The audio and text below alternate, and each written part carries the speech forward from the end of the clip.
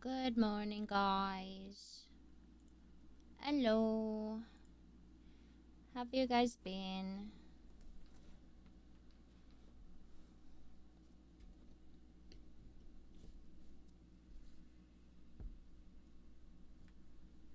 Hello, hello.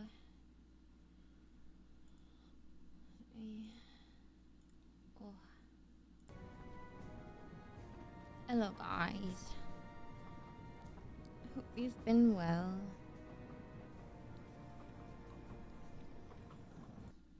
Sorry. Oh, there we go. Okay. Wait, let me get my...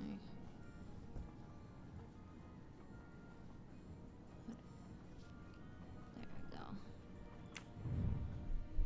How's everybody doing? Hope you've all been well.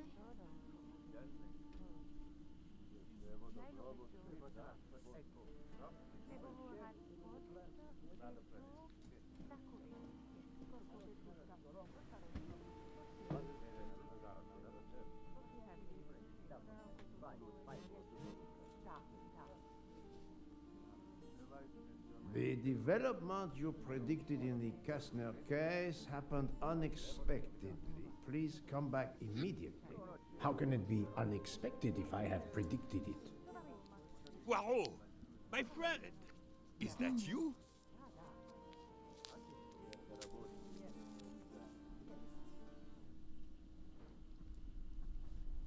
Go to M. Bach at the reception desk. Poirot! Oh god. I need to adjust my mouse sensitivity. Oy.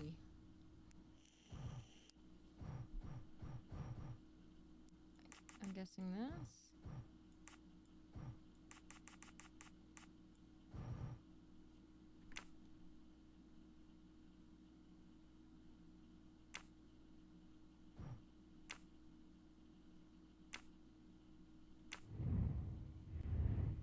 Let's see if that fixed it. Oh my god, that made it worse. Okay. That made it worse.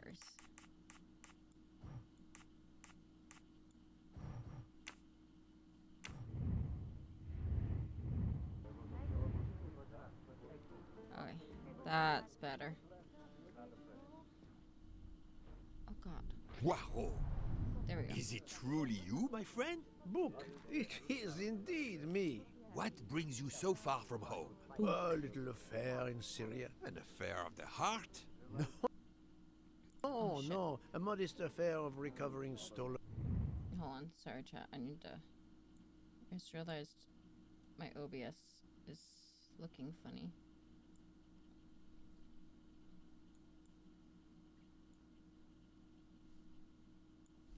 Okay, we're good. Artifacts. But now I am summoned home to England and must leave immediately. This evening? You travel on the Orient Express, I hope. I have made no arrangements yet, as I just learned that an emergency has arisen, and I must return to England immediately. Very well. It will be my pleasure to secure you a sleeper on the Orient Express. If the director of the line insists, I accept with pleasure. And we'll dine together. For I too depart this afternoon. We'll have plenty of time to catch up. I'll have the hotel transfer our luggage. Excuse me, sir. You are the director of the line? The Princess Dragomirov would like to know if she may keep her mina in her compartment on the train. Good morning, Princess. It is an honor to welcome you aboard. There is absolutely no problem for your pet. You will ask about his food? Oh, yes. The Princess Dragomirov would like to know if there is food for miners on board. Insects, small amphibians, baby rodents. Baby rodents? Of course, Princess. Don't worry. Your bird will be fed as you demand.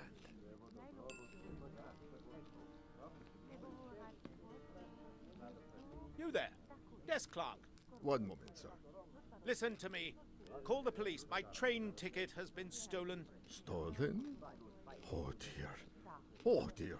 You travel by the Orient Express, monsieur? Arbuthnot. Captain Archibald Arbuthnot, formerly British Army, now retired. And yes, I'm taking the Orient Express to Paris. But what business is that of yours? My name is Book. I am the director of the line at your service.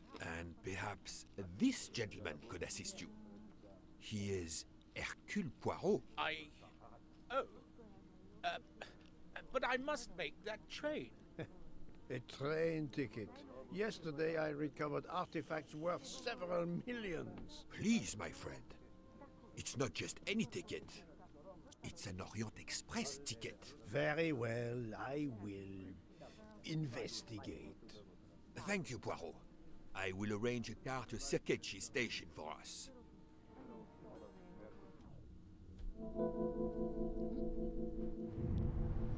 Tab.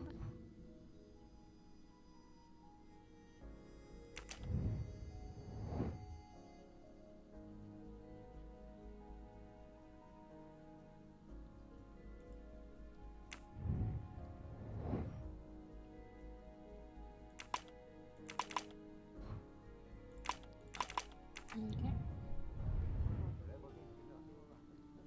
So I must investigate. How do you know your ticket has been stolen, monsieur? I put it on a table in my room. I came down here to breakfast, and when I got back, my ticket was gone, and other things were on the floor as if they'd been tossed about. Alors, monsieur, I suggest we begin in your room.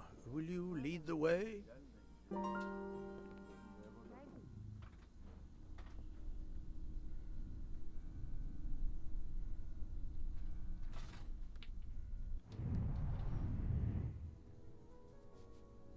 Okay. I successfully did it. What can I do to find his ticket? Can search. Interrogate the door? Investigate. Think, Poirot. That is Oh! not a good answer. Okay. Okay. Interrogate the neighbors. Search the room and inspect the door. There we go. That's the right answer. Wow. Oh. Okay, apparently dude's too lazy to push the button.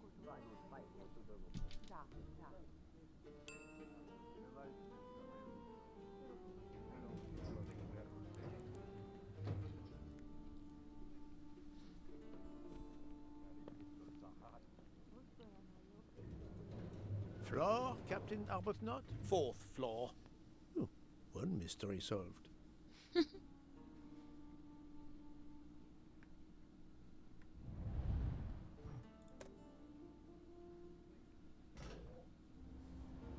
I suppose I can exercise my powers of observation while we wait. Oh, analyze the character to learn more about him. He's British because he said formerly the British Army. I'm gonna guess 45 because he definitely ain't 70. Career, retired captain. Hell yeah. Oh, that's My cool. little gray cells did not let me down. That's cool.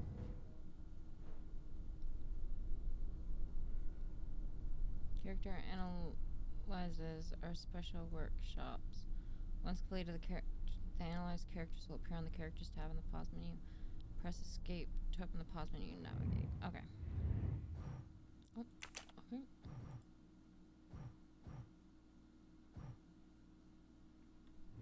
Cool.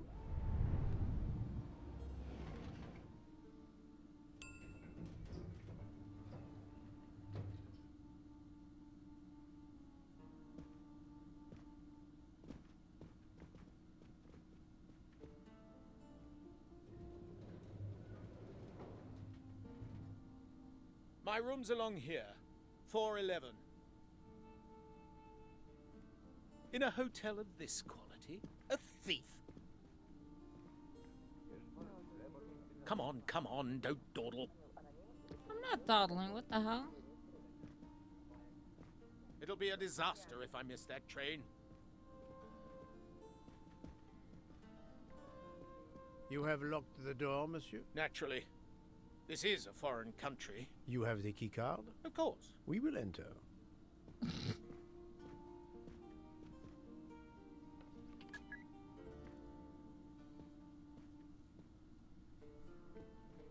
The lock has not been tampered with. Okay.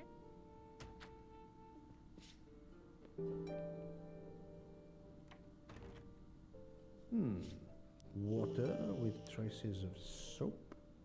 The water is scented. The water is scented?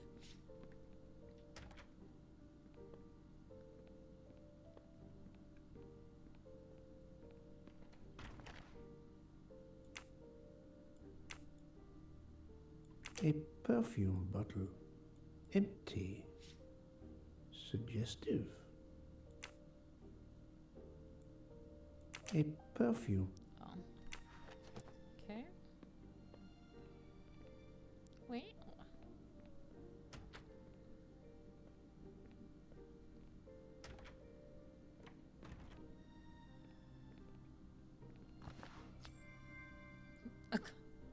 A gold mustache.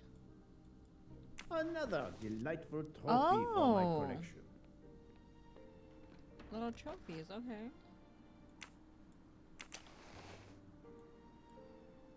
The wallet is somewhat worn. It contains just over $200 and the usual cards. Okay.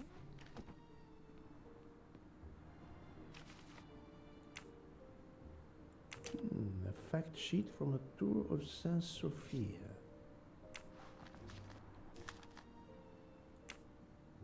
A stamped reservation for the Bosphorus ferry. Okay.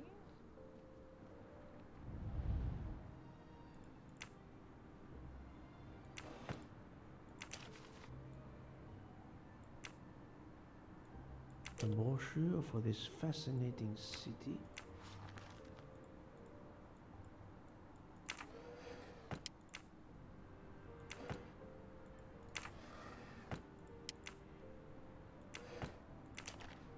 Oh, another mustache. You can never have too many. Hey of Newton, these. how you doing? How have you been? Chalk to break. Chalk to break? Wait, hold on. Oh, that just said hotel.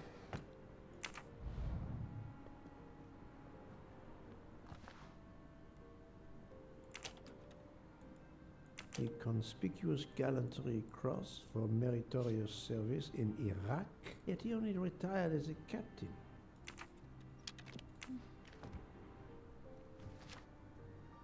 A list of travel expenses, but how did these papers end up on the floor? The bed is skillfully made.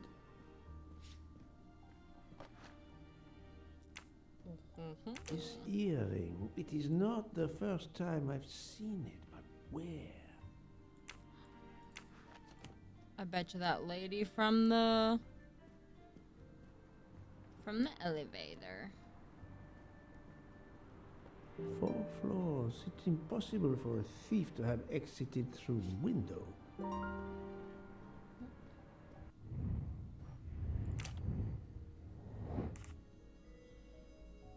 How could a thief get into the room? A thief may have entered through the window forced using a key card, because there was no forced entry.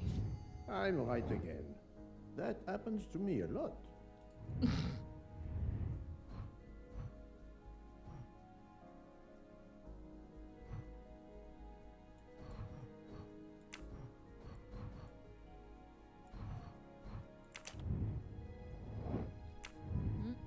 Okay.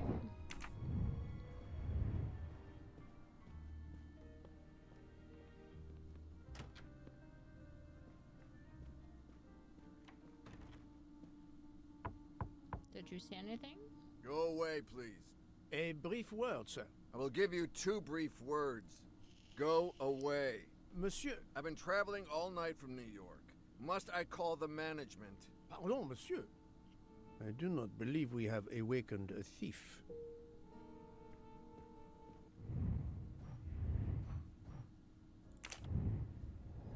Okay.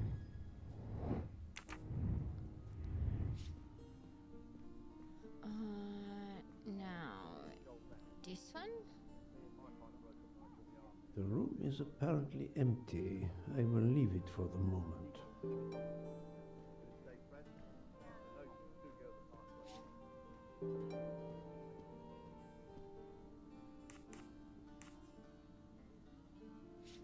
Why was there an earring in your room? An earring? A previous guest, I suspect. I don't wear them. The bed is very neatly made, but the corners are not military style. The price we paid for this hotel? I'm not going to make my own bloody bed. Interesting pronoun, that. We. How long were you at breakfast, Captain? A half an hour or so. Just a roll and some coffee. Did you leave the window open? No. That must be how the thief escaped. I think not. Unless the thief had wings.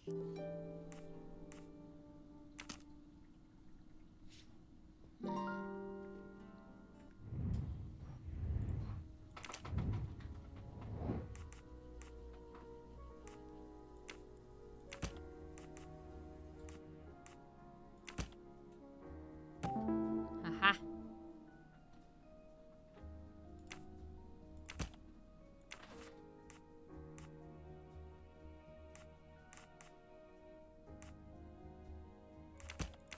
I do not think that's the right answer.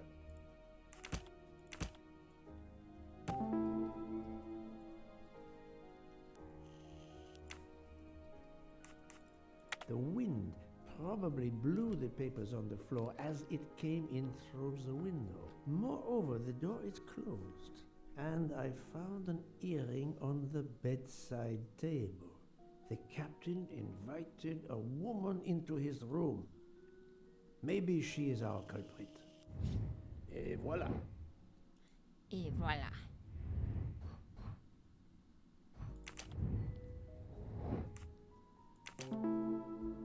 Haha.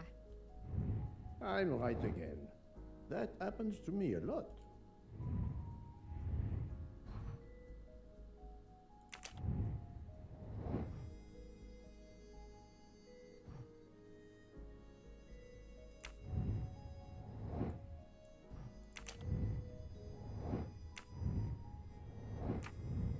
I already did, but I guess I have to do it again.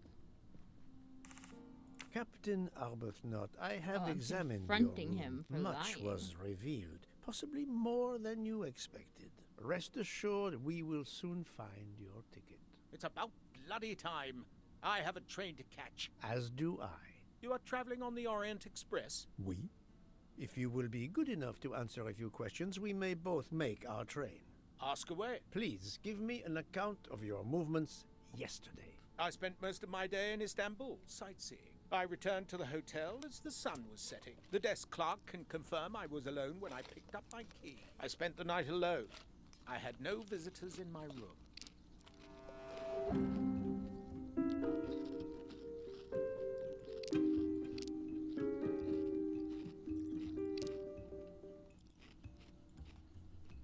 Have you told me the entire truth, Captain Arbuthnot? Of course. I want you to find my ticket. Can you explain the earring I found on the bedside table? An earring? Yes. Forgive me, Mr. Poirot. I had some business correspondence that wanted answering. The hotel provides help for business travelers. They sent up a secretary. I dictated a letter, and she mailed it for me. I hadn't noticed that she had lost an earring. And when did you invite this secretary? This woman may be the thief we are looking for. That was yesterday evening. My ticket was still there when I went down to breakfast. She can't have taken it. I see. Never mind. It is easily checked. And there was no other person in your room? No, I swear there wasn't. Ah, well, never mind. If it is not her, there is only one option left. Fine. Please finish your job quickly. I'll be downstairs in the lobby.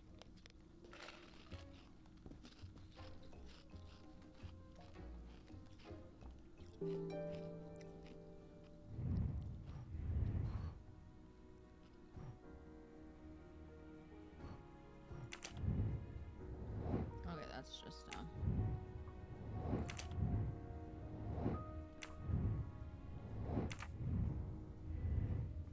alrighty.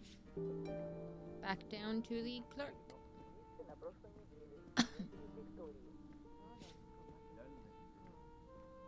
Where's the? There it is.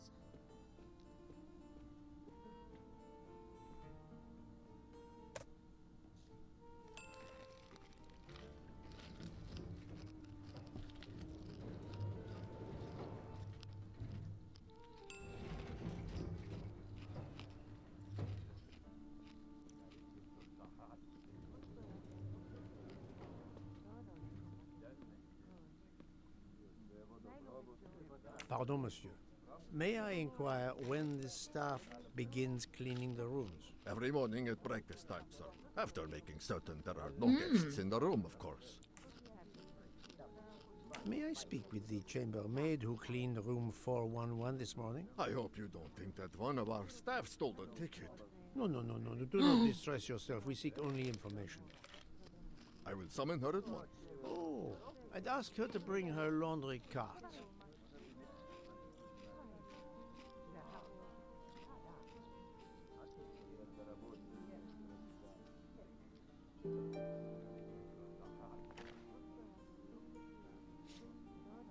The Hotel Tocatlian is a perfect prelude for my journey.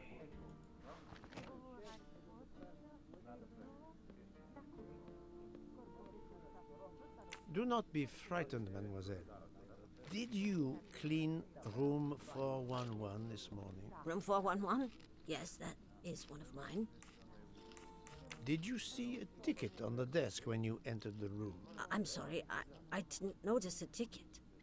There was a wallet, but of course I did not touch it.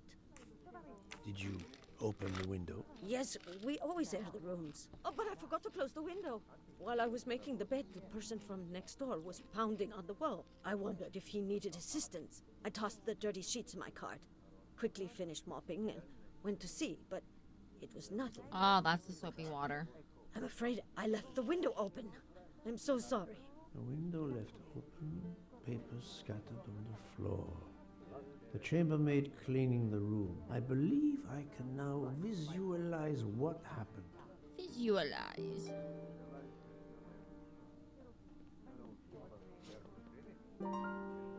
Poirot is not going to touch the dirty laundry. Okay. Thank you for the raid, Millie. Or Mills. Thank you. Bitch. Thank you. Bitch. Bitch. Okay. Raiden for na.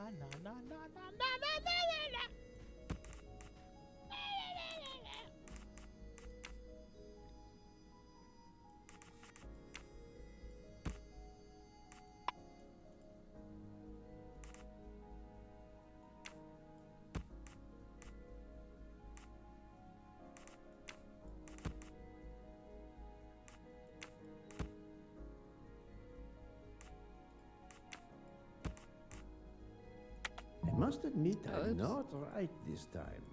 Nope. Come on. Jermaine parks the cart behind the desk. She opens the window, changes the linen, puts it in there. Wind blows it. No, not No? good. I do not think that's the right answer.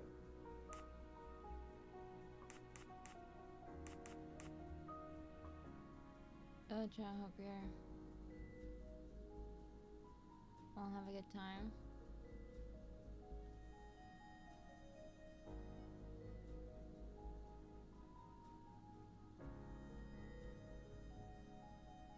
Thank you for the raid. Thank you. Alright, hold on. What? Julie leads the water. Julie parks her cart behind the desk. She opens the window as soon as she goes in.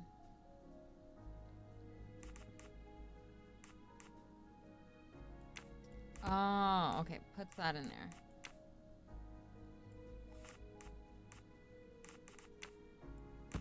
Puts our cart there. No, no, no, no, not good. No?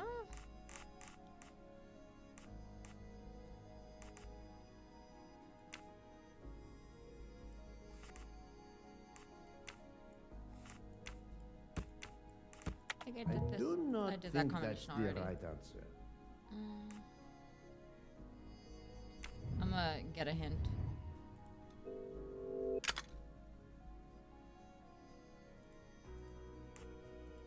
Oh, okay. Yeah.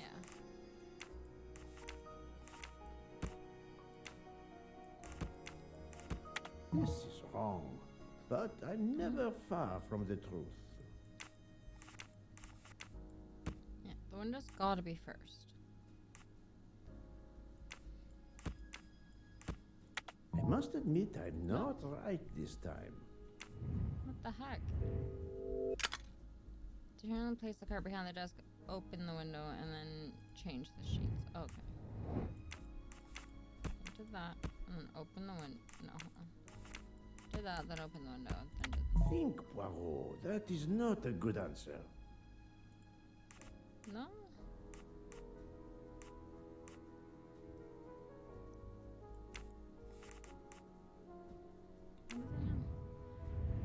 Chairman placed the cart behind the desk, opened the window, and then set about changing the bed sheets. Yeah.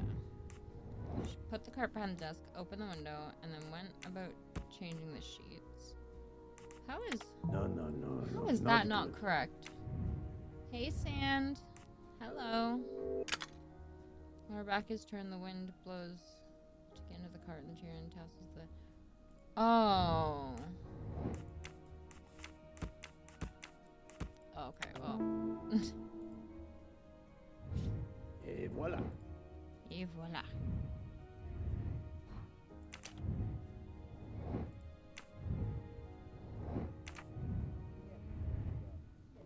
Okay, where's the captain? Oh, there he is. How are you? I'm doing okay. How are you doing? Mademoiselle, would you be so kind as to look in the sheets from room 411?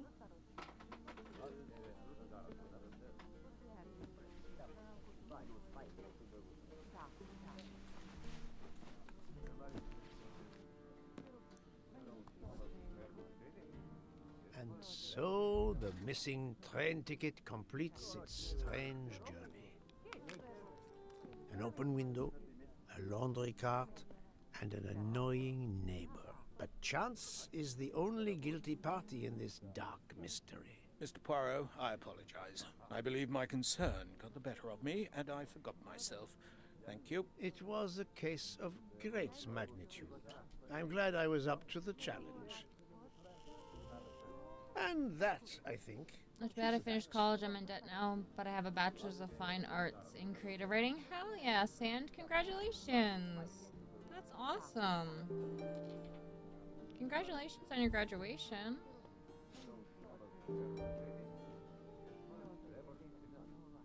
That's exciting. Our bags are all packed. I have my ticket and papers. If you give me yours, I'll hang on to mine. but as your secretary... As my secretary, you see to the bags, Hector. Yes. Yes, sir. That man, I have a curious impression of him. As if I were observing a wild animal, uncaged.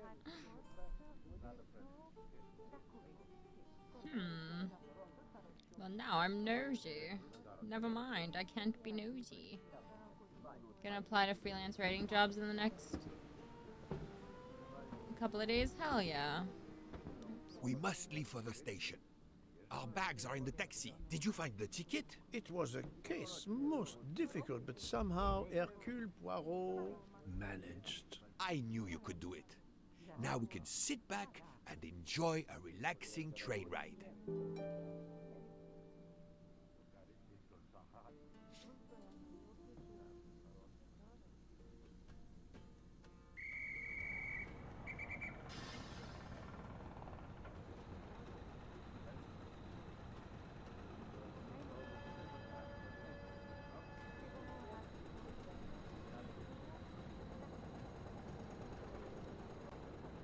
Hey, You BBC. are in luck, Poirot. Of course, Hello. no journey on this train is ever ordinary. But this is a special occasion. Hope you've been To well. celebrate the 140 years of the Orient Express, the engine will be none other than the splendid Pacific 231G558. There she is, Poirot. The most celebrated train in history. Oh, my eyes fill with tears of pride. It is time we were aboard, my friend. Follow me. The wagon-lit conductor, My Nana, you working Michel, out? will You direct look more you to your manly compartment. today, respectfully. Lead the way, bon. Hello. It was built How are in France you? in 1922 by the Compagnie Batignolles-Châtillon. At the time of its purchase by the SNCF in 1938, it could reach speeds up to 130 kilometers per hour. Wait until you see. It is like traveling back in time. Today, the train is limited to 100 kilometers per hour. I was looking at my Sure, phone. that will be more than fast enough to get you to Paris in time for your connection to London. In Oh, the wow, look how meantime, fast I you will am. bask in the magic that is the Orient Express. I like the new channel. Pick Recess Haunted. Right? It's beautiful. It's so good. Good evening, monsieur. Your I compartment thought he was is just number talking and walking away, 202. right? However, I am afraid that all the others are already full. Full? But how can that be? It is incredible, monsieur. All the world elects to travel tonight. All the same, you must find room for this gentleman here. I can exercise my powers of observation while they try to find me a bed. He is a friend of mine. He can have number 201. It is taken, monsieur. What? Number 201? Yes, monsieur. Oh. We are. Notice the young woman from the hotel. She again wishes to watch the old man with his little friend, but not to be seen herself.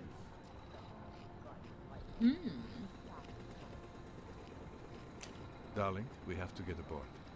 I know. I have heard of the phobia, fear of flying, but fear of trains? Now you're making fun of me. Never, my love. We'll board shortly, once our compartment We is libraries provide great service, or am I a train worker? These always just remind me of the clock and candle from the Beauty and the Beast. True. Is everything aboard the train, Hector? In your compartment, Mr. Ratchet. I'm having them disinfect the room again as you instructed. I also got a call from the Indians. The sale is going through as you expected. There was never any doubt. No other phone calls, Hector? From Geneva or Venice? No, sir. Who were you expecting? Never you mind. Check our tickets. We're not going in until everything is confirmed. The young man seems quite agreeable, but the other, the older man, is something quite different.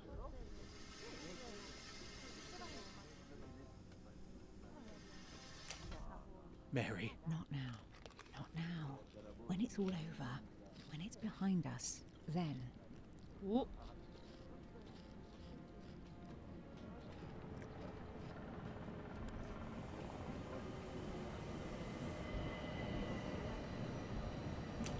Why did you order so much lobster, Hotaru? My dear Freya, I need it for my specialty on the second night. And if the lobster a la mori isn't fresh, the passengers will know. We don't have enough space for my desserts. Tonight, molten chocolate cake. Tomorrow, my specialty. That is not my concern. They will not have room for them anyway. Serve your lobster tonight. Chicken a la mori must be the first night dish for the travelers. It is easier to digest. Ugh, you really are the egomaniac everyone says you are. I have every reason to be. I am the engine. You are just the caboose. Wasn't that rude? Poirot, I am mortified. The 140th anniversary, perhaps, but such a plague of passengers.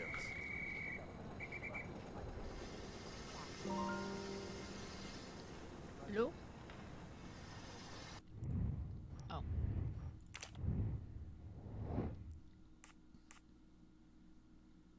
The young man fills what role in relation? Good. A secretary. What is this woman afraid of? Good Taking job. the train.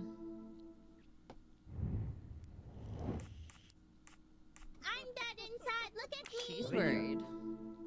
Thank you for the resub, Sot. Thank you. I hope you're doing well.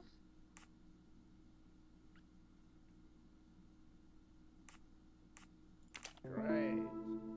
Great.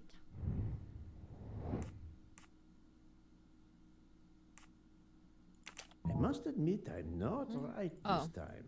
Notice the great.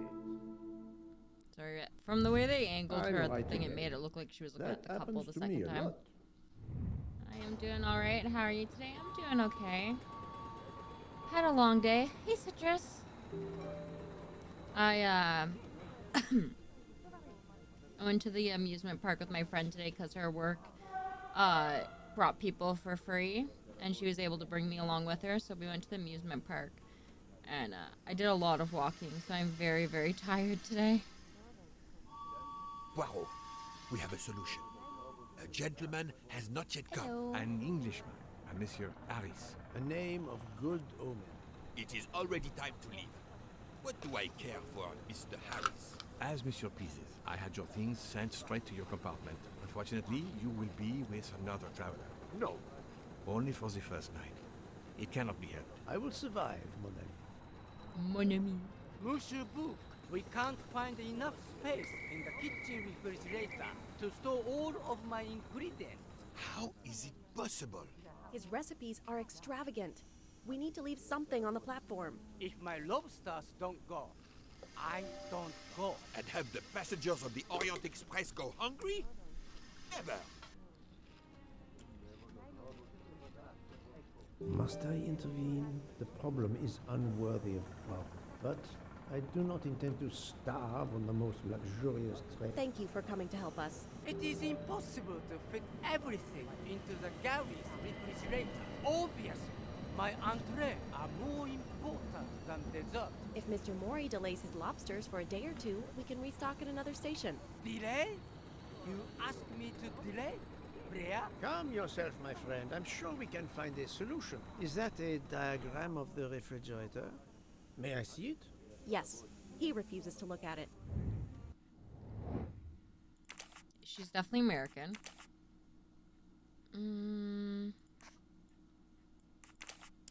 She's a pastry chef. I feel like she's 27. Yes. That's the right answer.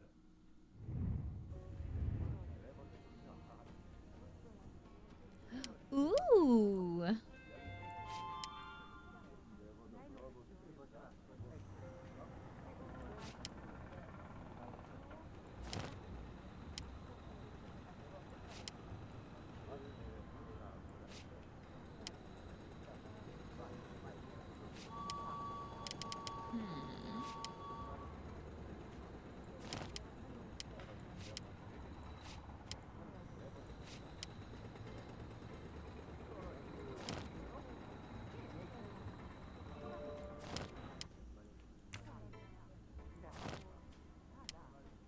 Okay, I can't,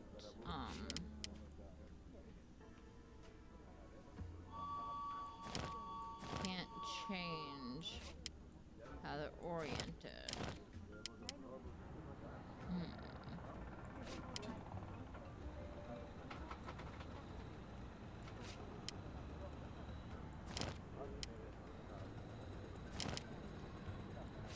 Oh, okay.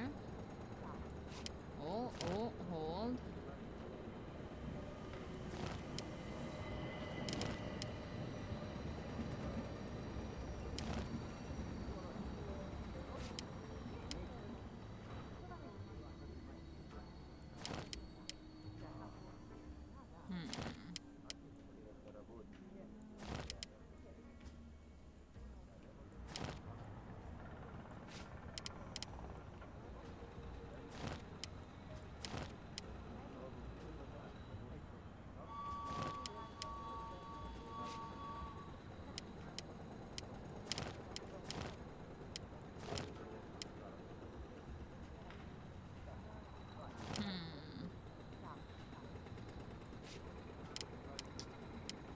Tricky indeed.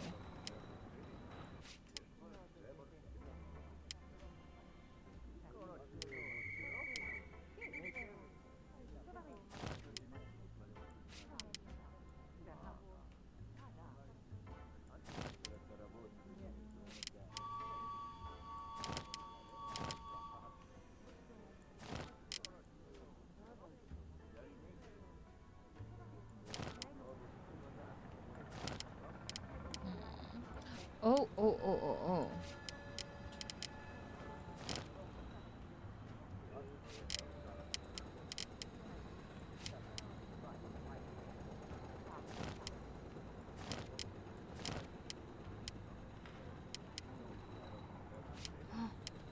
Oh, okay.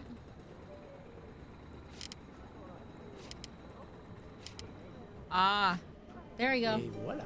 You I did it. tomorrow night's dinner.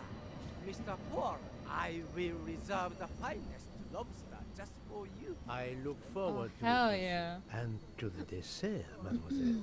Hopefully, that will be the last mystery you face on our journey, my dear Poirot. Your compartment for tonight only is at the back of the second-class carriage, number 102. Tomorrow, you move to a private compartment.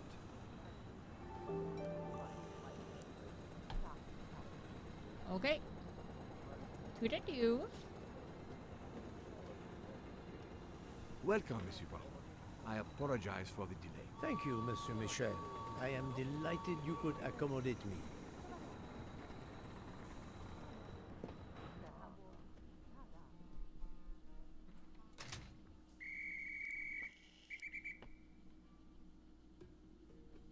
Bar is that way.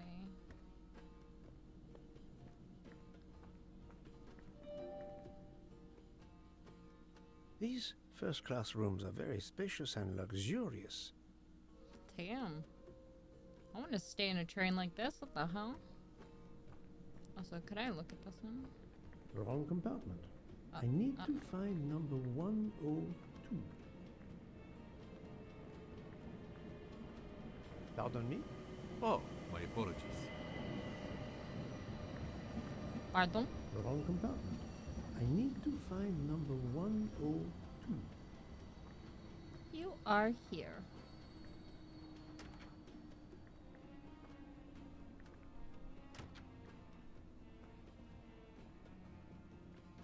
I got the pee.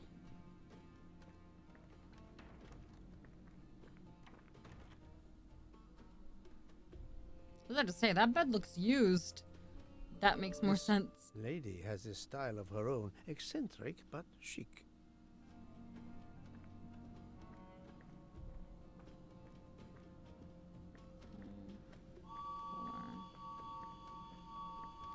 And 2. Oh. Excuse me, I think you made a mistake. You are Mr. Harris? No, my name is McQueen. There is no other berth on the train, monsieur. All is arranged. Yours is the upper berth. We start in 1 minute. The train's remarkably full. En voiture! Listen, sir, if you'd rather have the lower berth, easier and all that, well, that's all right by me. No. calling me You old? are too amiable. It is for one night only at Belgrade. Oh, I see. You're getting out of Belgrade. Not exactly.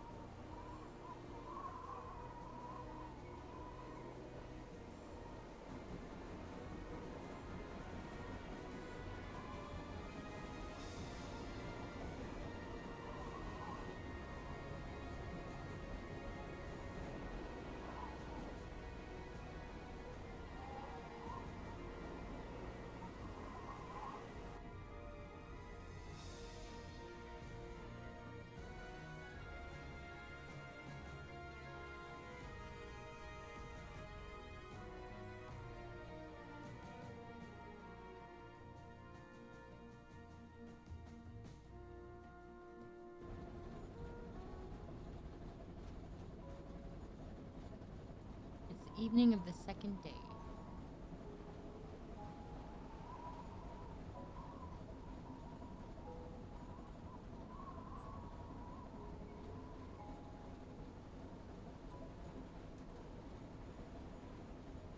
I just realized it's 2023. I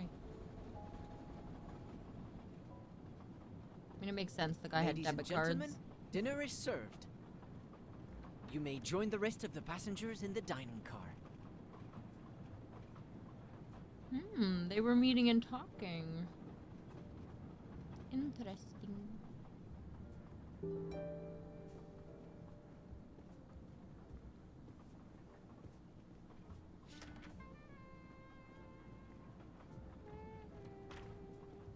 Hello.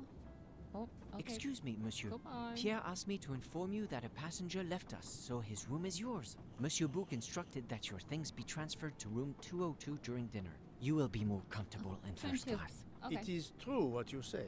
Thank you, Mr. Fauché, monsieur. Fushy. Ooh.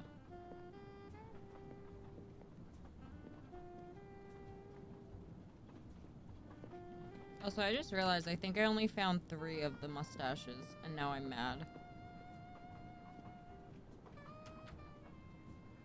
'Cause I'm gonna guess those are like little trophies per section.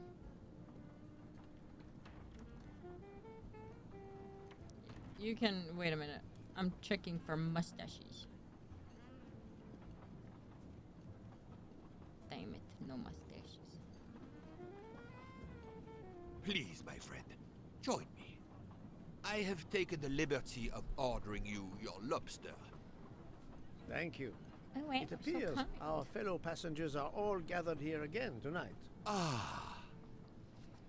If I had but the pen of a Balzac, I would depict this scene. Oh, it is an idea, that. Ah, you agree. It has not been done, I think, and yet it lends itself to romance, my friend. All around us are people of all classes, of all nationalities, of all ages. For 3 days, these people, these strangers to one another, are brought together. They sleep and eat under one roof. They cannot get away from each other. At the end of the journey, they part. They go their several ways, never perhaps to see each other again. Certainly it interests us, inviting us to watch and wonder about their lives. Ah, I know you, my friend. Even now, your mind, it is at work. Let us test it. For example, what do you make of those two?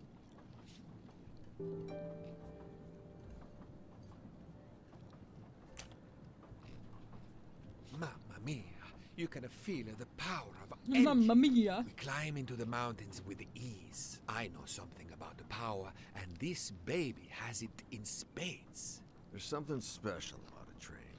I'll give you that. I sell toys, and model trains are one of our biggest items. And not just for children either. You sell model cars too? Sure, but give me a train any day. Oh, my friend. What do you have against the cars? Now I work at Fortuna in Italy as a spokesperson. We are producing the next generation of electric cars, the Fortuna Firenze. Like the city, it is beautiful. We got the competitors looking over their shoulders so much, they're going to hit something. Didn't mean to be insulting. It's just that there's something magical about a train. Italian. 35, I'd say. My little gray cells did not let me down. The loud gentleman is very confident, a master of his own fate. It is as much in the inflection as it is in the words. He believes in winning, also that he is the one who will win. You are a magician. Oh, it is not a parlor trick, my friend. It is simply observation.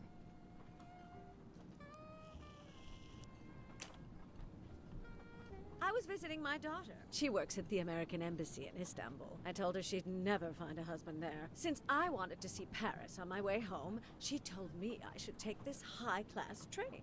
I can't wait to see Paris. It looks beautiful in the movies, but it couldn't be more beautiful than Schenectady in the good old US of A. That's where I'm living now. And you, Miss Debenham, was it? Where do you hail from? I was born in the UK. Oh, that's in England, isn't it? What do you do for a What? living? I teach English to children in other countries. I see. Oh, I wish I spoke a foreign language. UK's My in daughter England, speaks isn't it? several languages. Let me tell you about her work. It's very important. she's English. I'd say she's 23. She's an English I teacher. do not No? think that's the right She's answer. 40? She be looking good for 40. What the Et hell? voilà. She looks younger than that 35-year-old There is man. much you can learn about someone just by observing them and listening. For example, that lady is reserved. She reveals little. She is self-contained. Some secret prompts her to allow her dinner companion to carry the conversation. I confess, in this case, what I witnessed in Istanbul suggests more, but I will respect her privacy. You will always amaze me.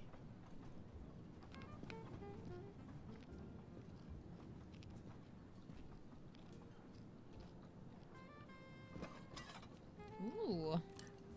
What is that? My friend, this is one of the best desserts I have ever eaten. You have always had the sweet tooth. But it is a masterpiece. I can't understand how the dessert can be so good. I would love to know what the recipe is.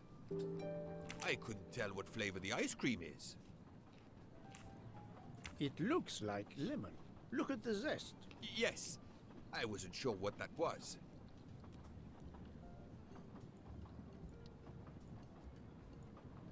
What is the red fruit? That's a raspberry, it looks like bro. A raspberry. You have a good eye, Poirot. The biscuit is the foundation of the dessert. All else is built upon it. What do you think?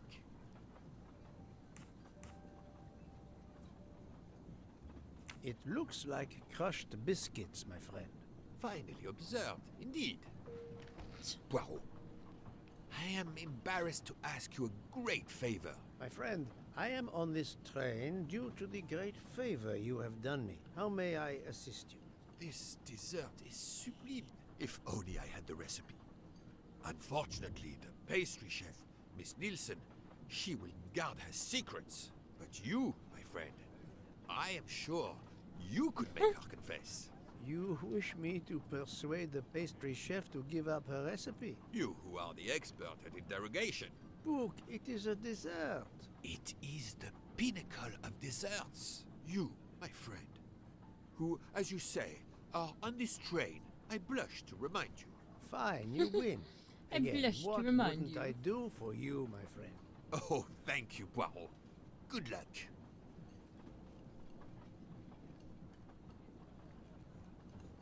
Alright. Let's try and figure this out. Good evening, mademoiselle. Good evening, sir. How can I help you? That was a magnificent dessert you served us tonight. I wanted to tell you personally how much both Monsieur Bouc and I enjoyed it. Thank you very much, sir. In fact, it is so good. Monsieur Bouc insists on knowing how you made it. Oh, sir, I'm sorry. You must know a chef never gives away their recipes. But, well, you helped with the refrigerator, and without space in it for me, there would have been no dessert. Very well. To prepare tonight's dessert, first I melt sugar to make caramel. Then I spread this caramel to make tuiles. Between two tuiles, I add a small scoop of lemon ice cream, and I put the whole thing on a strawberry crown. Poirot, you are suspicious even now. The pastry chef gave up her prized recipe a little too easily. I sense she wasn't entirely Well, she said honest. strawberry. It's obviously raspberries.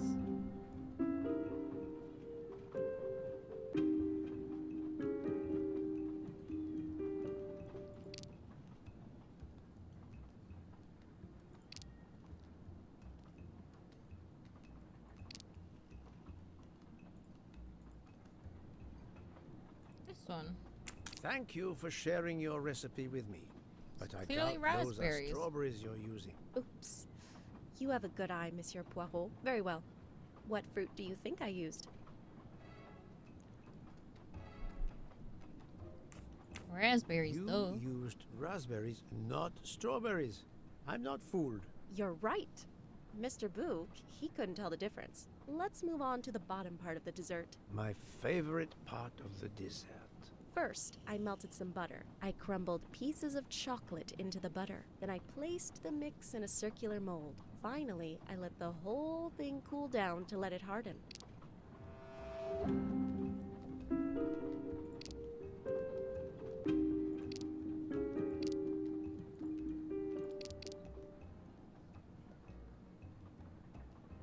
It's certainly not chocolate that you've crumbled. I see you do have an excellent palate. Do you know what ingredients I used? Crushed biscuit. A clever pastry chef might mix crushed biscuits with butter to create this delicious base. That's it. You're getting closer to the entire recipe. Closer? I've caught murderers with less difficulty than this. I'll give you one last challenge. I'm sure you will be able to figure out the order I mix my ingredients in. If you can, you will have earned my recipe. Mademoiselle, solving the murder of Roger Ackroyd was easier than this.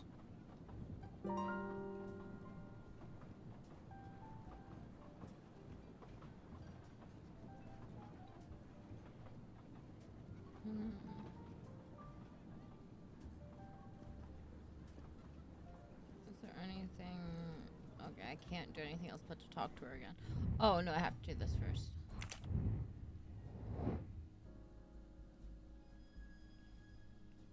The vanilla is added just before the flour. The eggs are added first or last. The orange peel comes later than the flour. Guessing this is no. That would be vanilla. Flour. Orange comes after. The sugar is added later than the vanilla. The eggs and orange peel are next to each other. Oh, I did it my first try! My Oh, little yeah. gray cells did not let me down.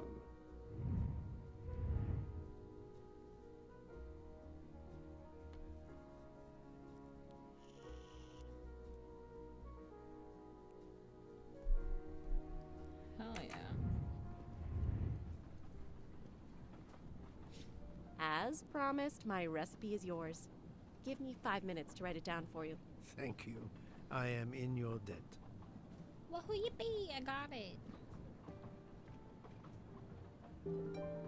I can take advantage of this moment to resume. Did you enjoy the meal? I'm not used to meals like this. You do not have good restaurants in Kenya? Actually, we do. This isn't the 1930s. I did not mean to offend. You didn't like the meal? The lobster, it was undercooked, and the potatoes were too dry. I expect, being Princess Dragomirov's assistant, you must be used to eating well. Cooking is an art. You do not need to wear the chef's hat to be an artist. What is your favorite dish? Curry roast. It is a specialty of mine. Okay, yeah, she's German.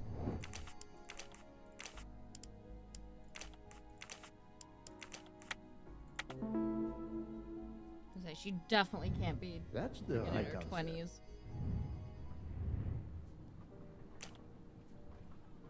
I made a lot of progress on the expenses last night, sir. I should be done by tomorrow morning. You're supposed to be a fast worker, Hector. Sorry, sir. Working here is not as comfortable as in our office in Boston. You're lucky to ride in a train like this. He's American. Definitely gotta be in his 40s. And he's a secretary. Yeah. That was easy. Here you are, sir. My recipe. Please tell Mr. Book he should not expect my recipes for the other desserts. Thank you very much, mademoiselle. I know he will sincerely appreciate the gesture, and I will make certain he gets the message.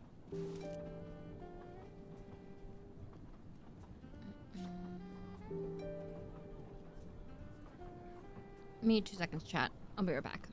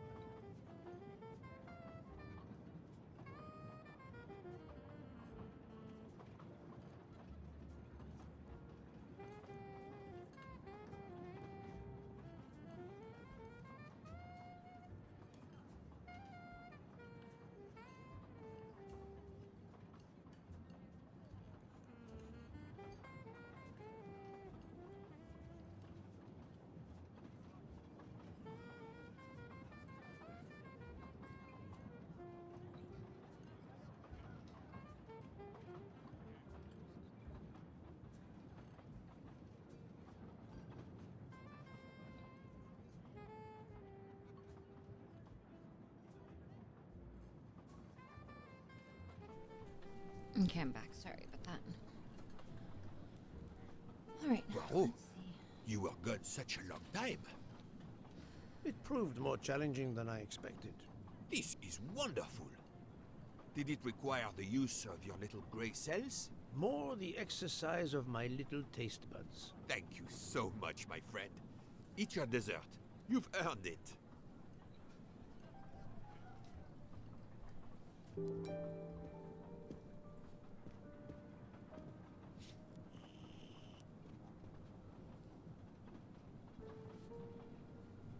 What does this guy want?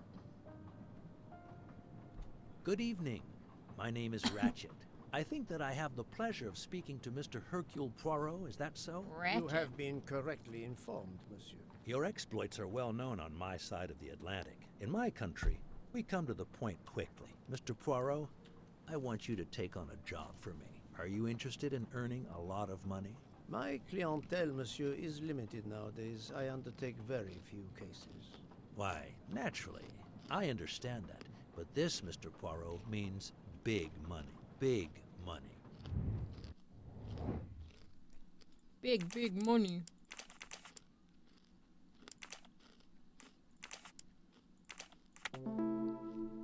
Hell yeah. I'm right again. That happens to me a lot. What is it you wish me to do for you, monsieur Ratchet? Mr. Poirot, I am a rich man. A very rich man. Men in that position have enemies. I have an enemy. Monsieur, in my experience, when a man is in a position to have, as you say, enemies, then it does not usually resolve itself into one enemy only. Yes, I appreciate that point. Enemy or enemies, it doesn't matter. What does matter is my safety. My life has been threatened, Mr. Poirot. Now, I'm a man who can take pretty good care of himself. But as I look at it, a little insurance wouldn't hurt. And remember, big money. I regret, monsieur, that I cannot oblige you. What's wrong with my proposition? If you will forgive me for being personal, I do not like your face, Mr. Ratchet.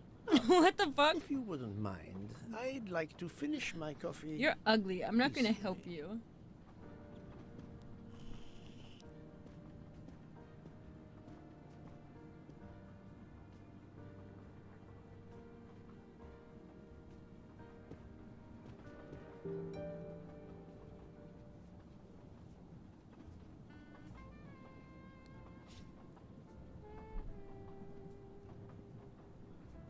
Okay, I guess we go back to our room. Actually, ooh. No. I want to wander. I want to explore. I'm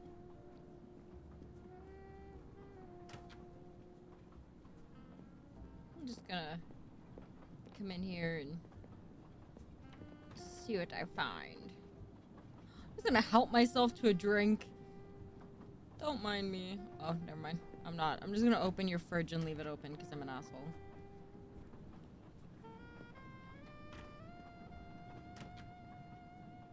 Anything in... a mustache. Another golden mustache to treasure. Golden mustache. Okay, I can't go in there apparently.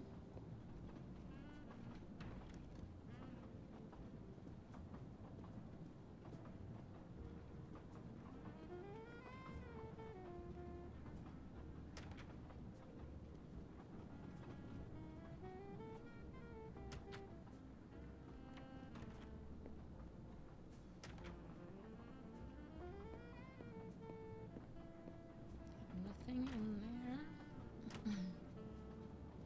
Let me look in here again. Make sure I didn't miss anything. Oh. A nightcap, Monsieur Poirot? A cup of coffee, Monsieur Fauché. Then I will retire to my new compartment. I'm sure you will find it to be most comfortable. Okay.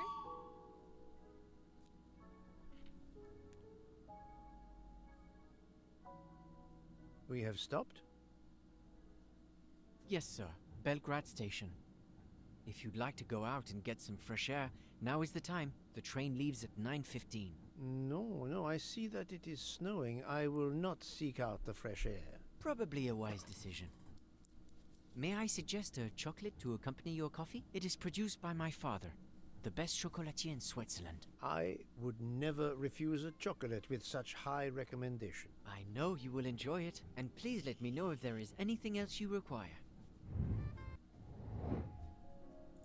Yeah, he's Swiss. Oops. I'd say 28. I don't think he's 39. He's a bartender. Yeah. Et voilà. Et voila. Everything was perfect. Thank you very much. My pleasure. Is there anything you require, monsieur? No, merci.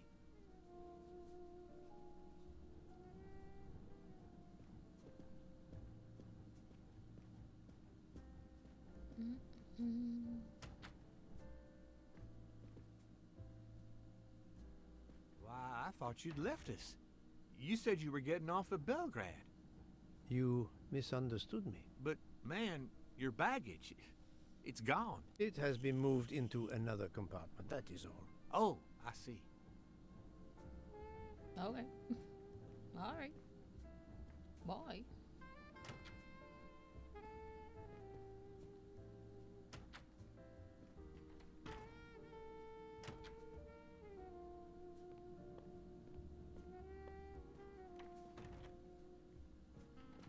I wish you a good night, Monsieur Poirot. Good night. Oh, merci. Sir, you were writing off of the paper. I hope you'll sleep well and that your head will be better in the morning. It is just the cold. I'm now making myself a cup of tea.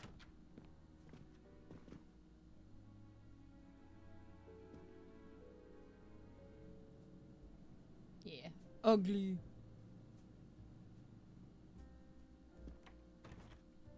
Monsieur Ratchet seems very upset.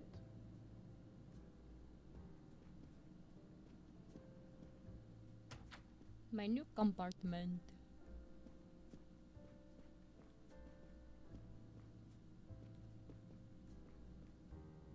The hell? Why is his bed so big and mine so small? I want a big bed. Finally a real bed fit for a king. Or a very tired detective. I wouldn't say this bed's fit for a king. Wouldn't a king have a king size?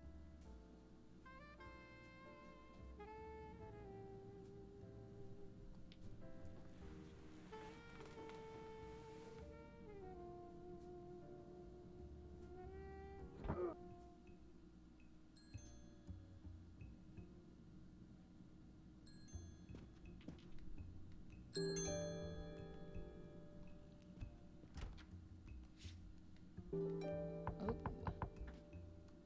Monsieur Ratchet? Ce n'est rien, je me suis trompé.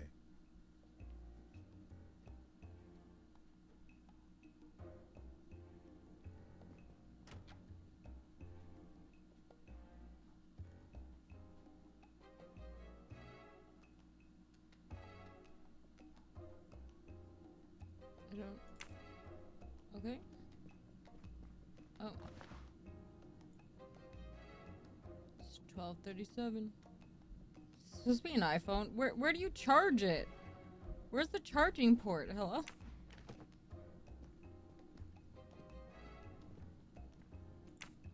Okay, I guess I'll go back to sleep. At 12:37 a.m. I feel like that's important to remember.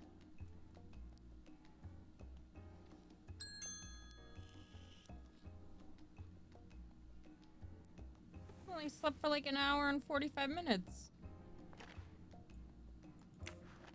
1:15. Good night, madame. Oh.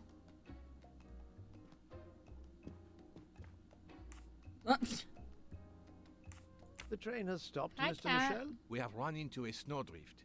Hope you're doing Heaven well. knows how long we shall be here. I remember once being snowed in for 7 days. Where are we? Between Winkowski and Brod. Oh la la.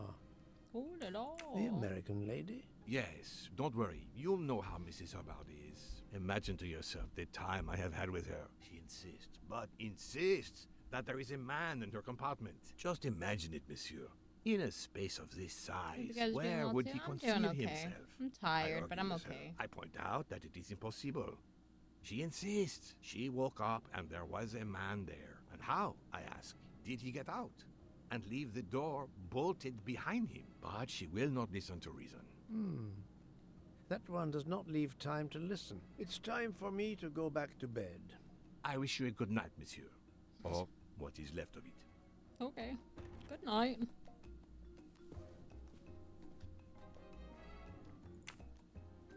Let's see how long I sleep this time.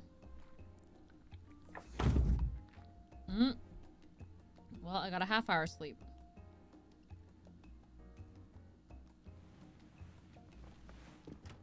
You big banana head. Hi, Dad. Ma'am?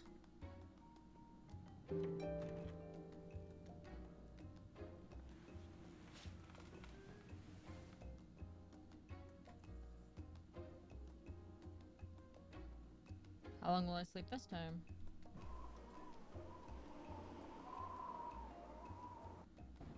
Oh, okay.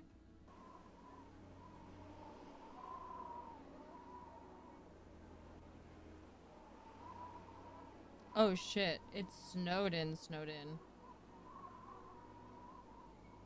The train is still stuck and the snow continues to fall. I should have taken an airplane.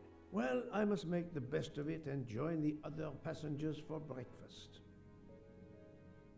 Well, let's join them for breakfast. The train still hasn't left.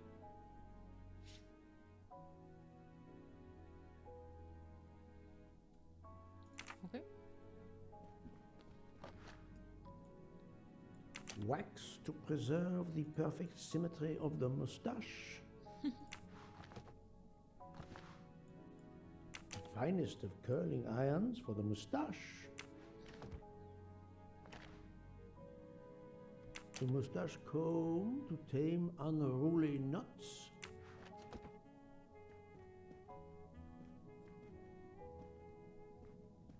Okay.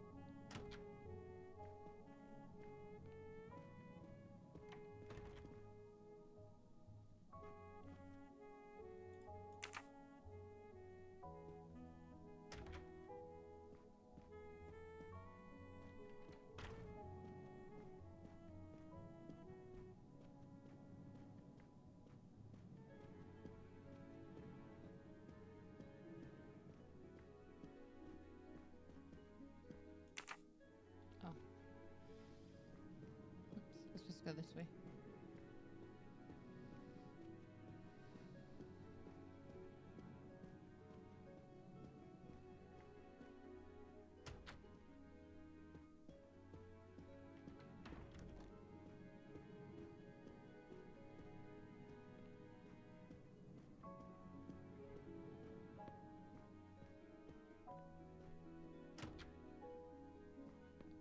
Mustache?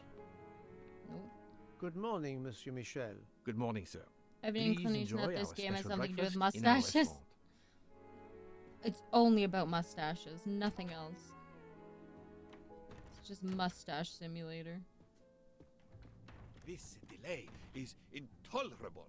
I am supposed to be demonstrating the Firenze in Paris. My daughter said it would be the easiest way in the world. Just sit on the train until I got to Paris. Good morning, madam. The snow is a predicament, is it not? I am Russian. Snow is no stranger to me. Ah, the accent. Would it be St. Petersburg? You are very perceptive. Monsieur Poirot, is it not? And may I take it, I have the honor of addressing Princess Natalia Dragomirov. We dispense with the old titles these days. My husband, all of my past, was taken from me by these Stalinists. When they were gone, I became director of the St. Petersburg Museum of Antiquities to restore and preserve what I can of my country's history. Still, the delay must be vexing. If I must be late for my appointments, then they will wait. I know that I would certainly wait, madame. It has been my extreme pleasure to make your acquaintance, madame. Au revoir, Monsieur Poirot. Au revoir. Beautiful piano. What a luxury. Mademoiselle, you are not concerned about the train stopping? What can one do? Indeed, this does not make the train move. You have great strength to remain calm at a time like this. I know one far, far stronger than I. And that is? Well, that old lady, for instance. You have probably noticed her. She just has to lift her little finger and ask for something in a polite voice, and the whole train runs. It runs also for my friend Monsieur Bouc, but that is because he is a director of the line, not because he has a masterful character. You don't have to have a strong will when you have power. But I suspect I did not need to tell you that, Mr. Poirot. Mr. Poirot. Mr. Poirot. Also, her voice kind of reminds me of Bombastic, the one who plays Mr. Fauché. You have early customers, Ruby York. I see. Yes, Her accent's I'm reminding me stuck of her. serving here as well at breakfast. Everyone is impatient. They keep complaining that the train is not moving. As if I could get out and push it. It's too early for me to order a boxcar. That is the appropriate drink, I believe. A gin, triple sec, lemon and grenadine mix. A drink for a train indeed. But not perhaps for my breakfast. I think I will settle for an omelette. Good luck, sir. Miss Nielsen is helping to serve in the dining car. Okay. I'm going to check again and see if any mustaches appeared. The Orient Express bar is certainly well stocked. Oh. Nope. It'd be so funny if I just opened the door and someone was in here.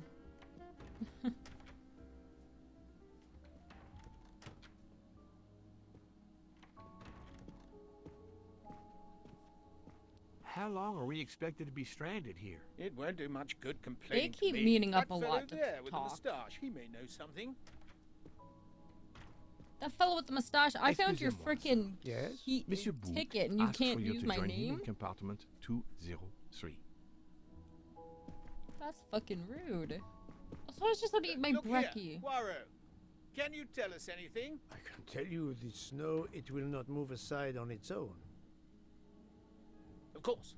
But you obviously have some influence with Bouc. I am going to see him now. I will ask him if he has any information.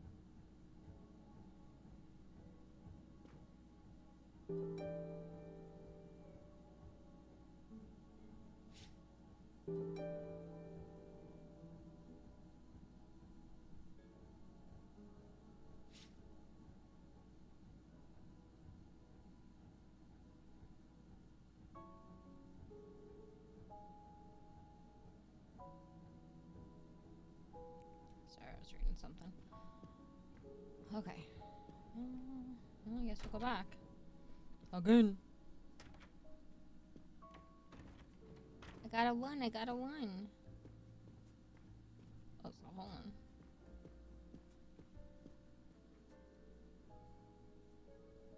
Oh, wow. Beautiful view. So amazing, wow.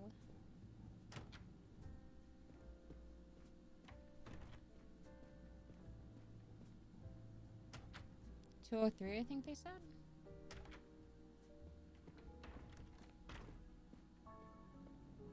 Oh, there he is right there. Ah, my good friend. Come in. We have need of you. What has occurred? A passenger lies dead in his bed. Stabbed. A passenger? Which passenger? In there. He's an American. A man called Hatchet.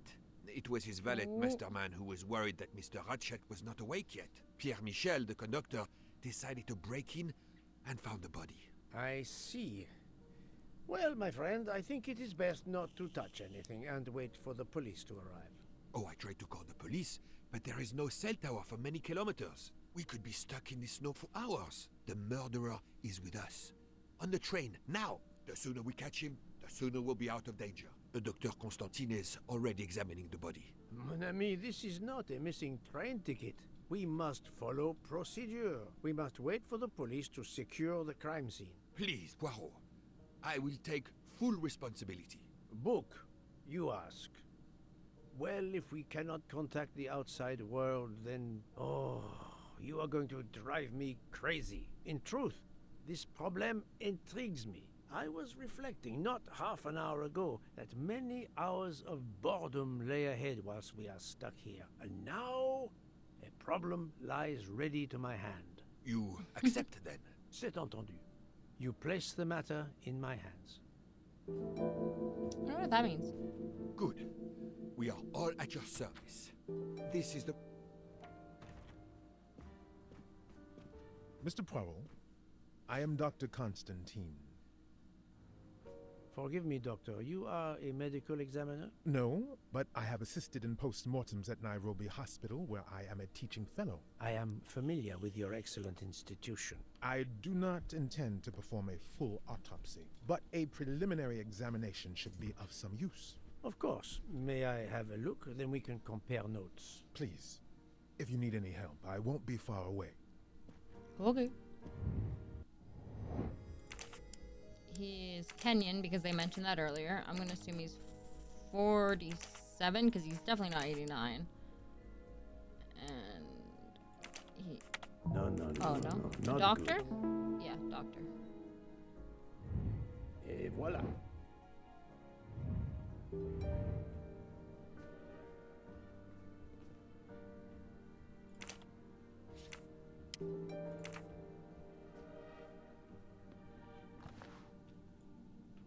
A box of sleeping pills. I'll take photos.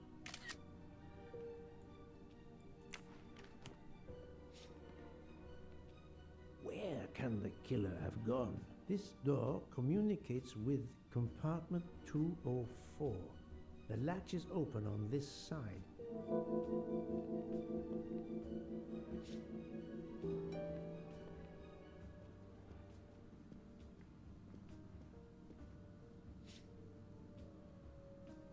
I'm sorry, is that a vape juice bottle down there? I think that's a vape juice bottle. A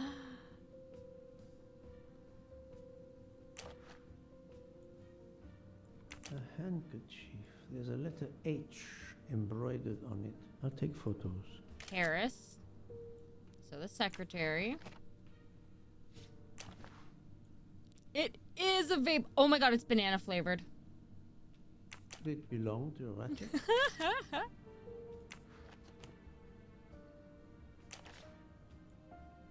I'm sure I will find some interesting things inside. This phone was deliberately smashed. Oh. Last night, Monsieur Ratchet said he takes precautions. I see now what he meant. He knew he was in danger and wanted to be ready, yet it was no use to him. I will leave it here for the police.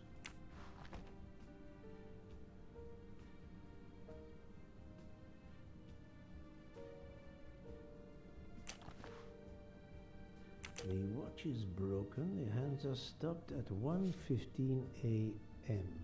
One would expect that to be the time when the attack occurred.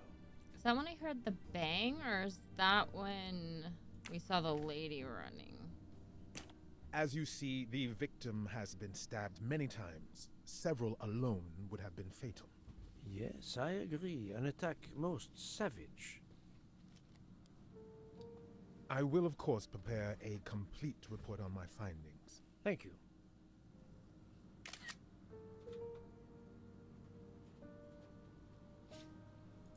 Okay.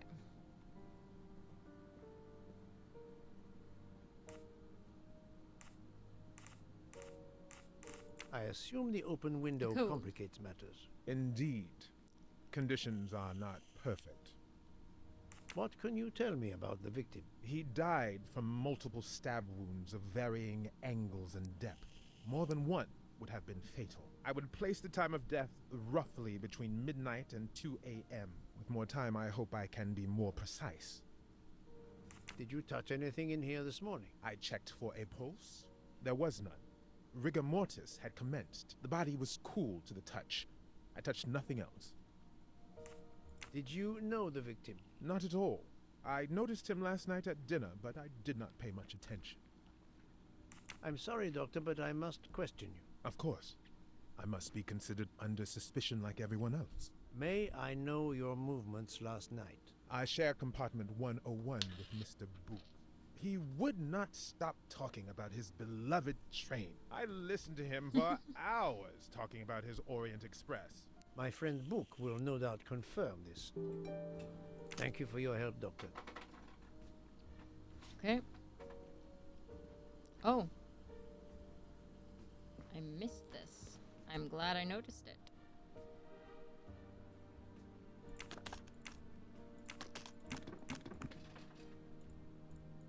Expensive clothing, recently laundered.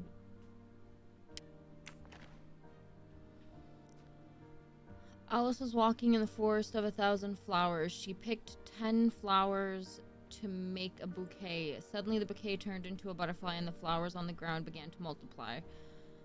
There were twice as many. Alice arrived in front of a door that asked her, "If you want to get out of the forest, you must tell me how many flowers are left in the forest." Oh, that's going to be his combination. Okay. So there was 1,000. She took 10, which makes it 1990. No, 990. But then the flowers began to multiply. So what is 990 times 2? 1980. Not exactly the reading material one would expect of a man like Ratchet. Oh.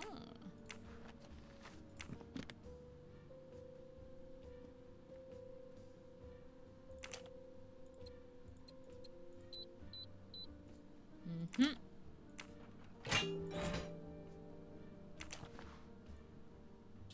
Not very surprising. A lot of money.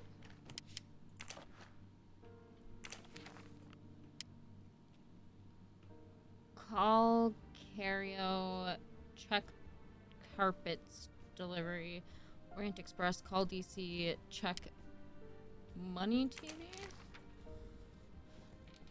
Debrief with H. Sorry, 1 second again, chat.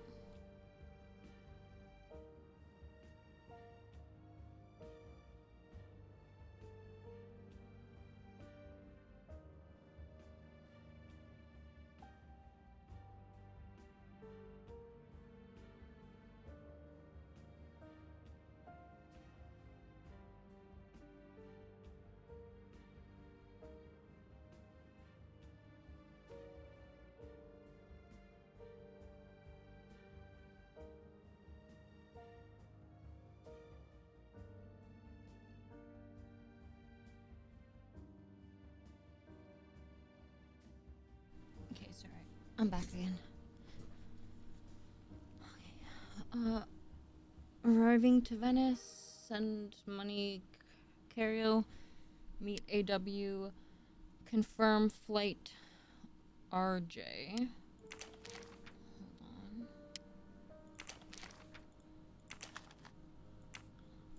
Hold on. Fontana D. A meeting place on the back of a postcard.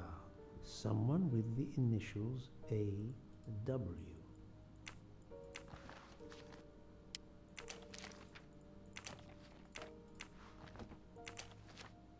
For each person hurt, you will suffer the same harm. Your death is near. We will never forget. Unusual letter, this.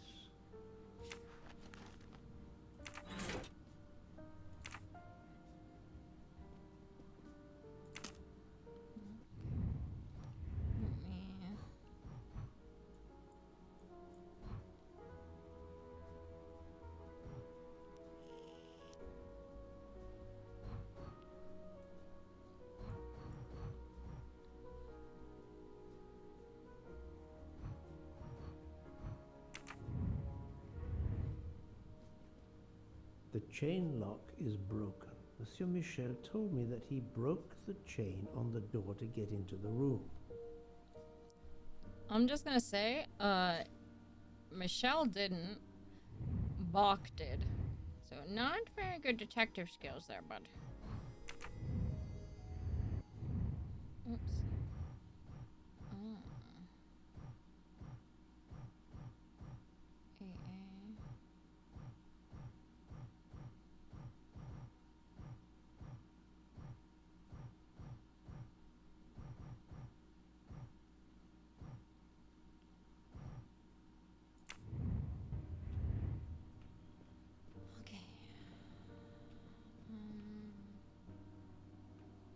The snow is falling only lightly this morning. The murderer would have left tracks in the snow if he had jumped out the window.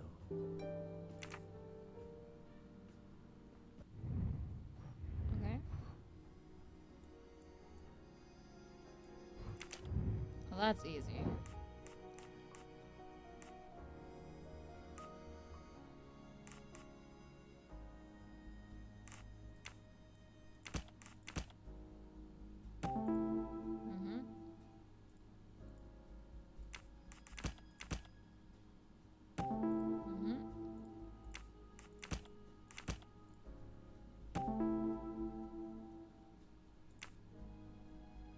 So, the murderer must have exited through Madame Hubert's room. That was easy.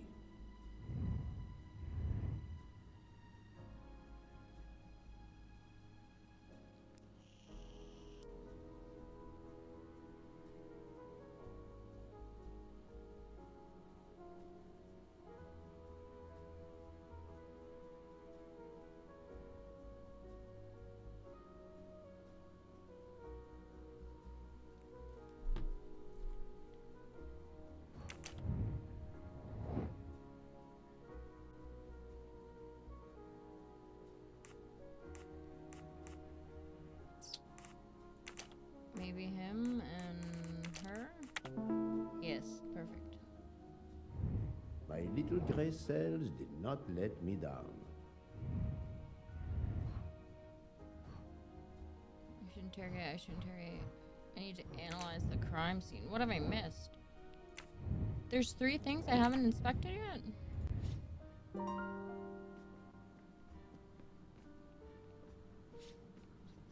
Oh, there? I wonder what could be in this photo. It's very clearly a cat.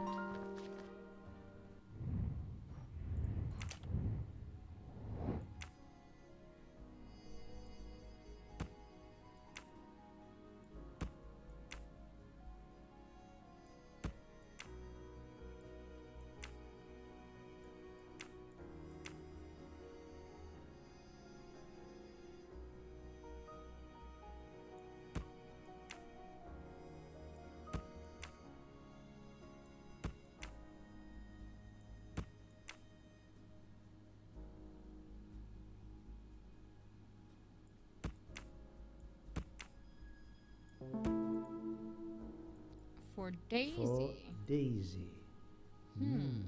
Interesting. I'm right again. That happens.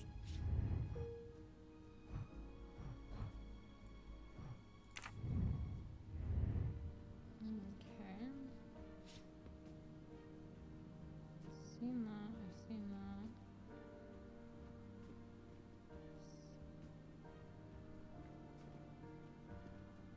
Oh, okay. I know what I did. Okay, 1, 2,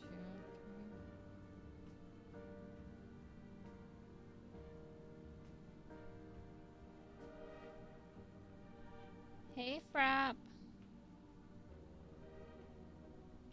Hope you're doing well.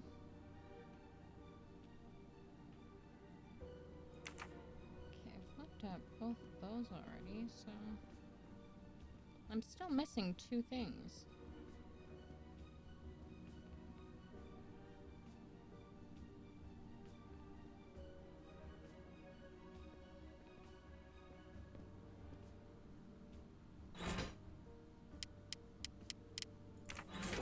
I looked at all 3 of those. I'm very tired but alive. How are you going? The same, basically. I shouldn't leave until I have finished inspecting the crime scene. Basically the exact same. I shouldn't leave until I have finished inspecting the crime scene. What else is there? No.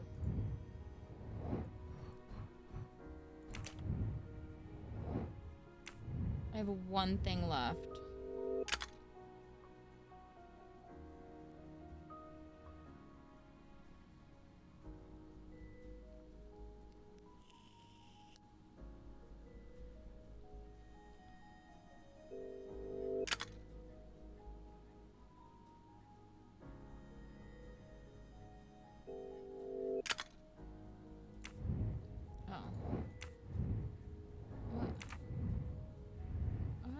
looked at everything, no? Done that. I've looked at both of these. There's only 2 things in here.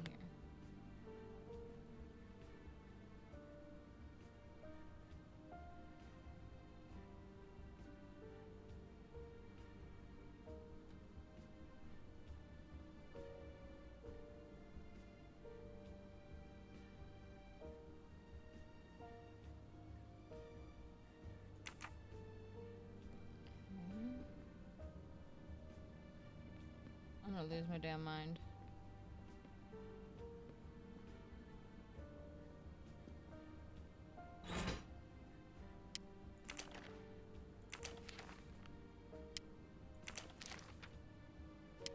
Ratchet had an appointment he will never keep. There we go. Okay. I missed that.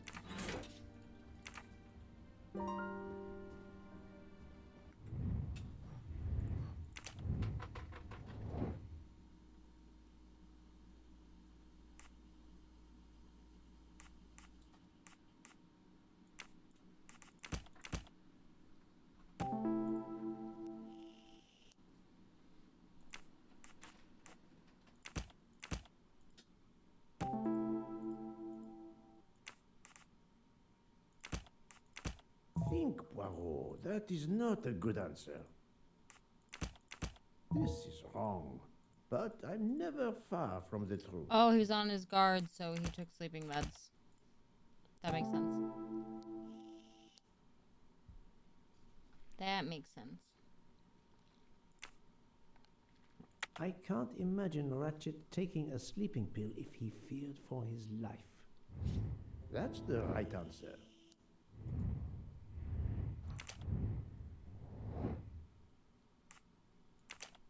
Him?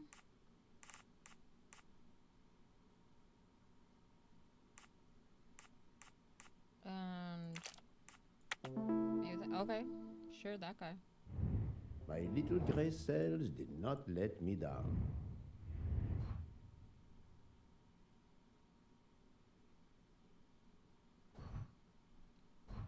Okay. Ratchet's valet. His secretary. Hub and Michelle. I'm honestly just trying not to mess up my sleep so bad, yeah. I think I've seen everything I need at the moment. I'm counting on you to finish your analysis. I'll have a more detailed I feel report that. for you as soon as I can. I feel that. My sleep's been horrible recently. Did you find anything out? It's a bit early for the handcuffs, my friend. Even for Hercule Poirot. Do not worry, mon ami. I just need to believe fix it, our and then culprit everything has started no kicking. plans to Aw. strike again. Monsieur Ratchet was the target. Of that I am convinced. Tell me, Book, how did you spend last night? This is a joke, I hope. Don't you trust your old friend? My friend, calm yourself. I must hear your story in order to corroborate other accounts. Ah, naturally. Let me see. I went to my compartment after dinner. Dr. Constantine was already there. We talked about his career. He's a Cambridge man, you know. After university, he returned to his country and has done much good there. He was so interested in the Orient Express. I told him all the anecdotes I know. I'm not certain when we fell asleep, but it was very late.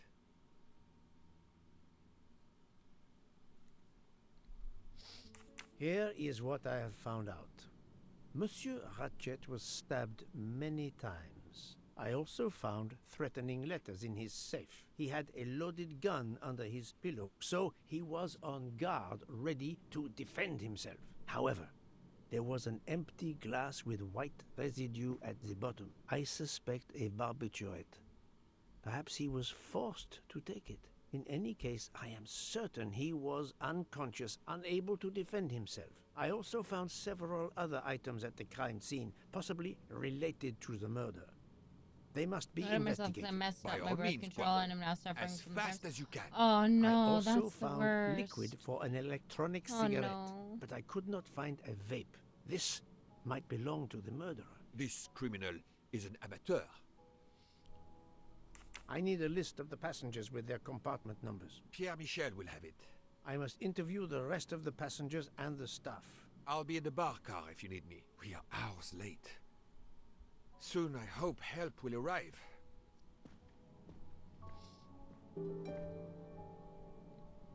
Soon I hope help will arrive.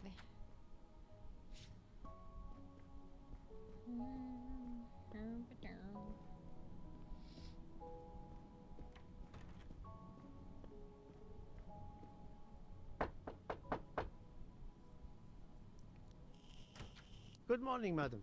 I am Hercule Poirot. Caroline Hubbard. What can I do for you, Mr. Poirot? I am the bearer of unfortunate news. It's obvious with all the commotion that something has happened. Madame Hubbard, I am afraid your neighbor, Monsieur Ratchet, was murdered last night. Oh my God! I knew it! I knew it! I would like to ask you some questions, but first, may I inspect your room? Of course, yes, you must.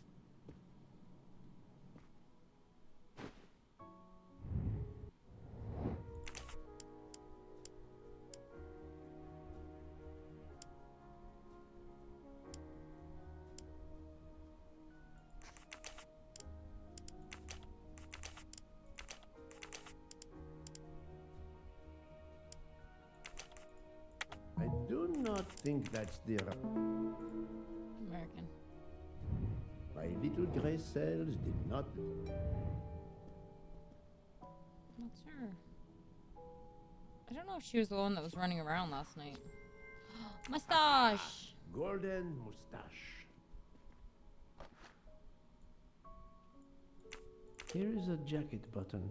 It bears the logo of the Orient Express.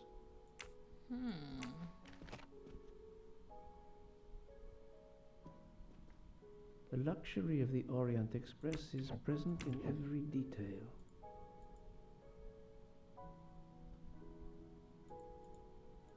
Why was I able to open that then?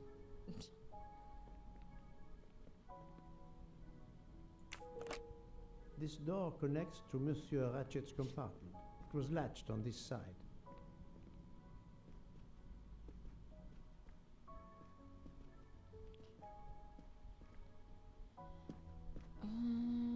I don't see anything else. So I'll talk to her. Madame, please tell me about last night. The murderer was right here in my compartment. I woke up. Oh, it was her. Or no, she was the one who was seeing somebody. Scream. I pressed the call button. I pressed and pressed. I heard footsteps running in the corridor, then a knock on my door. Come in, I screamed. And I switched on the lights at the same time. And would you believe it? There wasn't a soul there. You think he went back into the other compartment? How do I know where he went? I had my eyes shut tight. The conductor came in. I told the man what had happened, and he didn't seem to believe me. I asked him to search the room, but he found nothing. I told the conductor to look at the door between the compartments, and sure enough, it wasn't bolted. Well, I soon saw to that. I told him to bolt it, then and there. How is it you didn't bolt the door between the two compartments? But I had. Well, as a matter of fact, I asked that Swedish lady, Olsen, Greta, if it was bolted, and she said it was. How was it you could not see for yourself? I was already in bed, and my toiletry bag was hanging on the hook of the door. I couldn't see the latch from where I was. What time was it when you asked her to do this for you? Oh, it must have been around 10:30 or 10:45 p.m. She'd come along to see if I had an aspirin. But instead of opening my door, she opened Mr. Ratchet's door by mistake. He said something quite rude, like, "Not a chance, lady, you're too old." Oh! It shocked her. She came in. I told her where to find the aspirin, and she got it out of my toiletry bag. Poor girl, she didn't have a good night. The same could be said for Monsieur Ratchet. It appears Mademoiselle Olsen may be the last person to see Ratchet alive.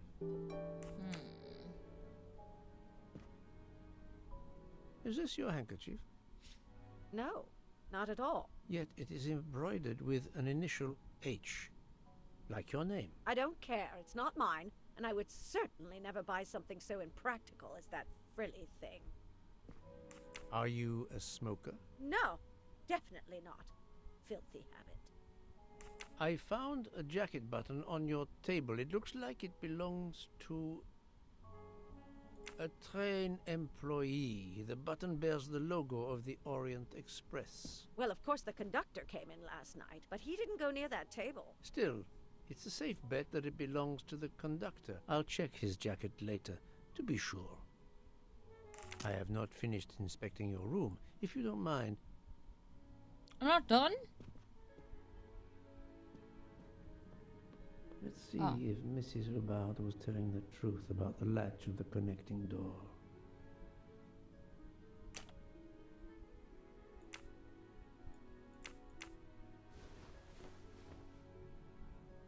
This hook is probably where Mrs. Hubbard hung her toiletry bag.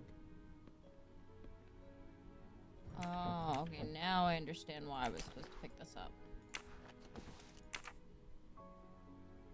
Yeah, no, this did not cover it. No. I can see the latch very well from here, even with the toiletry bag attached. I'll have to clear that up with Mrs. Hubbard.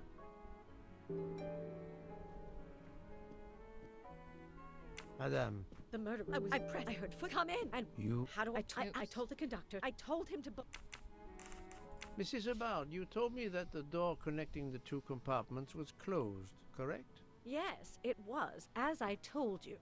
I was already in bed, and my toiletry bag was hanging on the hook of the door. I couldn't see the latch from where I was. That's why I asked Miss Olsen to check if it was closed.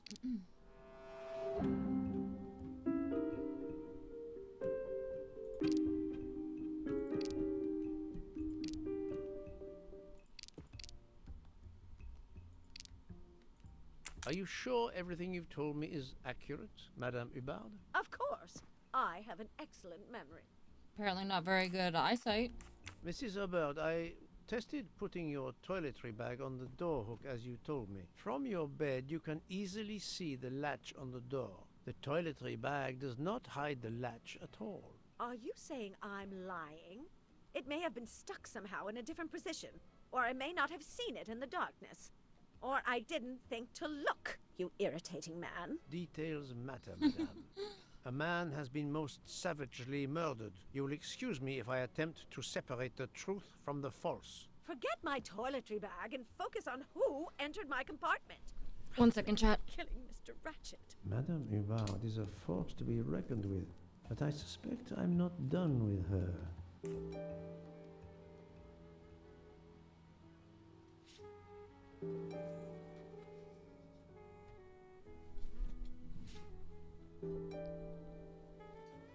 Sorry. There was a huge spider on my desk. Thank you for your and assistance, I just got madame. rid of it without freaking out. Okay. Alright. I see. Okay. So list of the passengers, valet, secretary,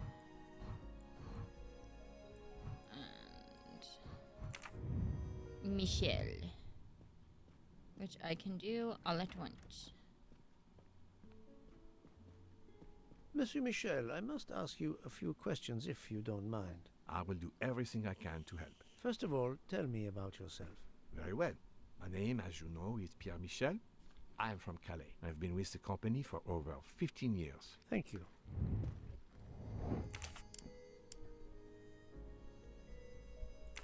He's French.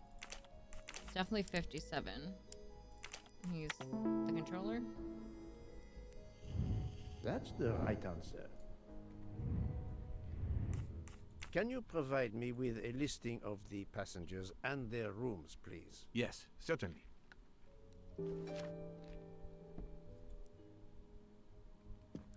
Is there anyone with the initials AW?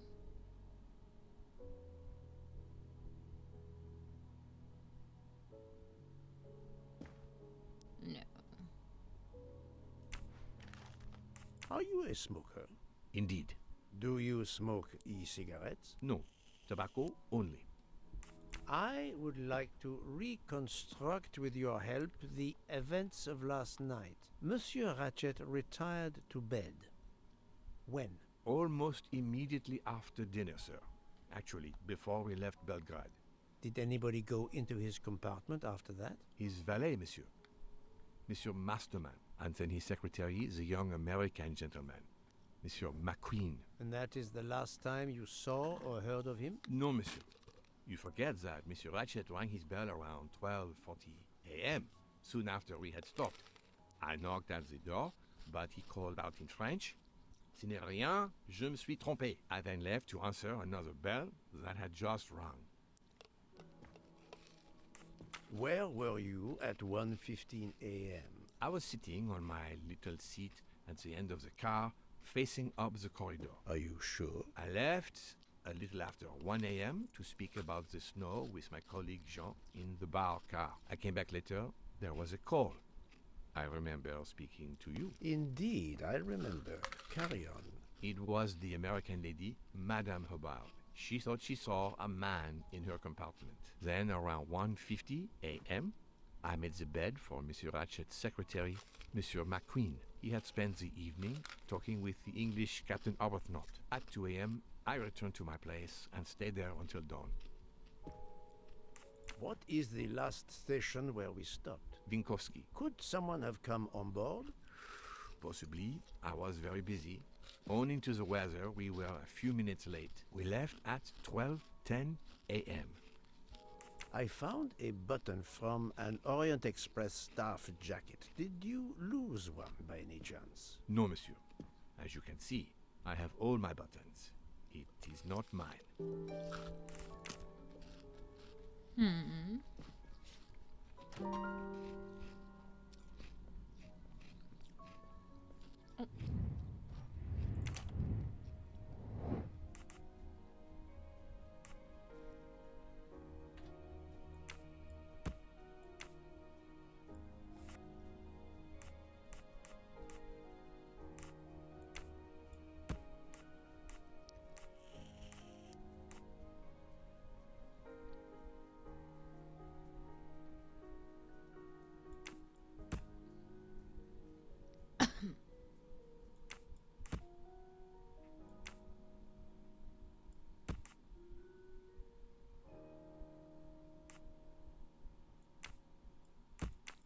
No, I don't think that's right.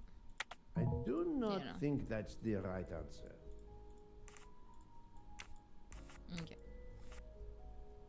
Returns to the train and the train leaves. There.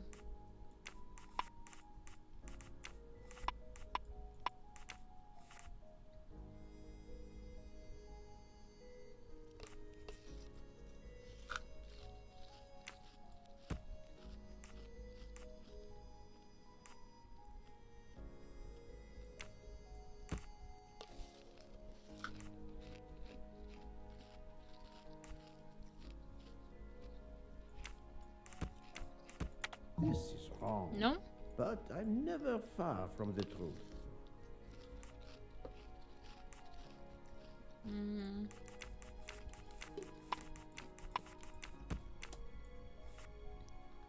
Stays at his post until the morning. Okay, this is for sure at 12:10.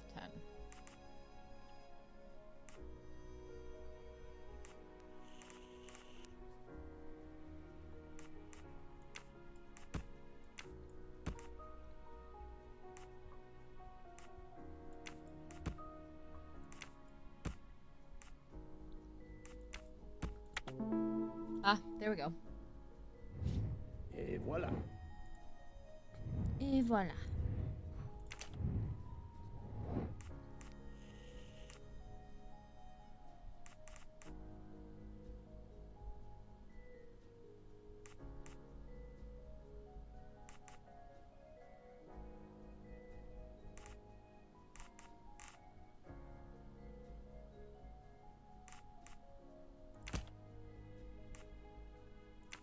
No, not good. Oops.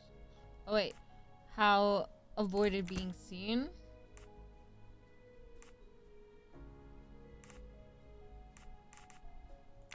I must admit I'm No? not right this time.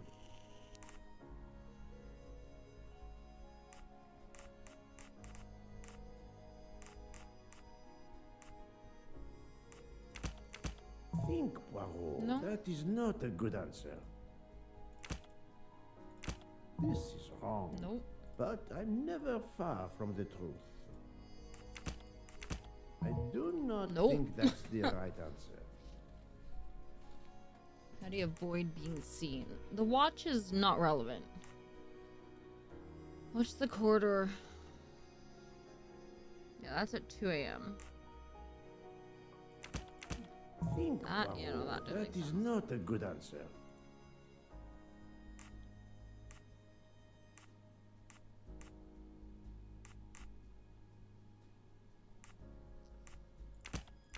I do not think that's the right answer.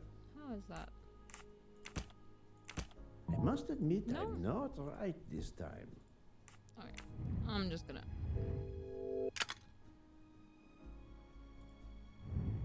Oh. How are those? How is the watch relevant to how the killer?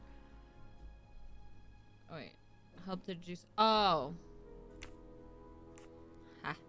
While Monsieur Michel was chatting with Monsieur Fauchet in the bar car between 1 a.m. and 2 a.m., the murderer could have escaped Ratchet's room without being seen.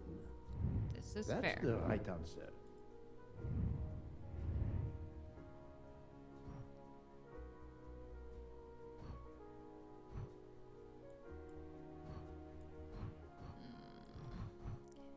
The valet and the secretary. But I also want to find out where the hell the button came from too, so I want to talk to everybody. Okay, apparently I cannot talk to everybody.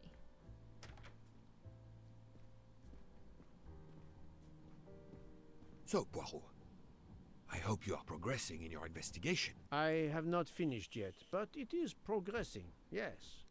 I still have many questions that must be answered. I will report to you as soon as I can. Okay. Okay, can't talk to you. Nope. Anybody in the bathroom? Nope.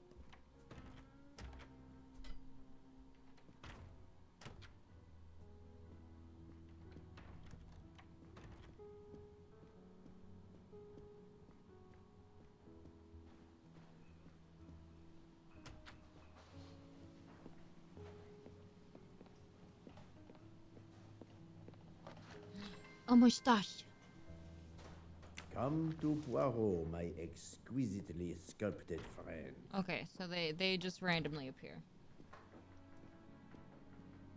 So I have to be careful not to miss one. I probably already have. Alright, okay. So does that mean I have no choice but to... You know, I want to interrogate them before I decide who a suspect is.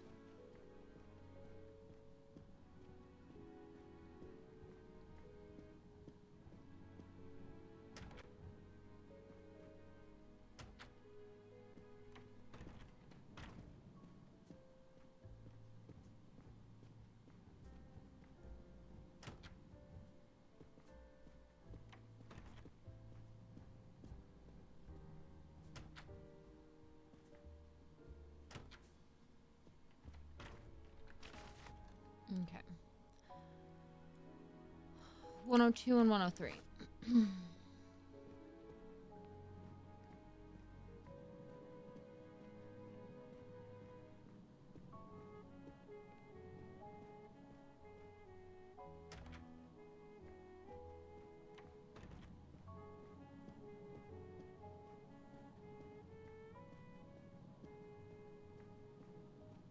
Do this one first. Give me 1 second, chat. I'm just gonna run to the bathroom.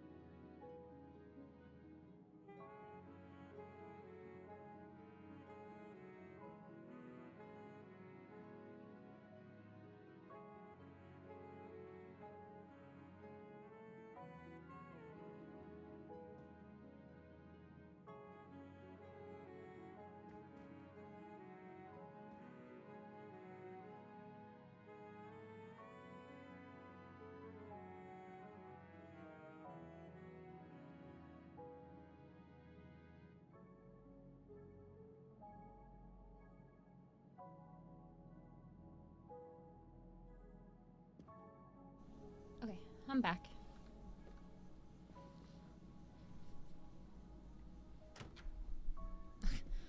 No knocking now. I'm just gonna walk I believe in. I am addressing Monsieur Hector McQueen. Guilty as charged. I beg your pardon. Oh, sorry.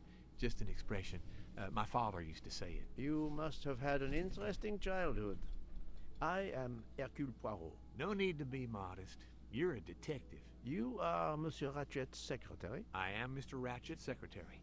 Just over a year. I mainly take care of translating certain texts for him. Mr. Ratchet only speaks English. Prepare yourself for a shock.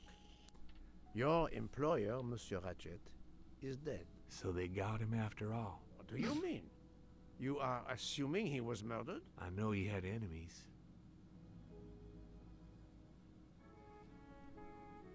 What can you tell me about Monsieur Ratchet? He was American. He was an antiques dealer. I don't know much more. Mr. Ratchet never talked about himself or his life, but I think Ratchet wasn't his real name, and he left the United States to run away from something, or someone. Yes? He started getting letters, threatening letters. Do you still have them? I have one. Did you know that Monsieur Ratchet had asked for my help? Asked you? No, I didn't know. He knew he was in danger. When did you last see him? Last night around 10 o'clock, I should say. Did you like your employer, Monsieur McQueen? No, I did not. He was, I'm sure, a cruel and dangerous man.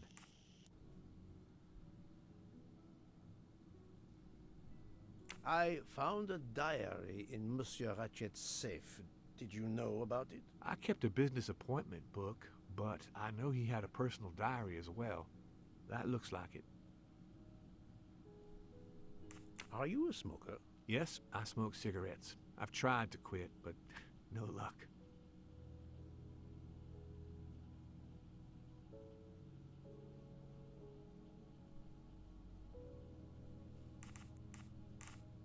Can you give me this letter, please? Of course, here it is.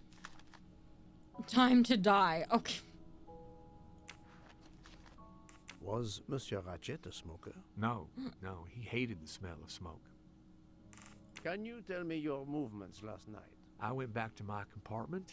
I read a little. In Belgrade, I went out onto the platform to smoke, but it was cold. I quickly went back in. I then went to Mr. Ratchet's compartment to take some dictation for him. I left around 10 o'clock. I saw Captain Arbuthnot.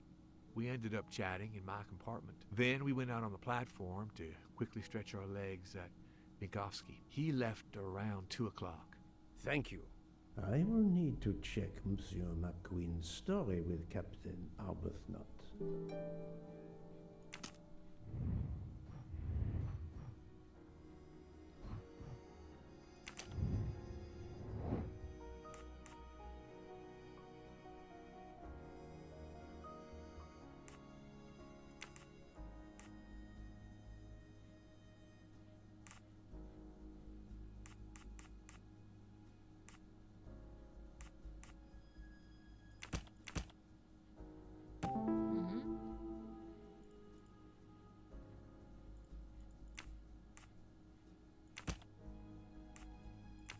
This is wrong, but I'm never far from the truth.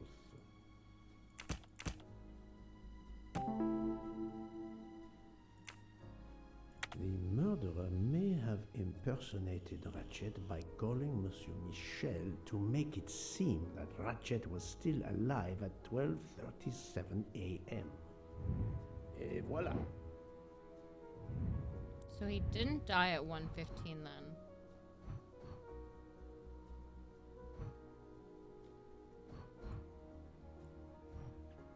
Okay, I need to investigate the valet and talk with the other guy as well. Got any mustaches in here?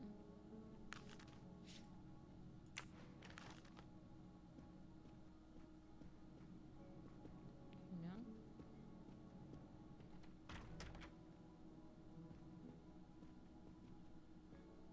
Any mustaches?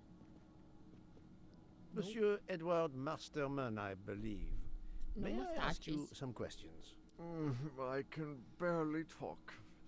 I have a terrible toothache. We have a doctor on board the train. Perhaps... I do not need a doctor. I use essential oils. If you can find my flask of clove oil in my box, I would be grateful. Fine, if you insist. I will help you.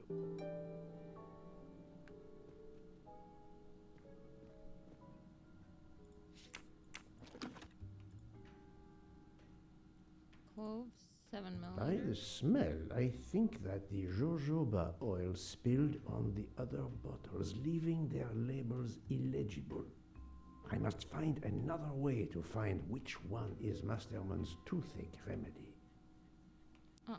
The weighing scale is soaked in jojoba oil. Jojoba. Unusable. Ah, this old scale will do the job.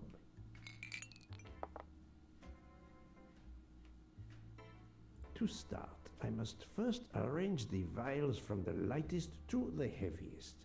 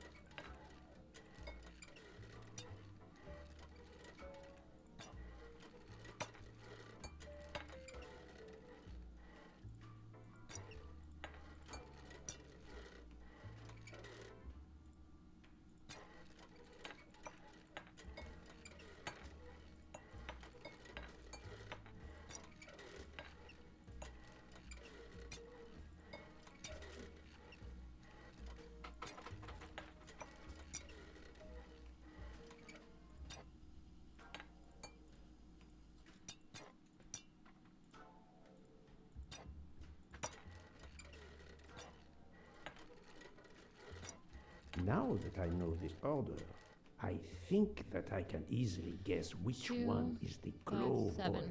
This one. Here is Monsieur Masterman's remedy. There we go.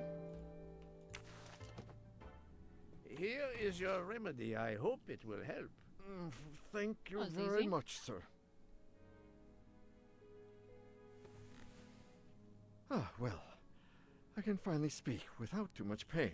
I'm ready to answer your questions. You are Monsieur Ratchet's valet? Yes, sir, that is correct. Were you told that your employer was murdered? Yes, sir.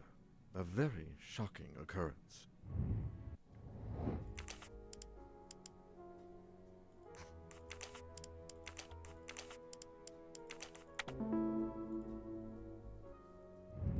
My little gray cells did not let me down. At what hour did you last see Monsieur Ratchet? It must have been around 9 p.m., sir.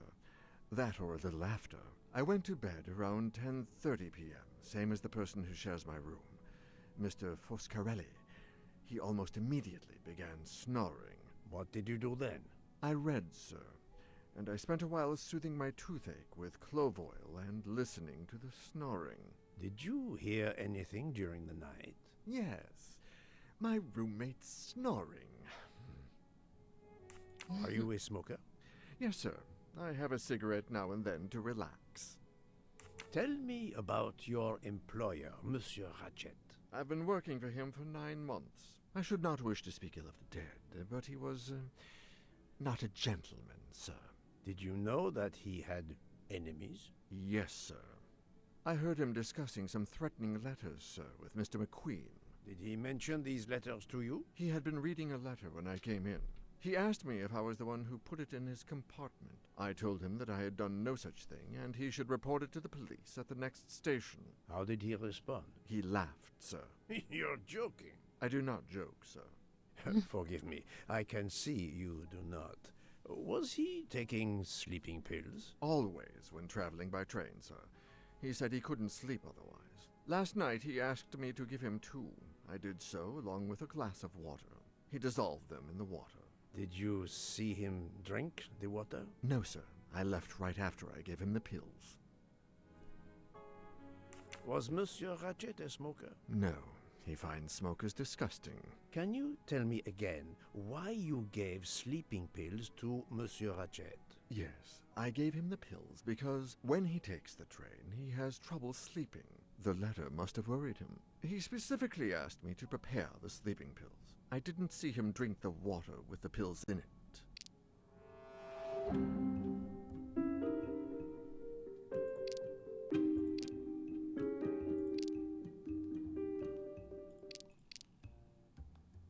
I see nothing to prove he's lying. Oh.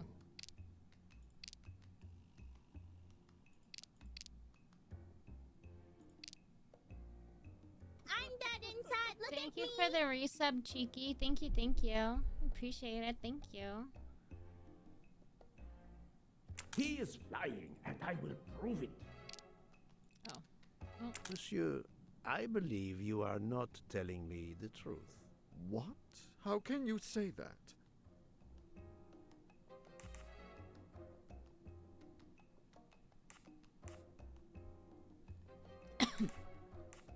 How could he ask you for sleeping pills when he had a meeting written in his agenda? I am very sure he had no meeting planned for the middle of last night. Masterman is right. Oh. The meeting in his agenda was not. Thank you that for the big. raid, Dirt. Thank you. Bitch. Appreciate it. Bitch. Bitch, bitch, bitch, He bitch, bitch. received threatening letters. Thank you, thank One, you. it seems, last night. Did you know he had a gun under his pillow? And even asked for my help to watch over him? I find it strange that he asked you for sleeping pills when he was afraid for his life and prepared to defend himself. I'm sure I don't know. Maybe to calm his nerves, maybe out of habit. It makes no sense. Wait, please. Isn't it possible that Mr. Ratchet asked me to prepare the pills, but didn't plan to drink them for some reason? It is possible. But I am a student of character, monsieur, and the Monsieur Ratchet you describe is not the man I met. If you'll excuse me, my toothache is getting worse again. I'm afraid this time you must prepare your own clove oil.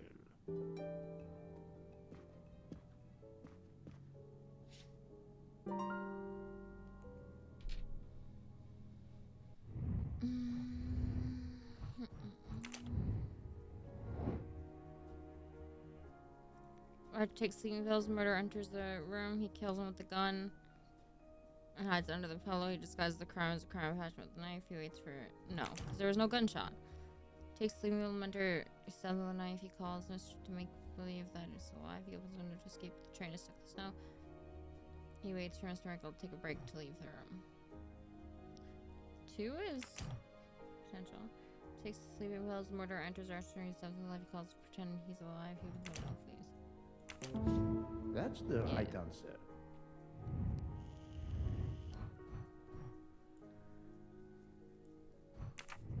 Okay. Alright.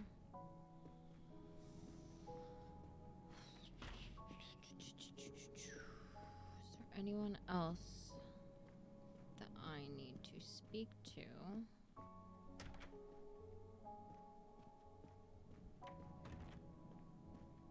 No, that's my room.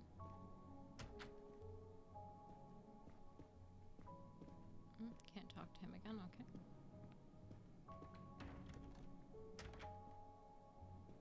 Oh, no, that's her.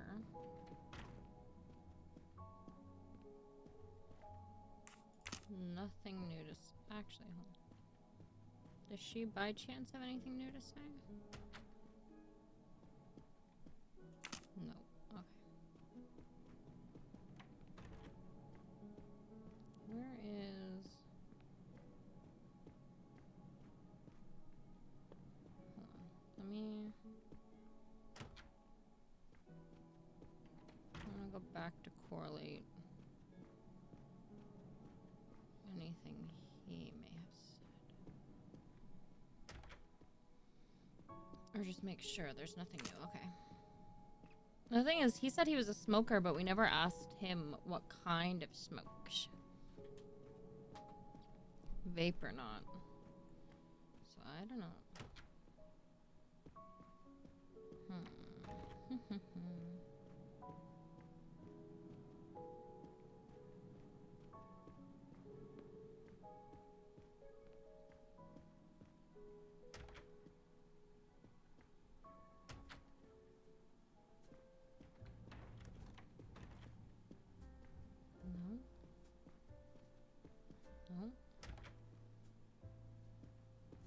Please, do me the courtesy of leaving me alone, if you will. Okay. So, my friend, have you found our killer? Not yet, but I will tell you what I have learned. Please. Our assassin could have gotten on the train at Vinkovsky disguised as a conductor, entered Ratchet's room, and killed him. Then he walked out through Madame Hubbard's connecting door, where he lost a button from his jacket. He had to wait for Monsieur Michel to be absent. He waited too long. The train had left the station. He was trapped aboard. Indeed. He had opened the window to make it look that he'd escaped that way. However, if he waited until the train stopped again due to snow, his footprints would have been found. The murderer is still among us, on the train. There's a problem with the second-class toilets. What now? All morning passengers have been complaining that the door is locked, so I went to check. I knocked, but no one answered. I didn't think I should open it without speaking to you first. You did well, Monsieur Michel. Lead the way. Yeah, if they got on during that, then... I used my master key.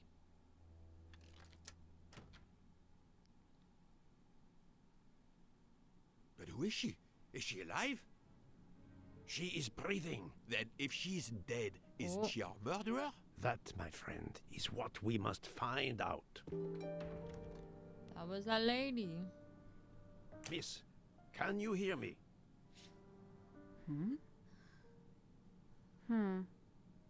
She's breathing.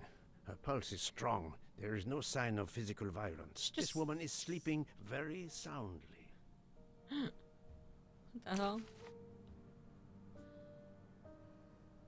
Joanna Walk.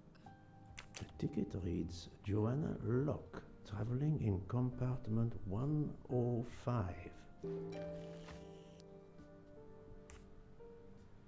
This woman is sound asleep.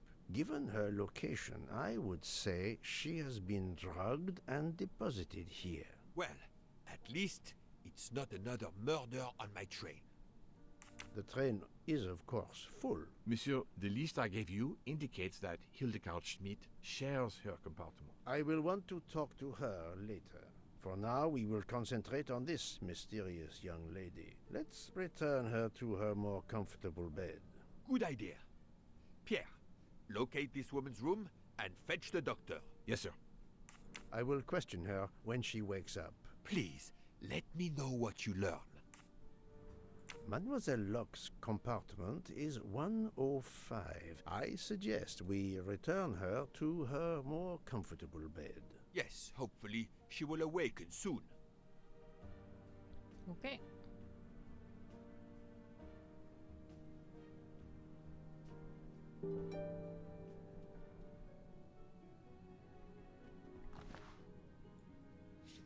A cup of tea with white residue at the bottom.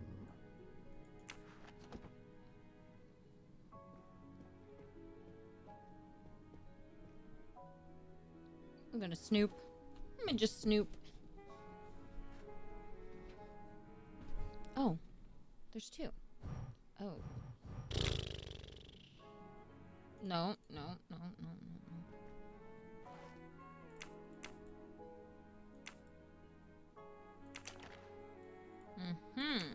A briefcase and a wagon-lit conductor's jacket. And the button is missing.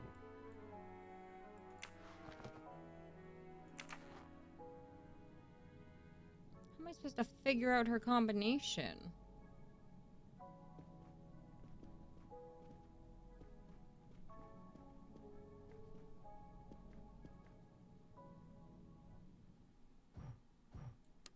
How am I...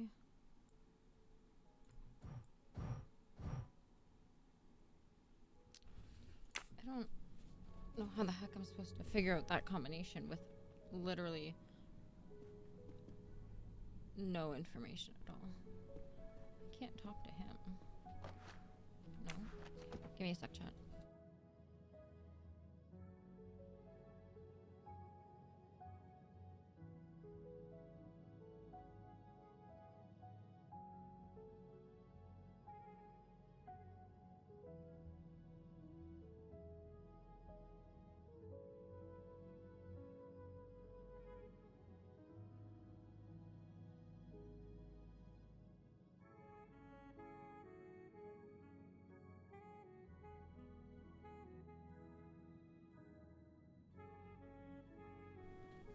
Here, I'm back. I'm hot. Okay, I need to...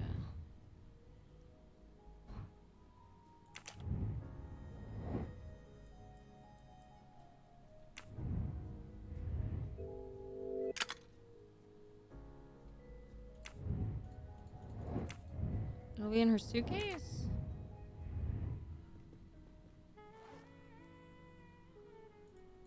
How did I...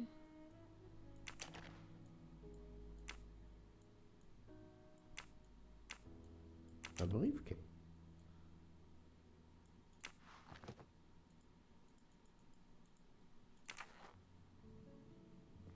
How are those relevant to each other?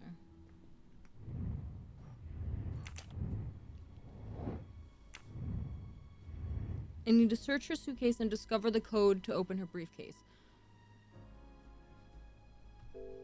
Help me out here.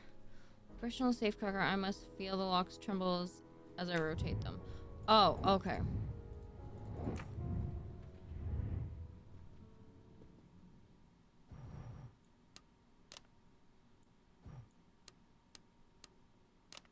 But of course you know what you're doing. It is booby-trapped, is it?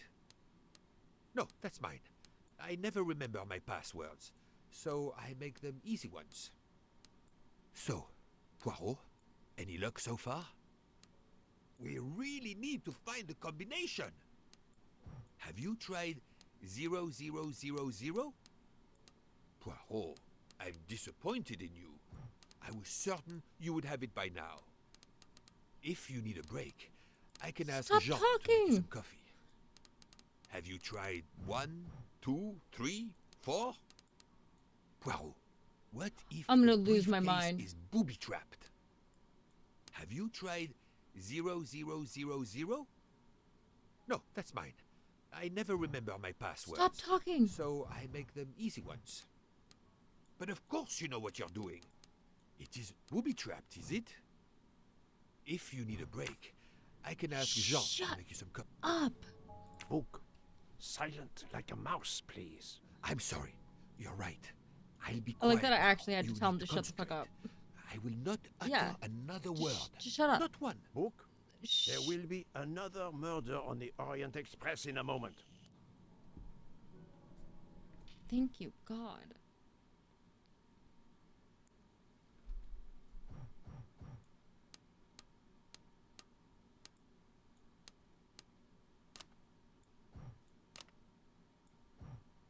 Oh.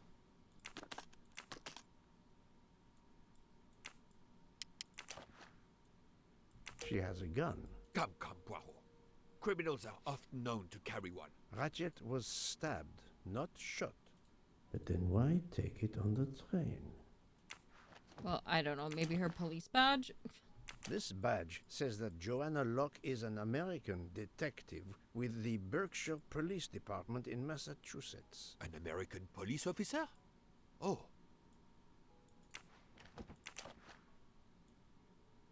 Mademoiselle Locke seems very interested in our victim. Of course. She has studied her target. Possibly.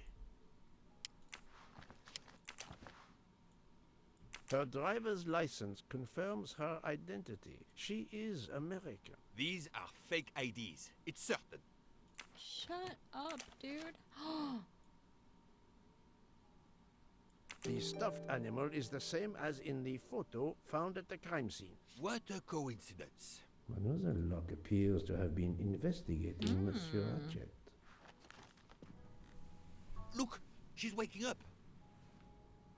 Thanks to you, I would not be surprised if our murder victim were also waking up. What?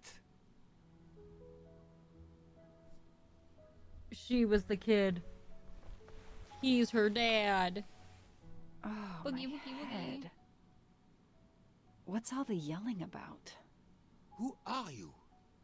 Give me a good reason why you should not be in handcuffs. Can you leave, I can please? give you a reason, Book.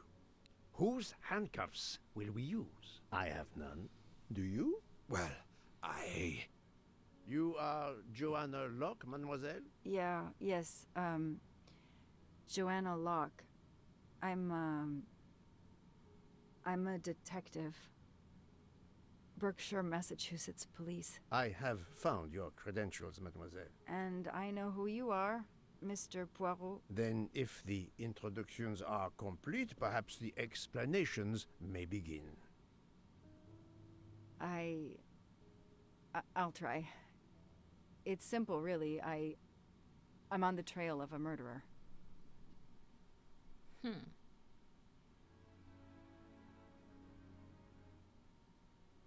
I had just been promoted to detective after 5 years on patrol. It was my first time on a major case. It had been a month since Daisy Armstrong was kidnapped. The Armstrongs were desperate for some sign of hope. I was there only for paperwork, to fill in some blanks. Oh. Oh shit, that's the whole fucking thing, okay. A topographical map. Often more important than a road map in these mountains.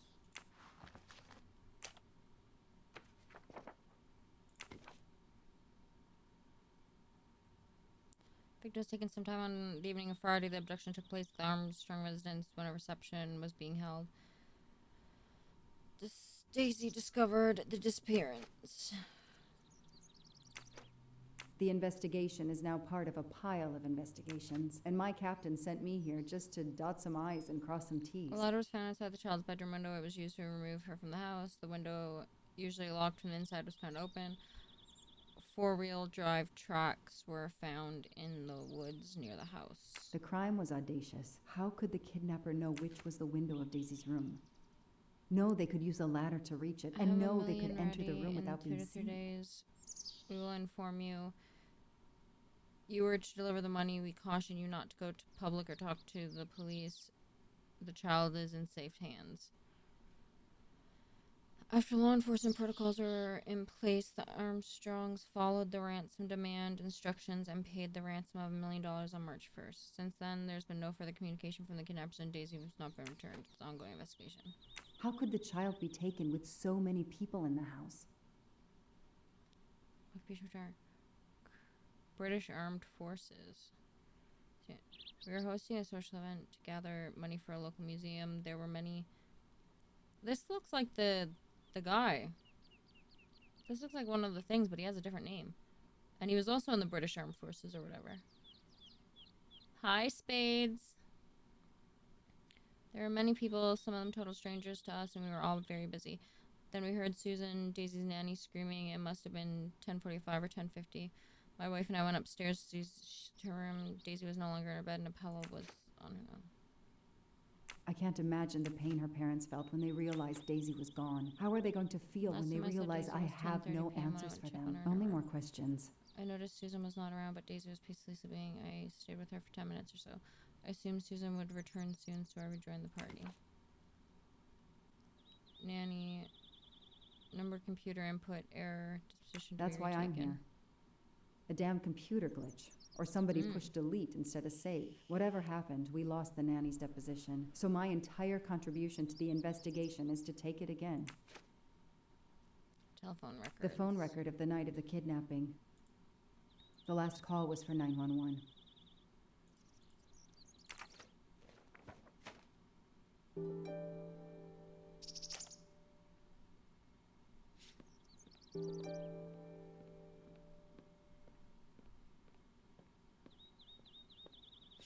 Nice cruiser. Oh, I actually run.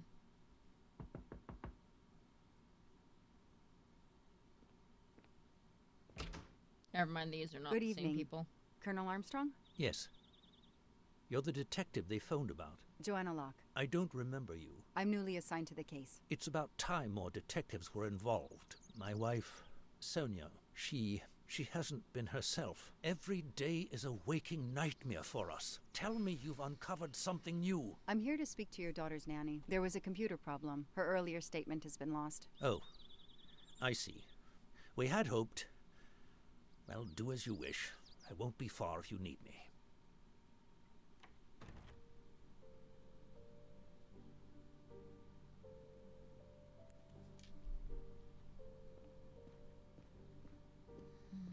Their fairy tale became a nightmare. What time is it? 11?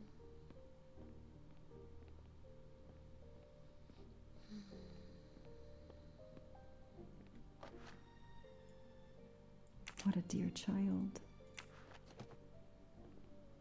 Sympathy and support for the Armstrong family during this difficult time. Thoughtful, but never enough.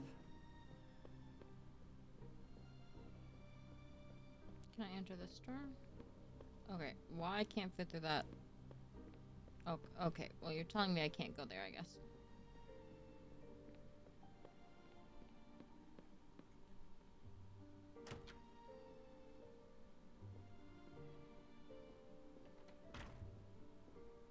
A toy train.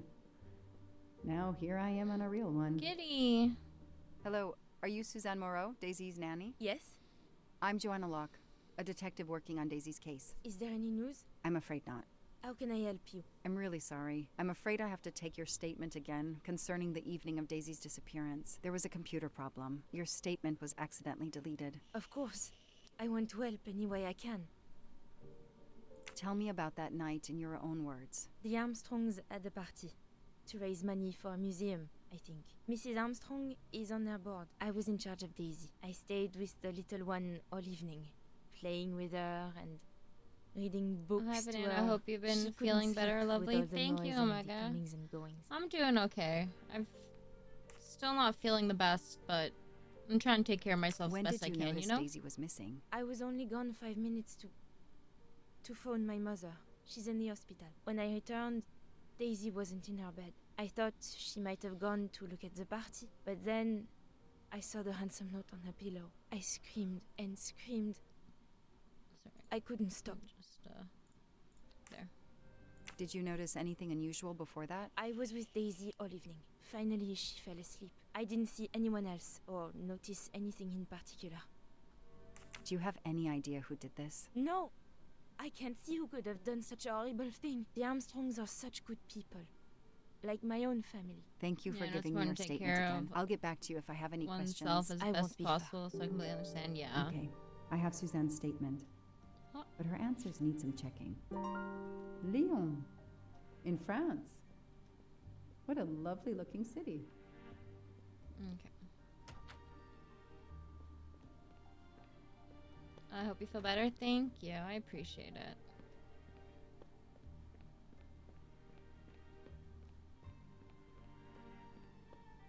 Okay. Oh, she's pregnant too. All the mustache. I've earned a gold mustache. A toy castle. When I was a kid, I had a police station and a tiny squad car with a siren that really worked. The world through the eyes of a child seems so sweet. Mrs. Armstrong, my name is Joanna Locke. I'm a detective investigating the kidnapping of your daughter. May I talk to you? When is your baby due? Mrs. Armstrong? Sonia? I don't want to talk. I just want to see my daughter again. That's all that matters. The poor woman.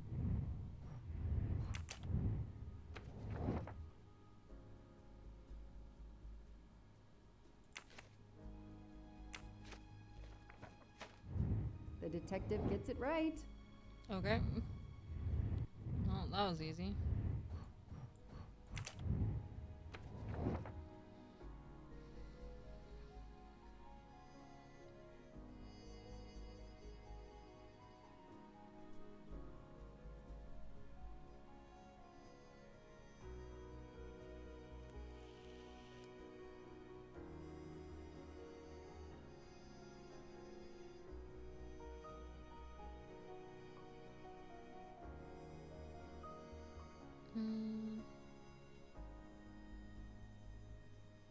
Said hey earlier before nap. Season 1 returns in, so I rejoin the party. Wait, what? Select one element which does not match Miss Monroe's testimony about her phone call. This information does not correspond to what Suzanne told me. Suzanne said she left Daisy alone for 5 minutes, but Mrs. Armstrong says she stayed with Daisy for a while and Suzanne did not return. Score. 1 for the good guys.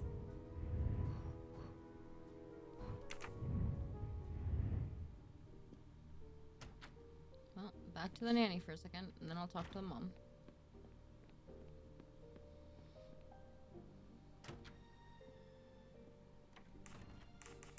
Never mind, I won't.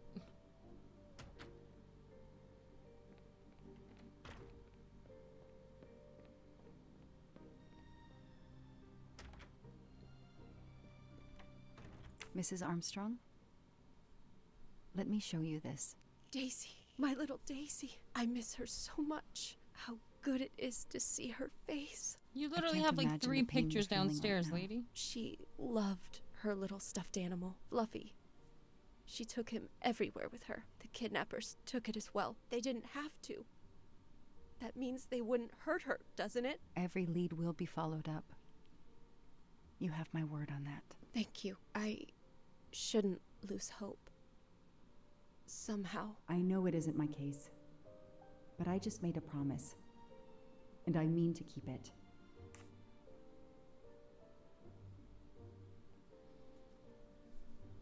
Do you know where I can find Miss Moreau? She's in her room. Last door on the left.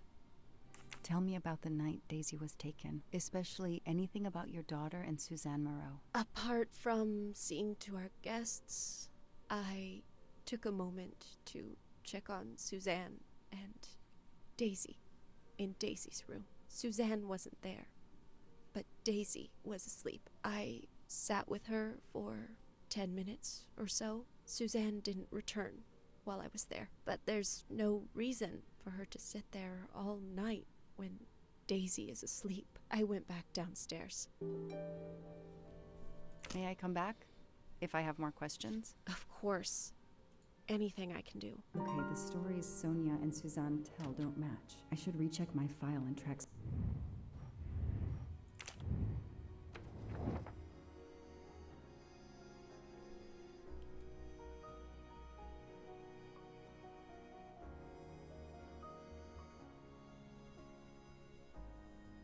Okay, this one was 12 minutes. This one was...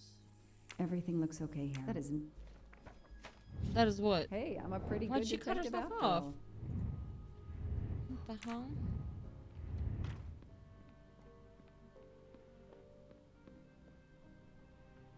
You're lying. You're in on it.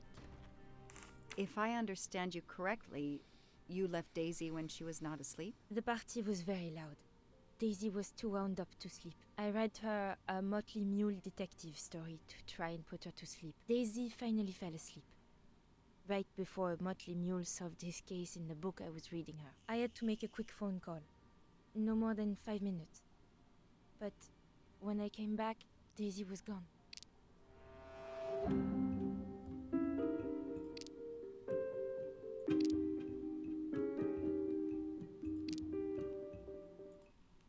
Are you sure you were only gone for 5 minutes? 5, 6, what does it matter? It was very quick.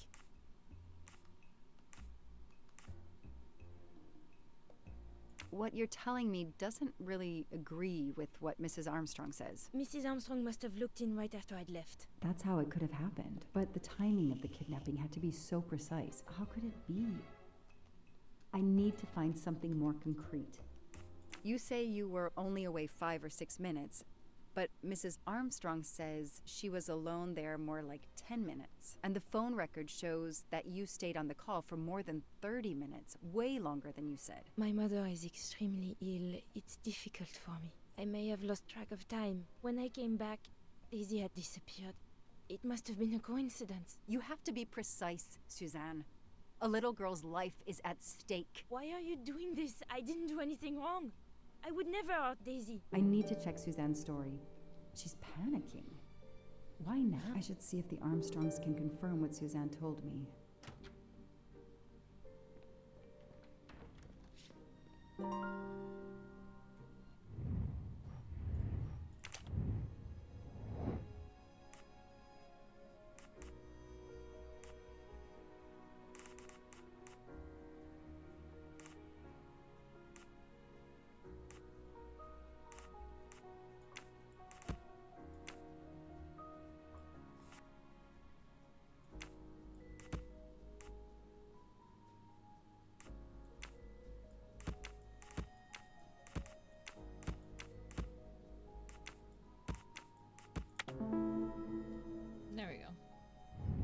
That is a great detective job. The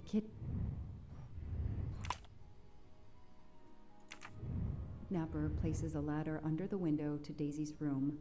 Then he joins the party. Just one guest in the crowd. He somehow knows when Suzanne leaves the room, then sneaks upstairs. He opens Daisy's window, carries her down the ladder, and vanishes.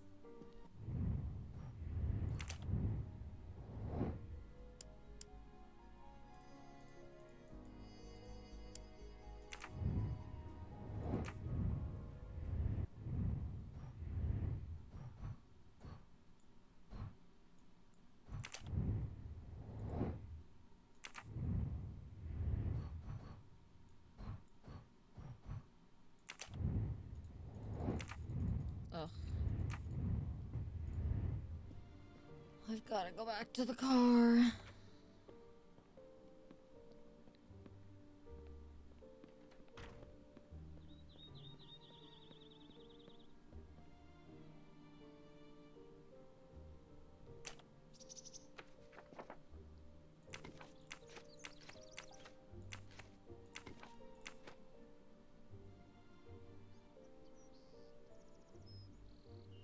Two 140.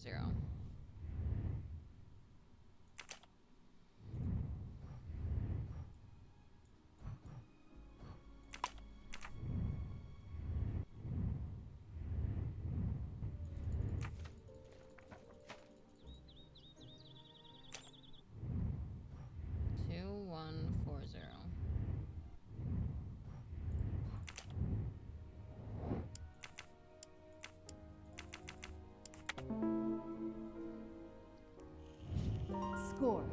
1 for the good guys.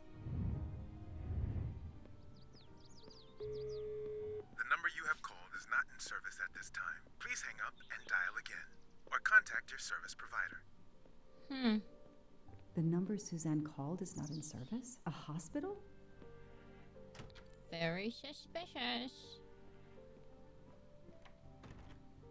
How are you doing? Are you holding up? You know, in the military, you're supposed to have the stiffest of upper lips. The Desert War taught me that soon enough. But this, it's difficult. Damned difficult. Harder on my good lady, of course. Do you know where I can find Miss Moreau? Her room is upstairs across the hall from... Oh. Daisy's. She seldom leaves it. Did you see Miss Moreau during the party? I remember seeing her at some point, but otherwise no. I was too busy with my guests. Wear the smile, shake the proffered hand. Ms. Moreau told me she called her mother. Well, why not? I believe they are very close, and the poor woman is not well. She needs some experimental treatment that isn't available yet in France. I won't be long. Take whatever time you need. She needs an experimental thing, meaning she'll need lots of money, and she arranged the kidnapping for the girl. Okay, this is my assumption. She arranged the kidnapping for the girl to get the money, so that way she could get her mother experimental surgery. That's my guess. I spoke with Suzanne. She was phoning her mother. That's why you didn't see her when you went to check on Daisy. Yes, her mother.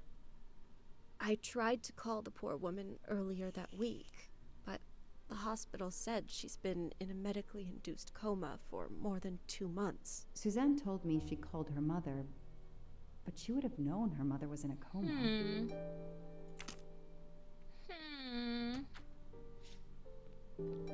Very suspicious, Monroe.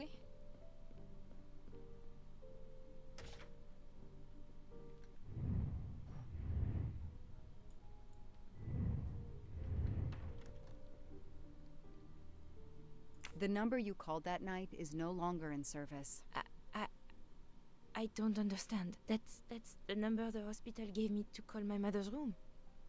You told me you were on the phone with your mother when Daisy was abducted. As we said earlier, I didn't pay attention and was on the phone longer than I said. But since my mother is very ill, she had to leave her hometown, Lyon, because the treatment is not approved yet in France. She is in an hospital in Boston for a special treatment. I call her every night to check on her. When I came back, Daisy was gone.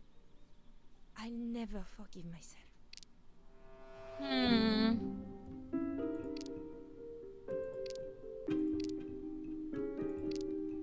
Are you sure you called your mother? Yes.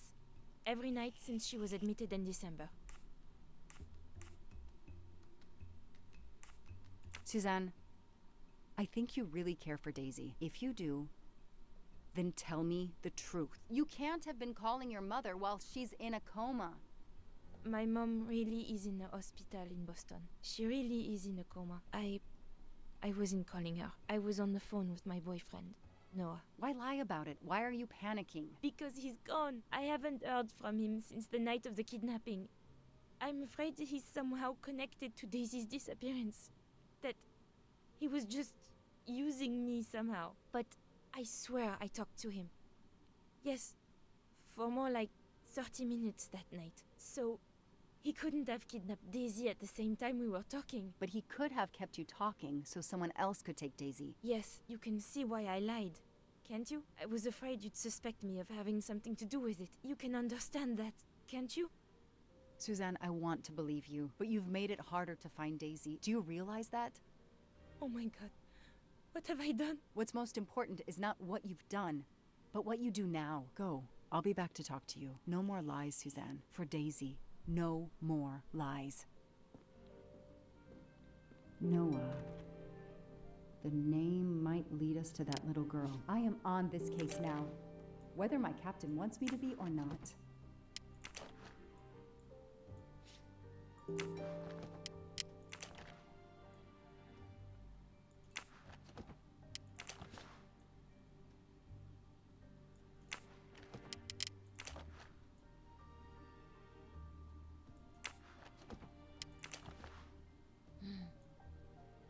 A locked diary? Let's see if I can shine some light on its secrets.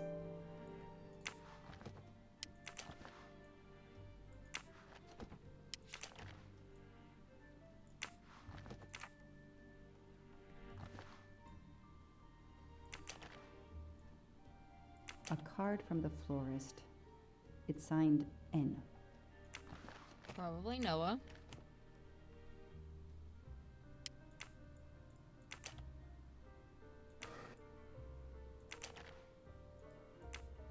An Eiffel Tower keychain, but no key. Small jewelry box. By the size, I'm guessing earrings. Why put a key in a jewelry box? Because you have something to hide. I expect Suzanne must have gone through a lot of tissues these past weeks.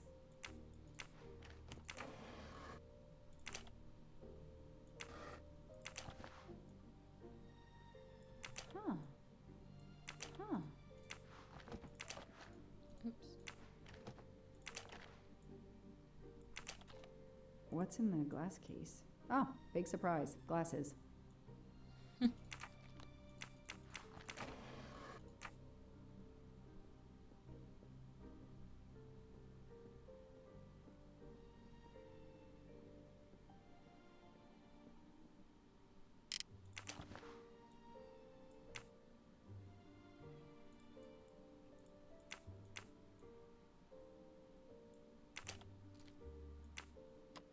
That doesn't work.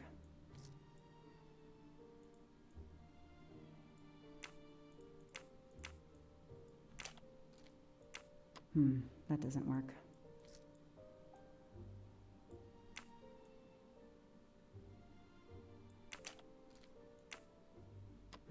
That doesn't work.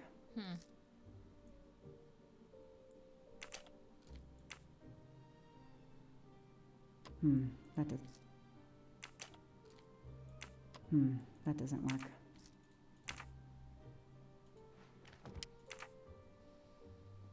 A toy train. Now here I am on a real one. I don't think the key belonged to that.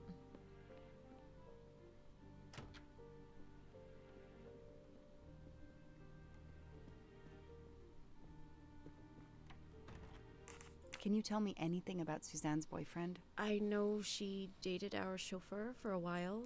There was someone else she'd met recently, but I don't recall his name. Okay.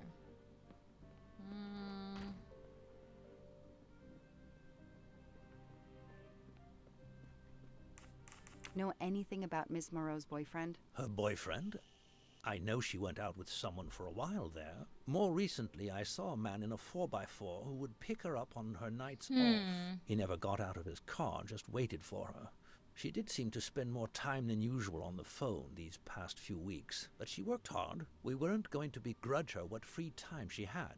Since the abduction, she keeps pretty much to herself. I won't be long. Take whatever time you need.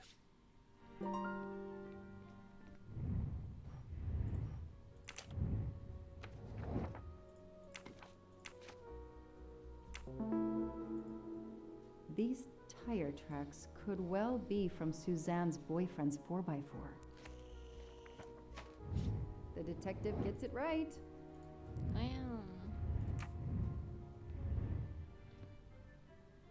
Any idea what this small key unlocks? No, I found it one day on the floor.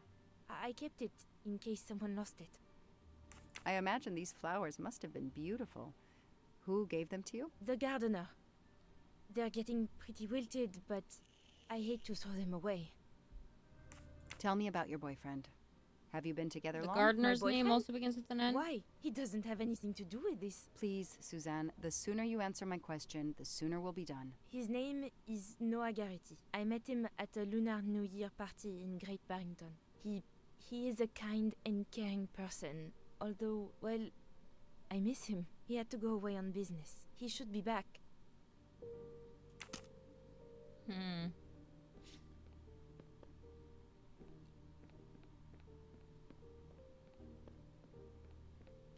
A moustache. Not really my style, but I'll take it. Their fairy tale became a nightmare. I won't be long. Take whatever time.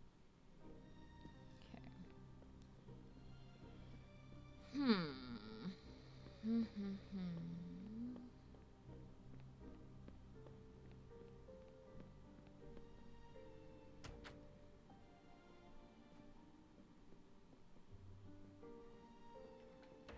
gotta be something around here, no?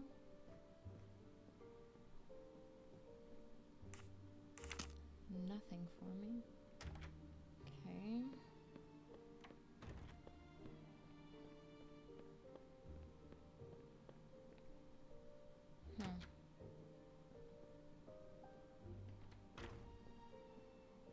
A toy train.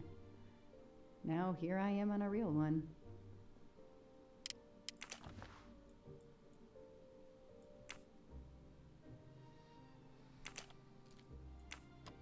That doesn't work.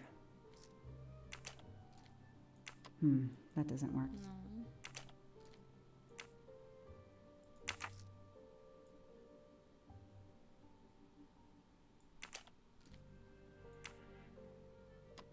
That doesn't work. The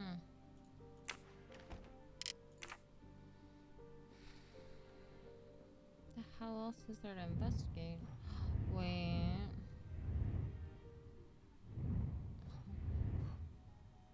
Open the locked book. Learn more about her boyfriend.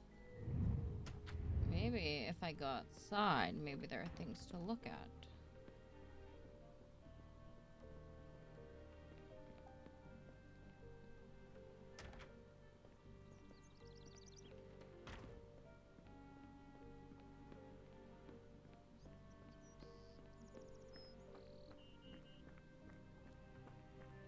Let me guess.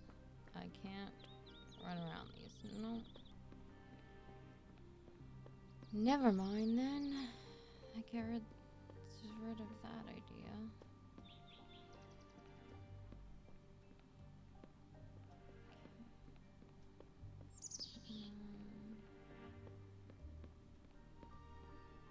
What the hell then? Where do I... I need hints.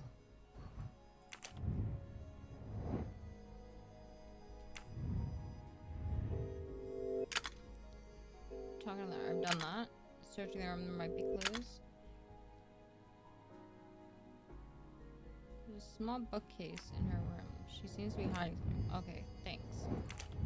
As if I didn't already know that. I'll need a key. There should be a key in her belongings. I need to turn the key the other way to open it. Are you serious? Oh, fuck off. I tried turning it another way and it wasn't letting me. What the hell?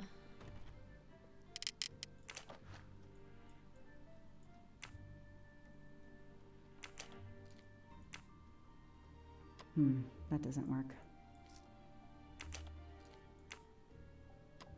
That doesn't. Hydrate. I'll get a drink here in a second. That doesn't work.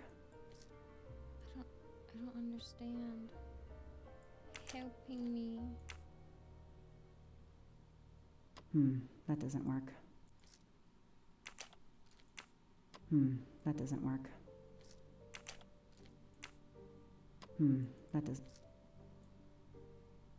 I'm gonna lose my mind with this. That doesn't work. What do you mean that doesn't work? That doesn't work. I'm trying to turn the key the other way. Oh. Okay, Suzanne. I'm gonna Let's lose see my what mind. You haven't told me. That was dumb. Why couldn't I tell? Day at the park with Nora, I can tell he is opening up more and more with me. I chatted on and on about my job. I told him how much I like the Armstrongs, especially Daisy. I really feel like he's invested in our relationship. He's a kind man. It's so rare these days. That's a little bit sus how invested he is. Oh, wait, in our Wednesday, we went to the Blue Lagoon, our favorite restaurant, for lunch. It was wonderful at first, but then something happened. He received a text. I don't know what it was, but he said we had to leave. He didn't say anything else. Instead, we went away somewhere in the mountains. Finally, we arrived at a cabin in the middle of nowhere. He told me to stay in the car. Not very romantic for Valentine's Day.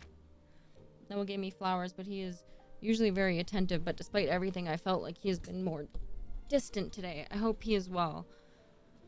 I would like to be more present for him, but I don't want to interfere in his private life. It's been a while since I wrote in this diary. Make sure, okay. It's been a while since I wrote in this diary. I didn't have the strength, and I think this is the last time I will write in this diary. My dear Daisy was kidnapped, and I haven't heard from Noah since that day. It was the night Daisy was taken. He talked and talked, and I left Daisy too long, and now she's gone. I thought he loved me, but he just never called again or anything. He hasn't replied to my messages since the night Daisy. I'm lost. It's my fault Daisy is gone. I didn't see why overwatch Suzanne her. didn't tell me everything about this, Noah. It's clear when he disappeared that she realized something was very wrong.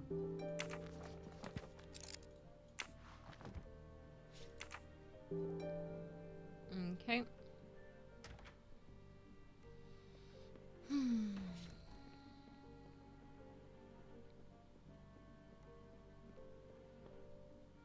Tread marks of a four-wheel drive vehicle were found outside the garden on the night of the kidnapping. Noah drives one, doesn't he? Where is he, Suzanne? If you know anything more about him, you have to tell me. I know what you're thinking, but it's impossible.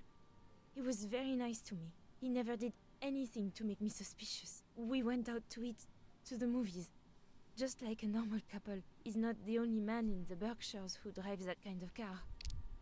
Except for what about that cabin he took you to and told you not to get in the car? You really didn't notice anything strange about Noah until he vanished? He could get moody at times, as if he had a lot on his mind. In your diary, you say that Noah took you to a cabin in the mountains on Valentine's Day. You read my diary? I'm sorry, but we have to find Daisy. We both want that. So yes, I looked in your diary. You're right. He took me to a cabin in the woods. I waited for him in the car. He came out after a few minutes. He was very sweet and apologetic, but he never explained. We went back to the restaurant for dessert. Did you ever go back to the cabin with him? No. Never. So what made Noah drive all the way to a cabin in the middle of nowhere? He left her in the car. Why was he there? This is important. I know it is. I can use Suzanne's directions to the cabin and compare them to the map of the area I have in my car.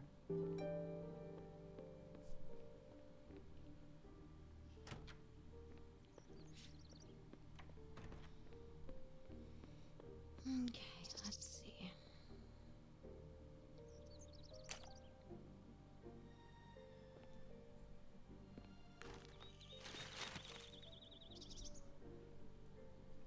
Thanks to the information, probably not here.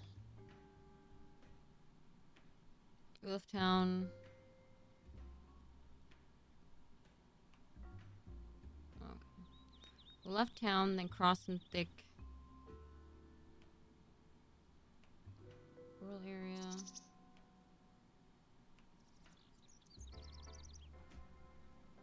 Land register. I mean, National State cultivations and forest parks. We crossed 2 bridges. You can't keep getting away with Oh, it! Jesus Christ, that scared the shit out of me. I thought something was happening in the game. Okay. They left town and went over 2 bridges. Past a cornfield on the left.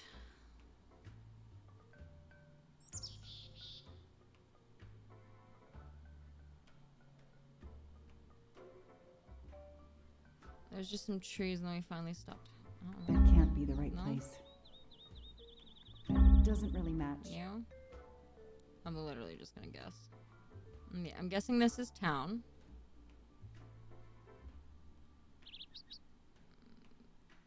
They crossed 2 bridges. They crossed 2. Oh. I got it. The There. cabin has to be here. There we go. have to find that cabin. I hope I'm not too late.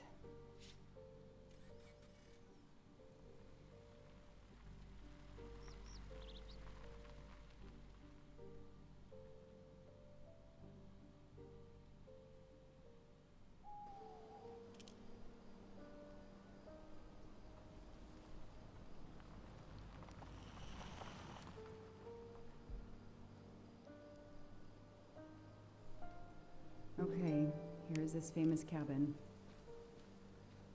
Let's investigate. Noah brought Suzanne to this dump on Valentine's Day?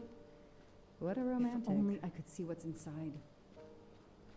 That barrel is sturdy enough. I could climb on it.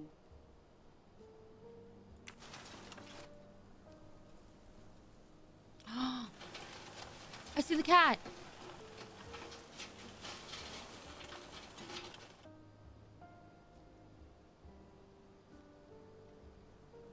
Okay, but I don't want to climb on it yet. I want to look and see if I find anything else.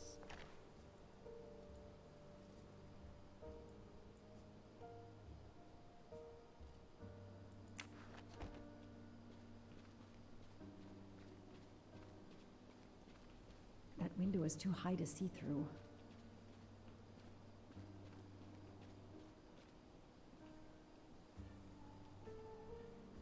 Okay. Rather look through the window before trying to...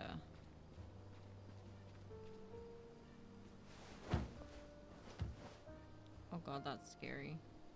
It's Daisy's plush toy. If Fluffy is here, the kidnapper has been here.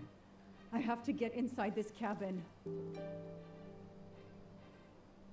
Ugh, an old hunting trophy starting to molt. Empty wine bottles. Somebody has been here lately.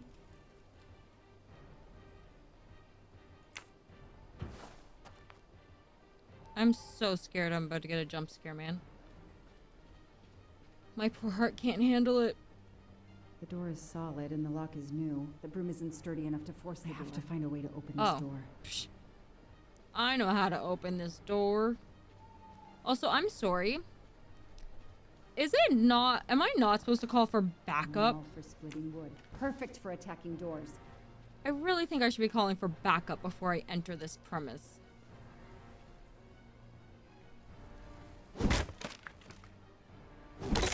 This feels very unsafe to be doing.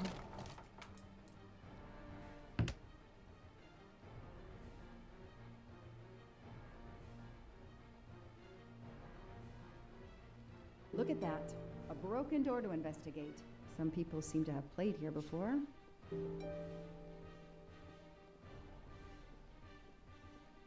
The floor is scratched and worn in this area. The sofa must have been moved a lot.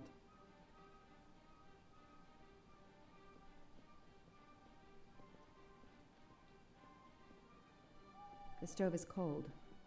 Nobody's been here recently. A lot of tools. I guess somebody noticed the cabin was about to fall down. That's a woman's hairbrush. Did Suzanne actually come in here after all?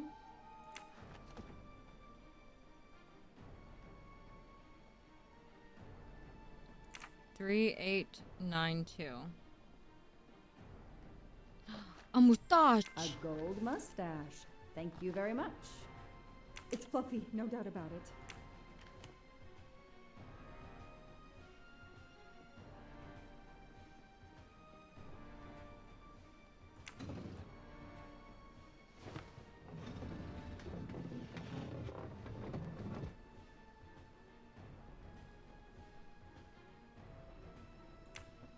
Damn!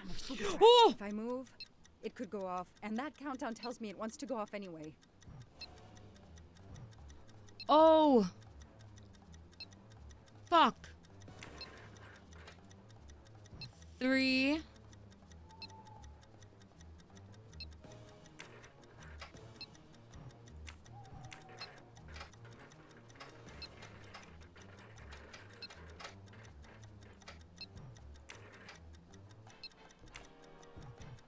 I don't know. It was 3982, right? Oh.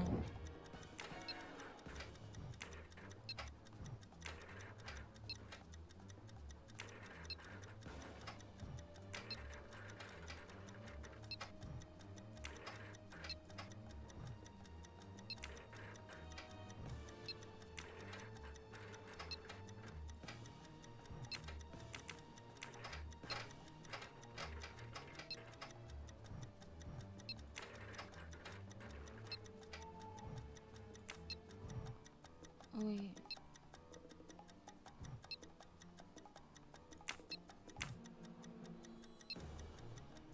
Oh.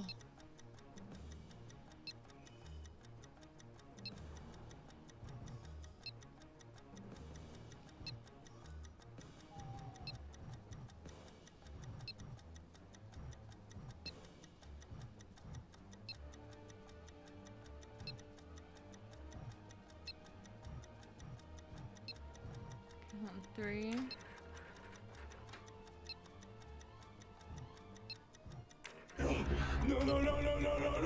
Oh my god, you scared the shit out of me again. I thought the bomb went off. 3. Hold on.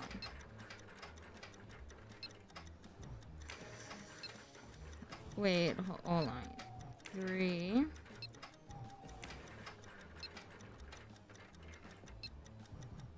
Three, 9. No?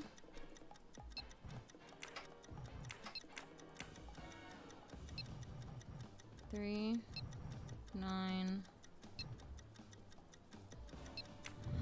What? I don't understand. Symbol 5 does not match any of the wheels.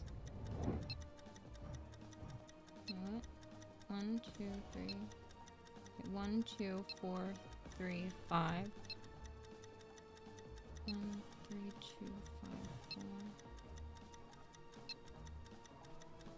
I don't. Wait, what?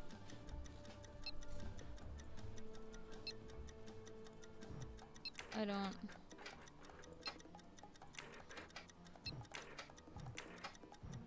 I don't understand. I have to use all the hints because I'm not understanding it. The top wheel has The top wheel has the symbol 3 facing up.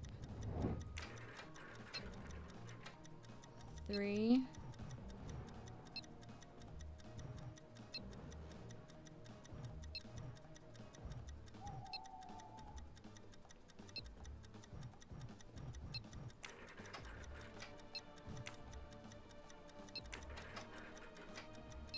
Oh!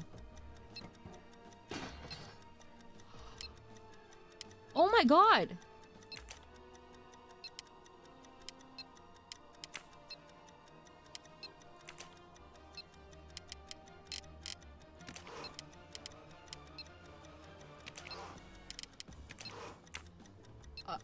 Oh. How am I supposed to...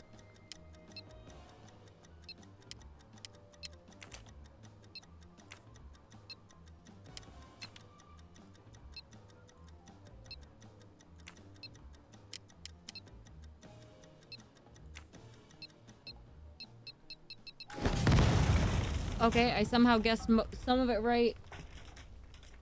And some of it not. Since I'm telling this story to you, Mr. Poirot, you should be able to deduce I didn't blow myself up. Let's see if I can remember how I defused the bomb.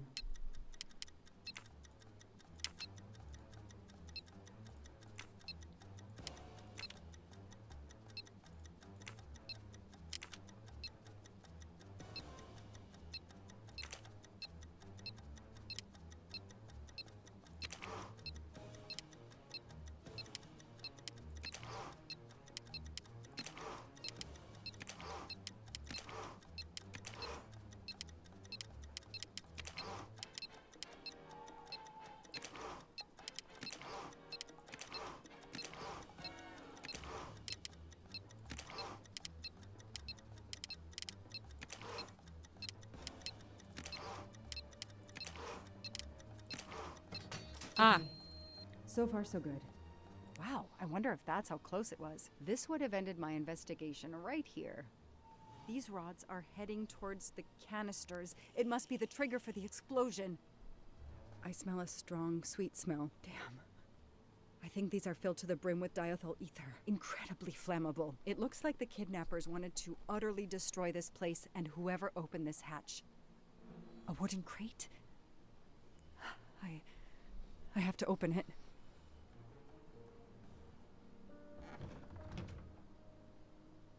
Oh no. Daisy. No. I called in my discovery of the body. Then there was nothing I could do except protect the site for forensics.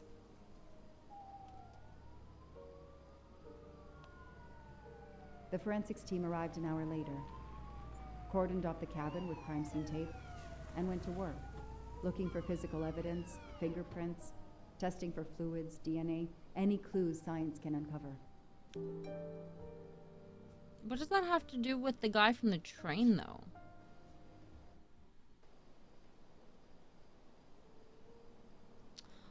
Oh. They removed Daisy's body. The autopsy would take place in the morning. But I had one more stop to make.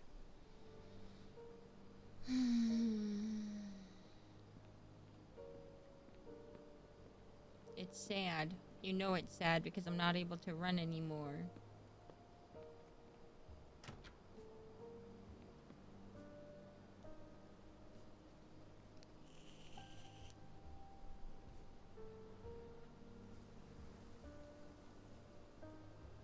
Oh no!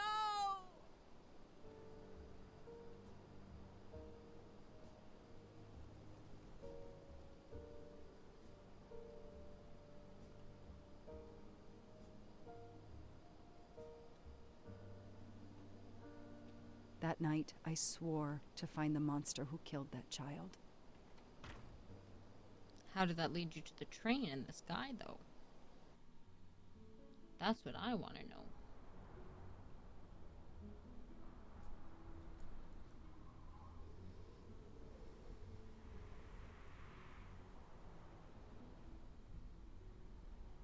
Ratchet on train saw me? How? Daisy. Oh my god. She was And then she collapsed again. I take the responsibility. She was weaker than I realized. You're giving him head pats. Oh. Lie still while I examine you. Pupils dilated. I'm all right.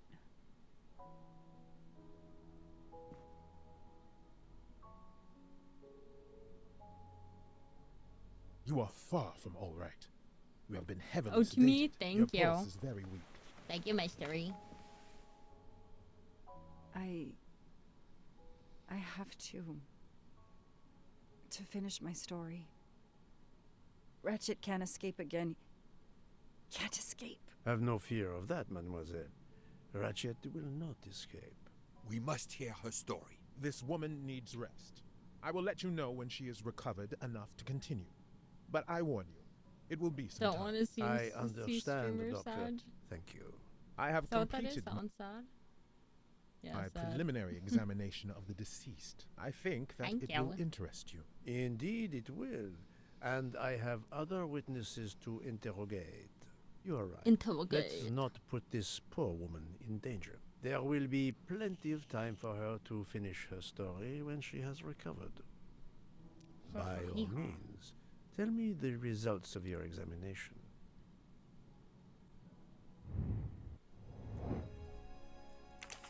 Oh, she's American. I'm gonna assume 32. There we go. That was easy.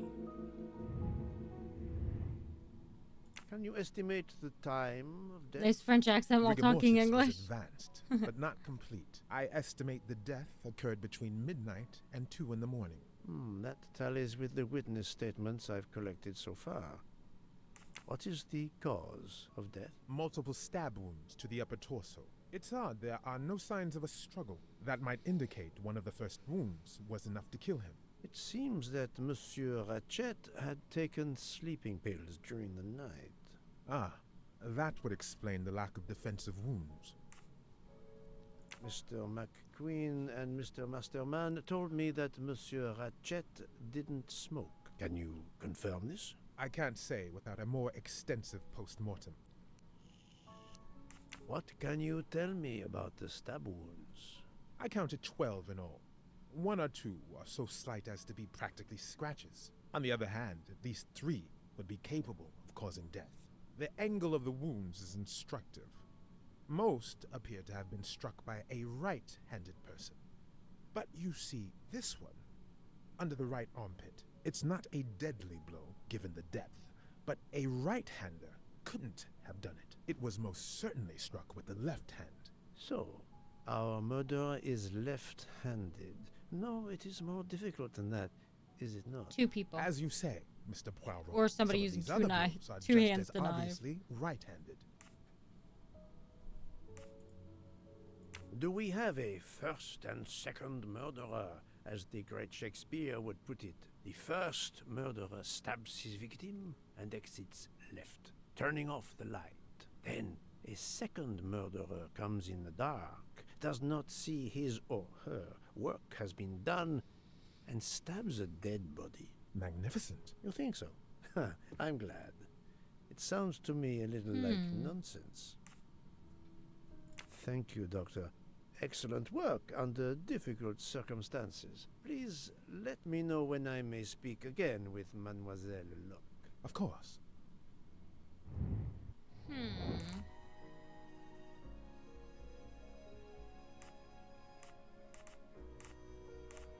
Those I've questioned. Even a smoker? Oh, okay. I guess it's just that straightforward. Certainly a good place to start.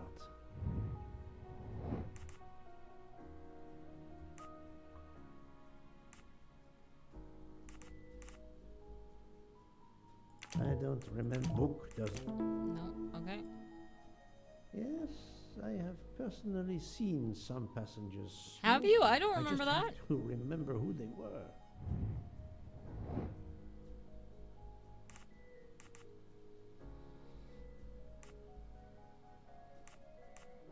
Oh, this no. Oh, okay. Again, super. I thought it would be a more I suppose more it's convoluted likely they will question. give me the list of who smokes what. My little gray cells did not let. Okay.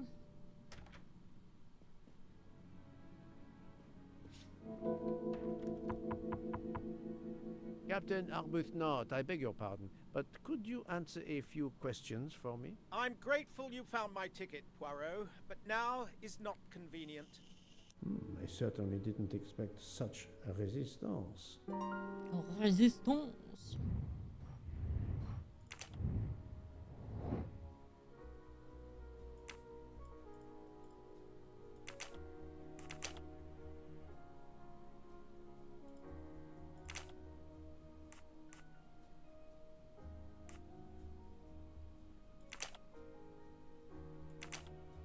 No, not good.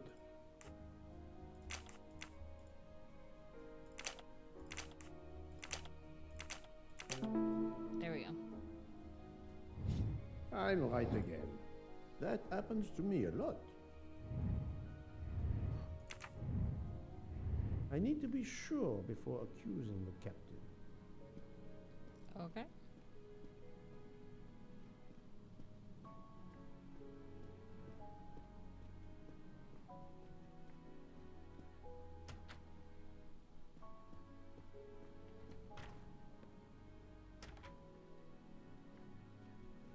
Ooh, people have moved. Give me 1 minute, chat. I'll be right back.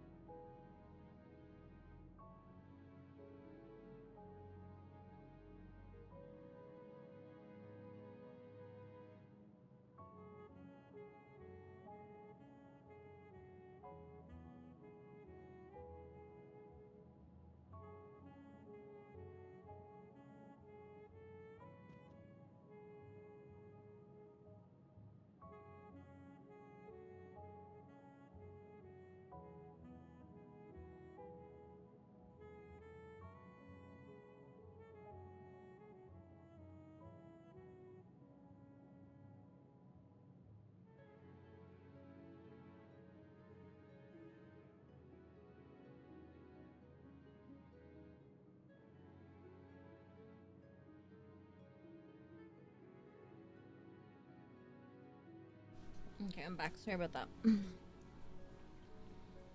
Alright.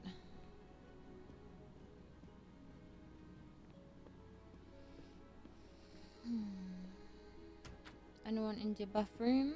No.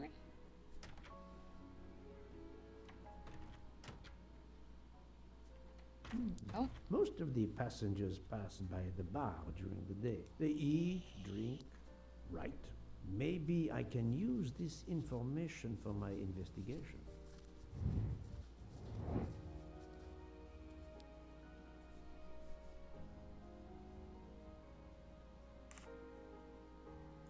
Think, Poirot. That is not a good answer. No. I must admit I'm not right this time. Well done. Okay. Yes, it could work. He appears to be an observant young man and serves the passengers regularly.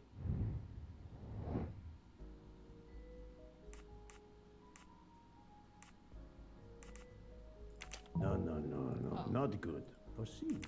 Fantastic. Okay. Yes, if I ask them to write something trivial, they may do it instinctively with their dominant hand. Dominant. What's this? So you know if someone's right-handed or left-handed, ask them to keep track. Remember a conversation with put the hands of the passengers. People I've tested before, remember if they used.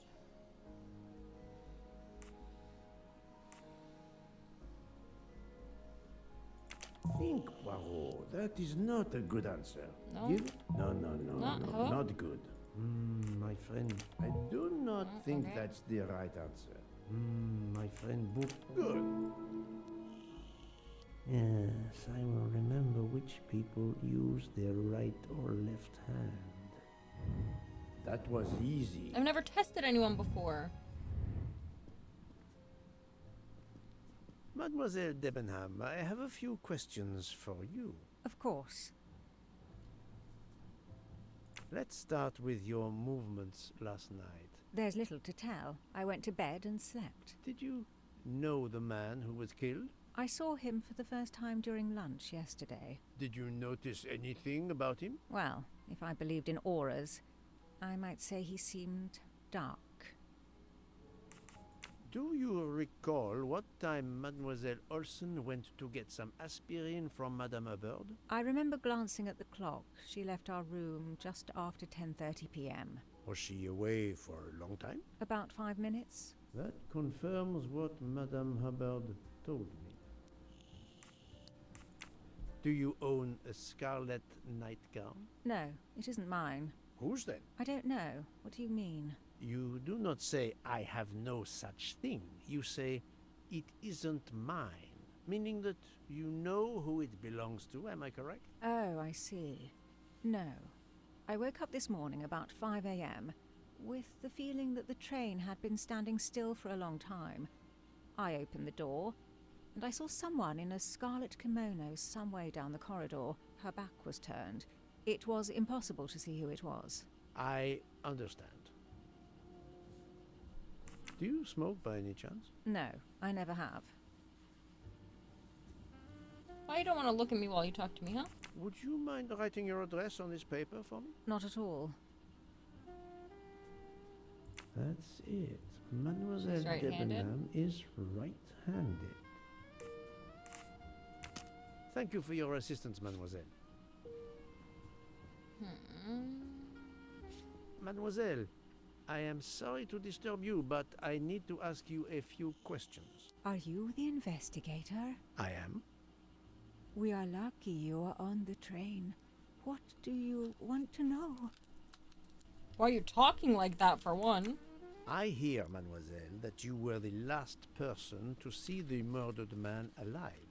I do not know. It may be so. I opened the door of his compartment by mistake. I was much ashamed. It was a most awkward mistake. You actually saw him? Yeah. He was reading a book. And what did you do after that, mademoiselle? I went in to the American lady, Mrs. Hubbard. I asked her for some aspirin, and she gave it to me. I usually carry extra aspirin for the refugees, but I gave mine to a camp in Turkey. They needed it more than me. Okay. She said she gave it to me. To me, that makes me think that she actually got out, because she told the lady where to get it. Or at least she said that, I'm pretty sure. She's Swedish because she said ja.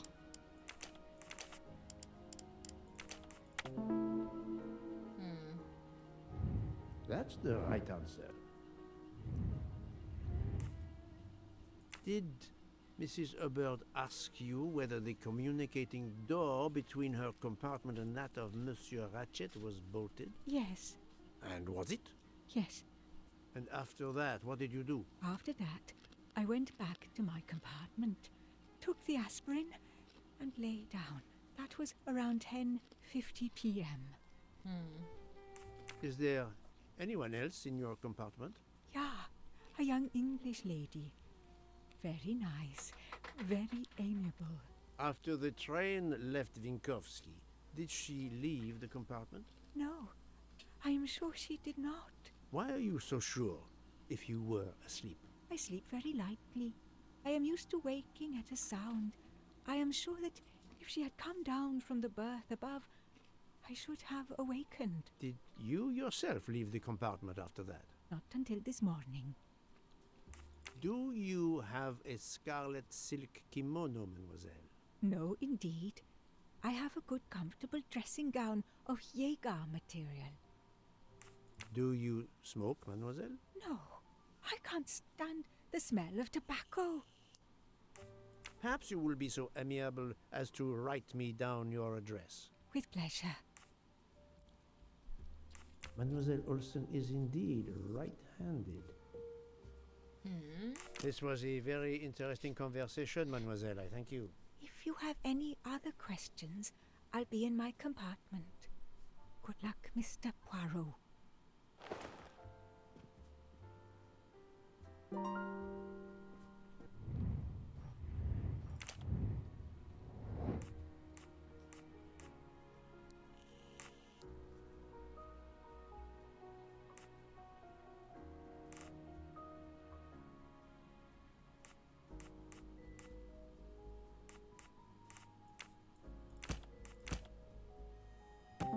Oh, okay. Strange, this story. If Mademoiselle Olsen is such a light sleeper, why didn't she tell me about Mademoiselle Debenham getting out of bed? She even made a point to tell me the opposite. Et voilà. Et voilà.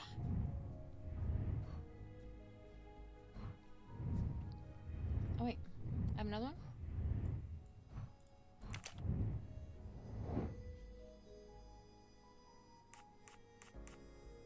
Oh, she's right-handed.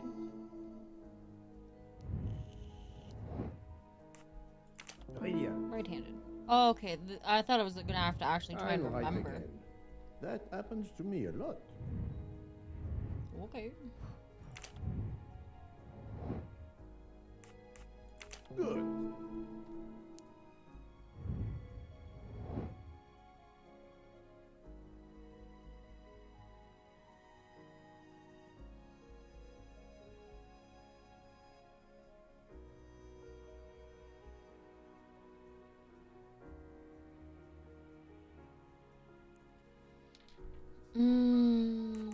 He smokes. Yes.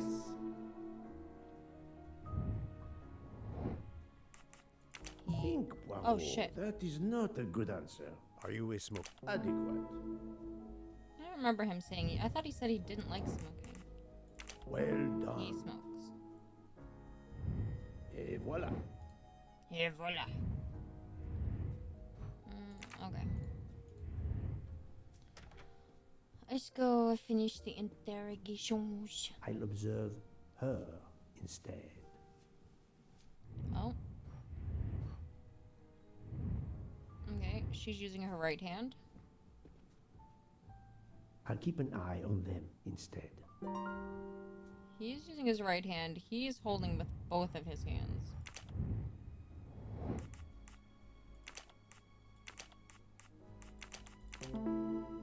Okay. Makes sense because he was holding it My with little his... gray cells did not let me Like the down. handle with his right hand. Okay. Monsieur Fauché, Bonjour. may I disturb you for a moment? Of course. How can I help? It is, of course, about the murder of Monsieur Ratchet. Can you tell me your movements last night? I understand. Yesterday evening, I took a break at Vinkovsky station with Hotaru. We then went to our quarters in the staff accommodations, a section of the luggage car. Freya was there, reading, and I went to bed right after. Freya is there now, I think, and Hotaru is in the kitchen. They can verify my story. Okay. What time was this? 11:30 p.m. or a bit after. The snow is beginning to fall heavily. I see. Thank you. Are you a smoker? I'm trying to quit, but yes. I'm now down to just one pack of cigarettes a week. If you're looking for a heavy smoker, you should talk to Hotaru.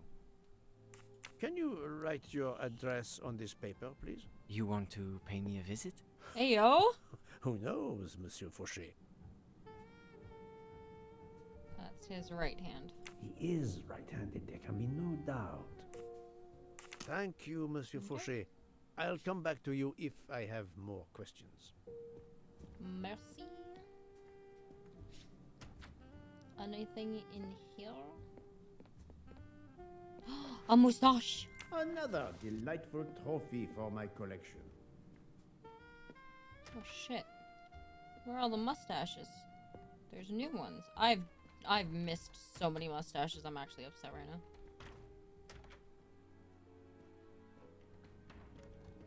So, Poirot, I hope you are progressing in your He's investigation. right-handed. I have not finished yet, but it is progressing, yes.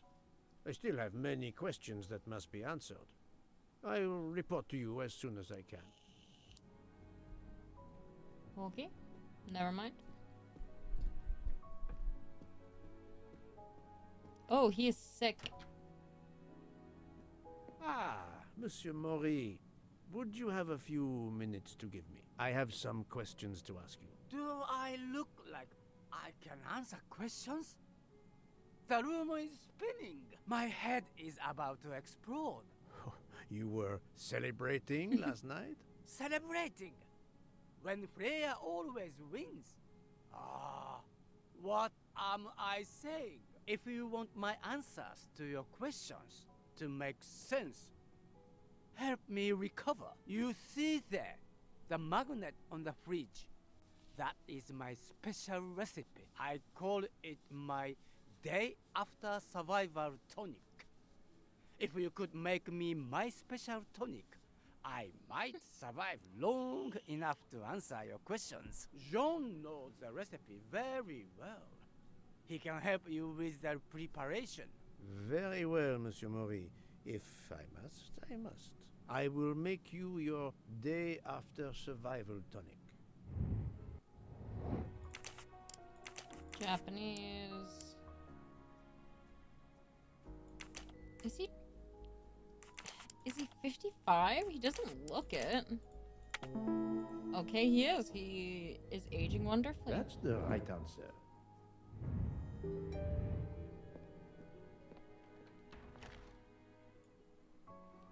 Half lemon juice. 15 cloves of or 15 liters?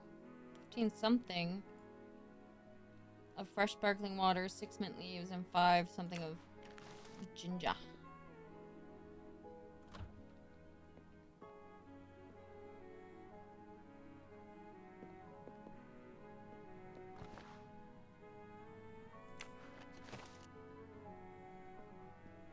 I can use this lemon squeezer to get juice if I find fruit. I don't know why I wouldn't just pick it up.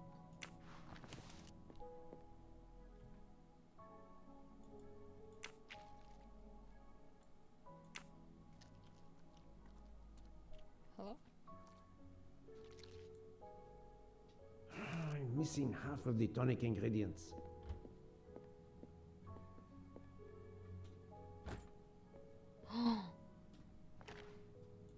Oh, never mind.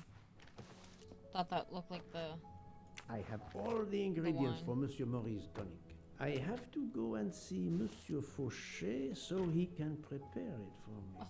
I have to walk so far to get there. Oy, oy, oy.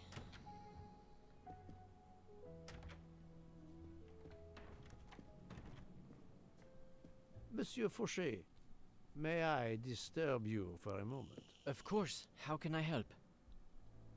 Monsieur Fauché, I need your help to prepare a cocktail. What is this phrase? This is music to my ears. What can I fix for you? A mojito? A gin and tonic? Or perhaps a martini? Shaken, not stirred? It's not for me, but for Monsieur Maury. Ah, his day after survival tonic. Unfortunately, I know it well. Here is everything that was listed on the magnet. Excellent! I can take it from here. Mr. Poirot, I'm uncertain about the lemon juice. Is it half a lemon or a full lemon for the recipe? Half. Half a lemon. I can't remember if Hotaru prefers it with ginger or without. Do you remember? With. I can assure you that he will want the ginger.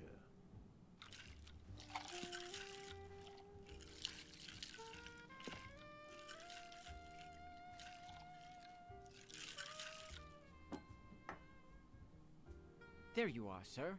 Hotaru will be himself again. Excellent. Thank you very much.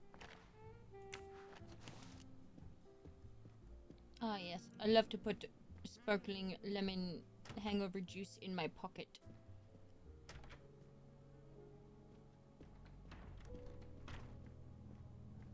Wow, I'm so cool.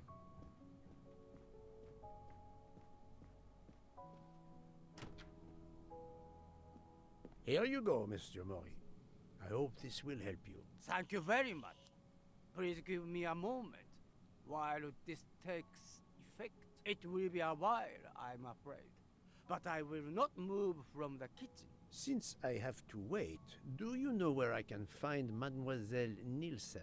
She is in the staff quarters in the luggage car. If the door is locked, John will have the key. Thank you. I will return. Ugh. I hope you have a speedy recovery. I'm willing to bet I can't ask for the key until I know that the door is locked.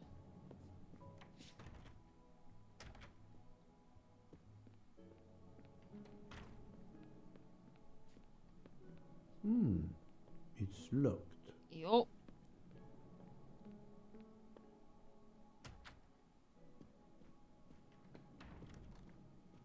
Oh, thank God he came out this way.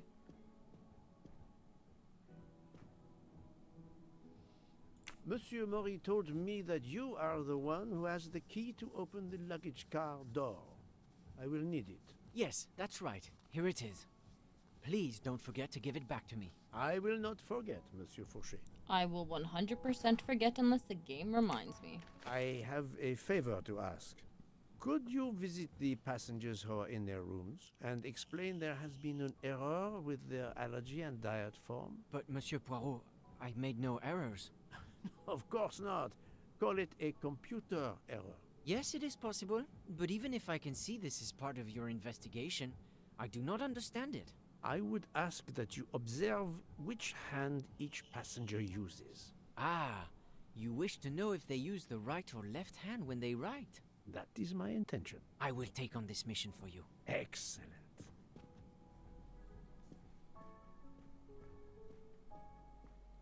Feel better soon, buddy.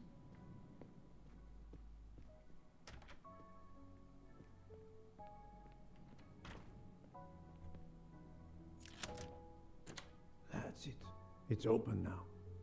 Yeah, no shit, Sherlock.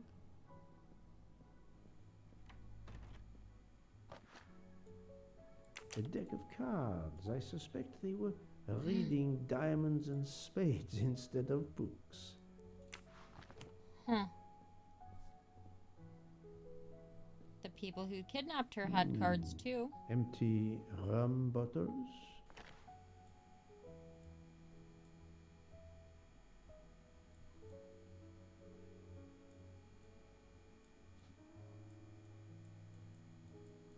Nothing to say about this? No. A mustache. Another golden mustache to treasure. Sorry, I'm just going to snoop first. Hello, Mademoiselle Nielsen.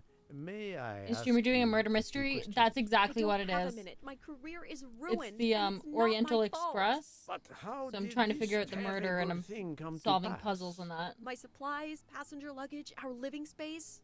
There is so little room. I gave the cargo handlers in Istanbul strict instructions how to stack my crates containing the ingredients I need for my desserts. So as one box is used up, it can be discarded. And these fools of cargo handlers did not follow your instructions? Ignored completely.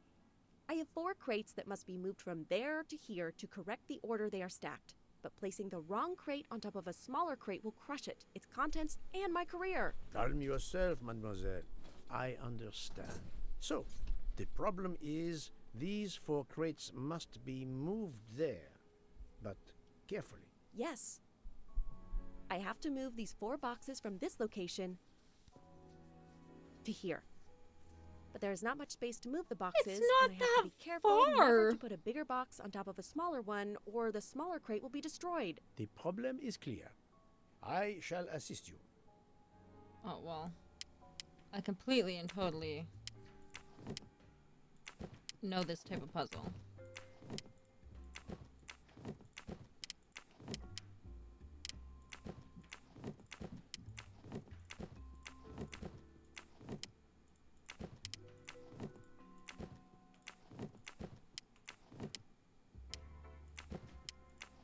Shit.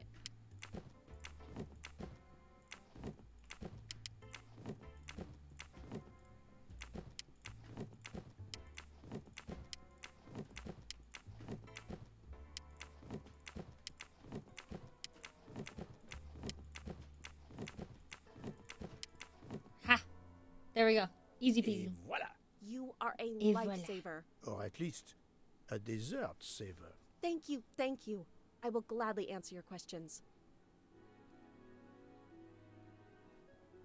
I don't know how she couldn't have been able to do that herself. Can you tell me your movements of last night?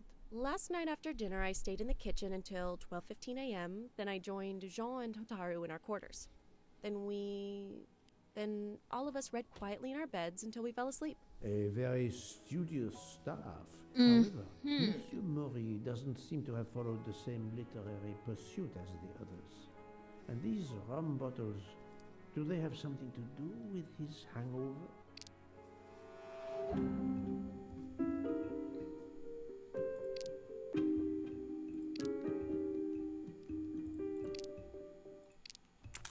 I rather think that you didn't just read last night. What makes you say that? The empty rum bottles. Were their labels part of your reading last night? My fault. I must have left them there before I put them in the bin. And these are straight from the bar. Our passengers must have drunk them. I have my doubts. But why would she feel the need to lie? I spoke to Monsieur Mori. He seemed to be quite hungover. He even asked me to make him his day after tonic. He blurted out, "Freya always wins." Wins what? Looking around, it is clear you were gambling and drinking most of the night. You don't understand. It's late when we're off duty, but we need to unwind. And now there's been a murder? Yes, I admit it. We went overboard last night. But please don't tell Mr. Book. It's against regulations. We could all be fired. Mademoiselle, I realize your difficult jobs have been made more difficult. But as you say, there has been a murder. I must have the truth. Of course. I'm so sorry. It's not such a crime. I'll leave it there and check in with Monsieur Fauché. Do you smoke? No, I never have. Thank you. Would you mind writing your address on this paper? I'm asking everyone on the train for addresses, in case I need to contact them once they leave the train in Paris. I understand. Right-handed. Yes, that's it. Mademoiselle Niersen is right-handed. Everybody's right-handed on this train. Thank you for your It's answers, a dual Miss wielder. Nielsen. You're welcome. Not a left-handed person. This person was dual wielding.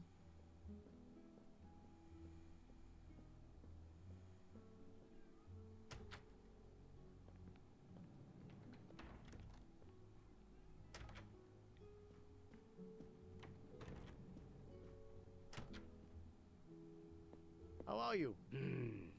It's better. Thank you. Then may I ask you some questions? It will not take long. Quickly, please. I have hungry passengers to feed. Très bien. Can you tell me your movements last night? Oh, nothing special. When I went off duty, I joined John and Freya in a compartment. I read for a short while, then went to bed early. Then why were you so hungover? I'm not sure you have recovered enough to tell me the truth. Don't waste what little energy you have recovered to lie, Monsieur Mori. Yes, sorry, Mr. Poirot. You're right. It obviously wasn't reading that made my head hard like that. But if you told Monsieur Book, it could mean my job. I will keep your secret, but I am investigating a murder. You must tell me the truth. Thank you. You are a heavy smoker. My job. It is very stressful. Would you happen to know who vapes on the train? A banana flavor? Oh, yes. The smell disgusts me. What is wrong with the good tobacco? I do not have time to answer that. Who is it? I've only seen one person who vapes. It's Captain Arbuthnot. Captain Arbuthnot, I see. Please, write your address on this paper. My address? I don't see why. I think I hear Monsieur Book approaching. My address? Yes, of course. Another right-handed person. Not surprising, most people are. Your testimony was invaluable to me, thank you. Take care, Monsieur Maury. My palate depends on your good health. Okay.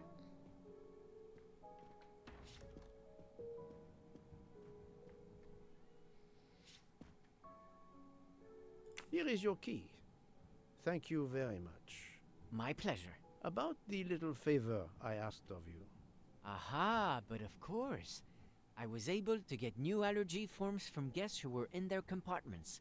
Monsieur McQueen, Monsieur Masterman, Count and Countess Andreni, they are all right-handed. I also asked Princess Dragomirov, but she had her assistant, Madame Schmidt, sign for her. She is right-handed as well. You have exceeded my expectations. Well done. Thank you, Monsieur Fauché. I'll come...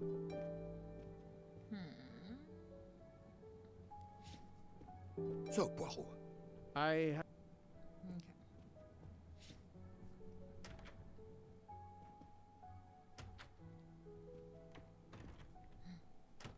A moustache?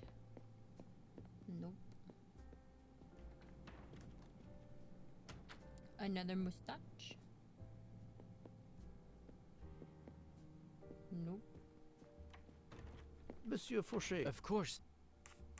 So, Monsieur Fauché, are you trying to hide things from me? I know about your little party last night. You are not a detective for nothing. I'm sorry, Monsieur Poirot. Thank you, Monsieur... Thanks. Okay, that. Is there a mustache in the piano? No. Okay. Anyone in here? You Mademoiselle. Of course. No? Thank you for your assistance. Never mind.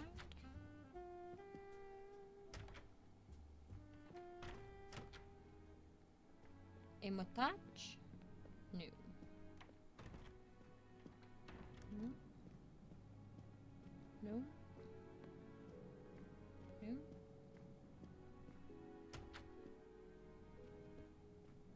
Oh. This is my room.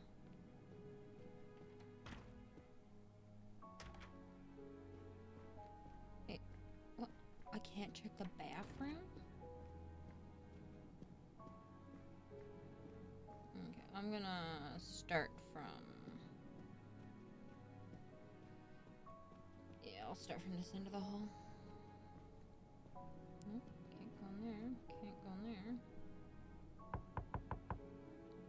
there. Pardon this intrusion, Mademoiselle Olsen, but something you told me earlier confuses me. Oh, please, come in.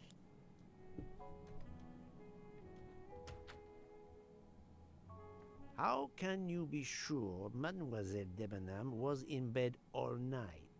As I told you, I am a very light sleeper. The slightest noise wakes me up. If Fraulein Debenham had gotten out of her bed, I would have heard her. I got up this morning around 8 a.m. She was sleeping soundly.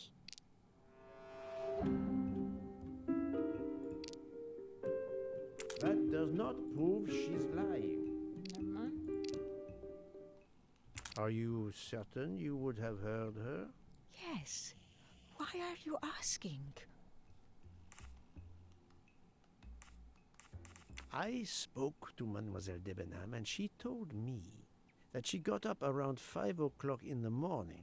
She opened the door and looked down the corridor. It was then that she saw a woman in a red kimono. How do you explain that? I think I must have been sleeping very soundly not to have heard it. Oh, but does that make me a suspect? I am not accusing anyone, Mademoiselle. I think she was the Do one not in the worry. red kimono. I am just trying to determine what happened last night. Thank you for your testimony. I don't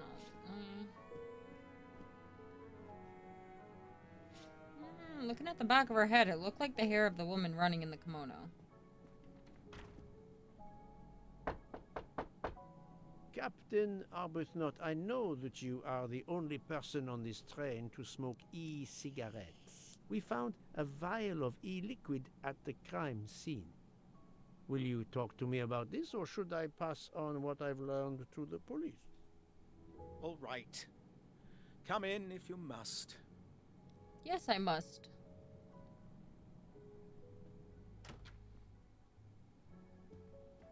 A mustache? Nothing. I have just a few questions for you. Very well. Let's hear them. What were you doing last night around 1:15? 1:15?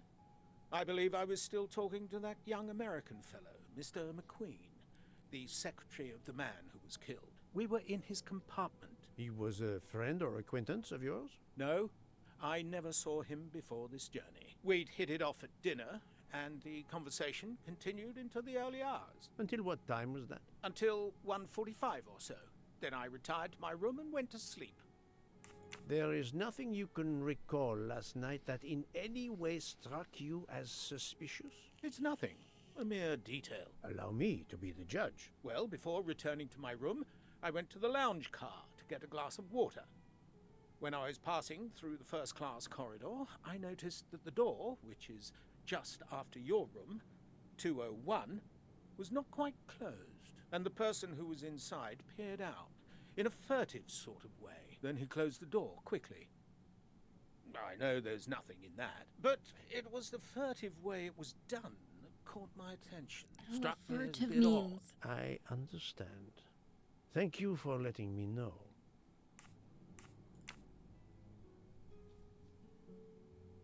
Is this e-cigarette liquid yours? What flavor is it? Banana.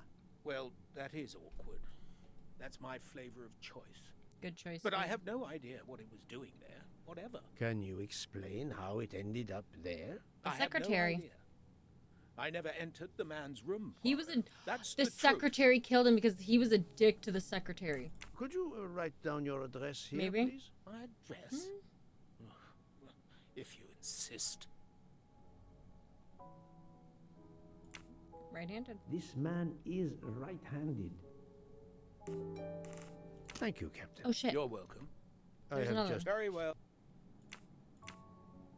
The young English lady, Mademoiselle Debenham, was at the Excuse me. Tocatlian Hotel. Perhaps you met her there? We exchanged a few words. Fellow Brits abroad, that sort of thing. What can you tell me about Mademoiselle Debenham? Nothing whatsoever. We barely spoke. The director of the Orient Express, Monsieur Bouc, thinks the assassin is a woman. And that is enough to accuse her. She had nothing to do with this murder. How can you be so certain? The idea is absurd. Ratchet was a perfect stranger to her. She'd never seen him before. Ah, did she tell you so? Well, yes, maybe she did. She may have commented once upon his somewhat unpleasant appearance. If a woman is concerned, as you seem to think, to my mind, without any evidence, I can assure you that Miss Debenham could not possibly be implicated. It is clear that the captain is defending Miss Debenham, a woman he supposedly doesn't know very well. Thank you, Captain. You're welcome. Okay, I do realize that I missed one of the things I wanted to say to her, I think. Do you have something to add? No, Mr. Poirot. I believe I have said everything I intended to. Never mind, I did not forget it. Oh. Okay, he was with him. She was with him.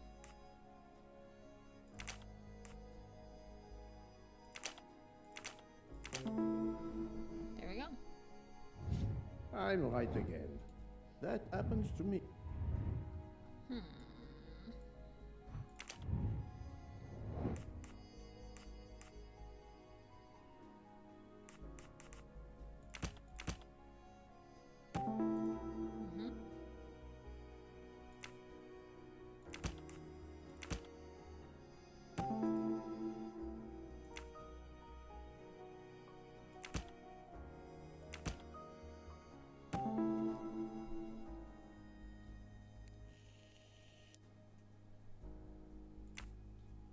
Captain Arbuthnot is the only passenger to smoke an e-cigarette.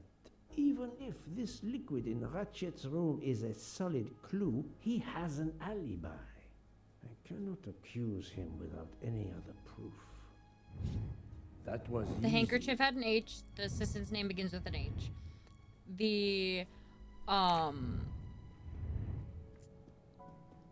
And he could have stole the vape juice to place it there to How make him is look bad. Mademoiselle Locke, Doctor? Her vital signs are improving, but she is still unconscious. I understand. Thank you for looking after her. Okay.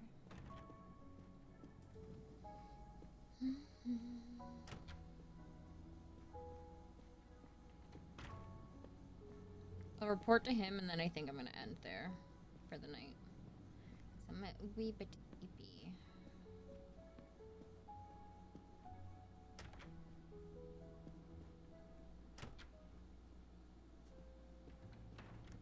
Oh, he's in the restaurant. Okay.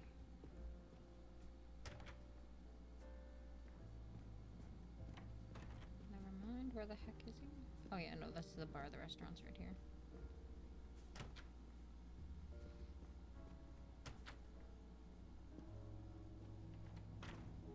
So, Poirot, I hope you are progressing in your investigation. There is no trace of the murder weapon on the train, as yet. The killer could have hidden it anywhere. It must be somewhere. Indeed, I as you haven't say, seen it it. must be I've been looking somewhere. everywhere. According to Dr. Constantine's report, the stab wounds were made by at least one right-handed and one left-handed person, and with different strength. For the moment, everyone I have checked is right-handed. It is impossible to draw any conclusions as yet. However, I still have a few people to interrogate, notably the Russian princess. You still have many avenues to explore? Indeed, the case is far from over, mon ami. I identified the person responsible for the bottle of liquid for the vape found at the crime scene. So, this is our culprit? Do we hold him? No, unfortunately, this bottle belongs to Captain Arbuthnot, but he has an alibi, confirmed by Monsieur McQueen for the time of the murder. Monsieur Bouc, Monsieur Poirot. Michel, calm down. But it's Mrs. Hobart. She says she found the murder weapon in her room. She's very upset. Let's go, Poirot.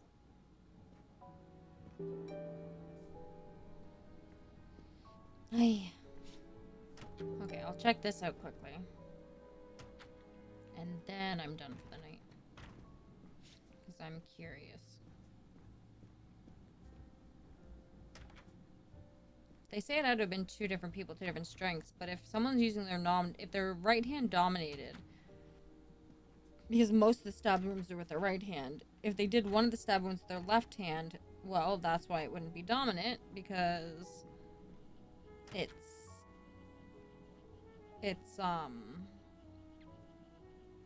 wouldn't be as strong because it's not the dominant hand. To leave this train. Madame, we are in the mountains, trapped in a snowdrift. Stating the obvious, there is a murderer among us. He had the audacity to hide his weapon in my room. Please, Madame Hubert, take a deep breath and tell us what occurred. Where did you find the knife? I wanted to get a handkerchief from my purse, and when I opened it, I saw it. A bloody knife. Am I next to be murdered? I very much doubt the murderer would give you his weapon. What do you mean? Madame, he would have used it. Oh, I haven't. Did you touch the knife? Of course not. What a question. I will take that as a no.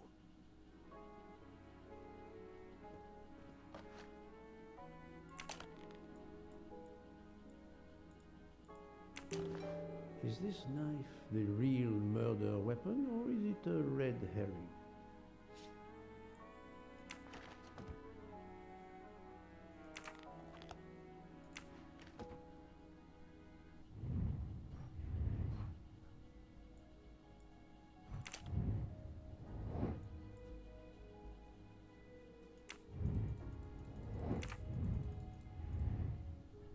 I have to take the knife with me?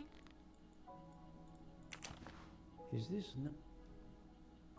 No. Okay. I'll be back. Mrs. Hubbard is distraught, Poirot. I should stay with her. Okay, that's fine. Please go on without me. I have every right to be distraught. Oh, shut up. Thank I'm you, trying to Mr. do something.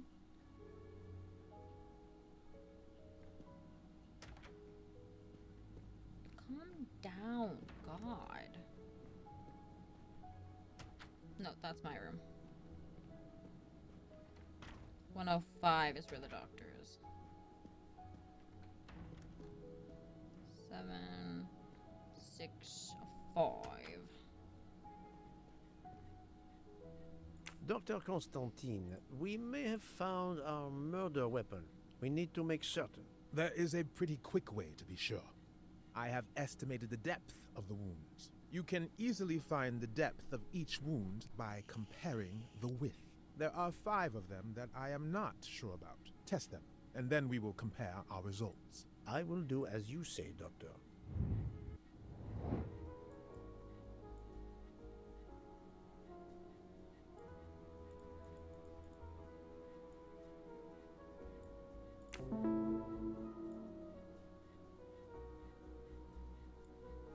I must admit I'm not right. No, not good.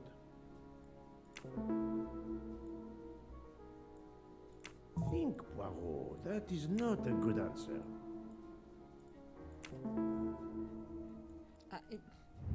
How did I get that? That happens to me. What do you think, Doctor? Is this knife really the murder weapon? There can be no doubt. You found the same depths as the estimates I made during the preliminary autopsy. I can assure you that you hold in I your just hand guessed the that. weapon that took Ratchet's life.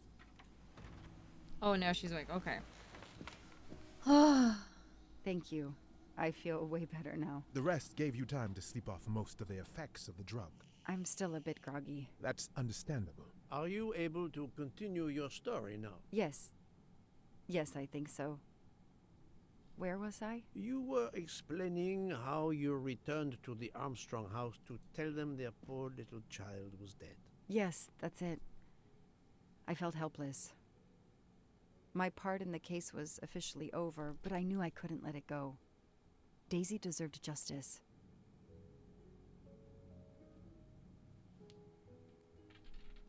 Okay. 2 days later, I returned to the Armstrong house. Never mind. To tell them Daisy would be released soon for burial. I was angry with myself that I couldn't bring them better news. I wasn't prepared for more tragedy. Well, I'm gonna guess they're all dead.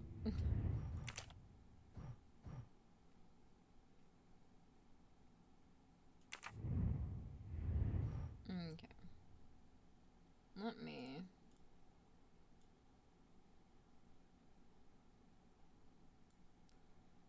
Alrighty, chat.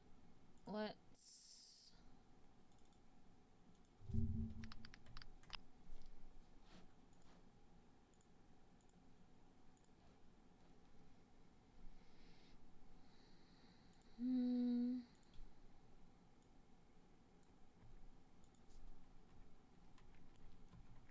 Let's raid Boosted, because he just went live a little bit ago. We'll go raid him, give him some love. I'm gonna go and rest. I'll see y'all later. I may stream tomorrow. We'll see how I'm feeling. Might be variety again. We'll see. Thanks for the stream, take there. Thanks, Citrus. Have a good night. I'll see y'all later. Toodadoo.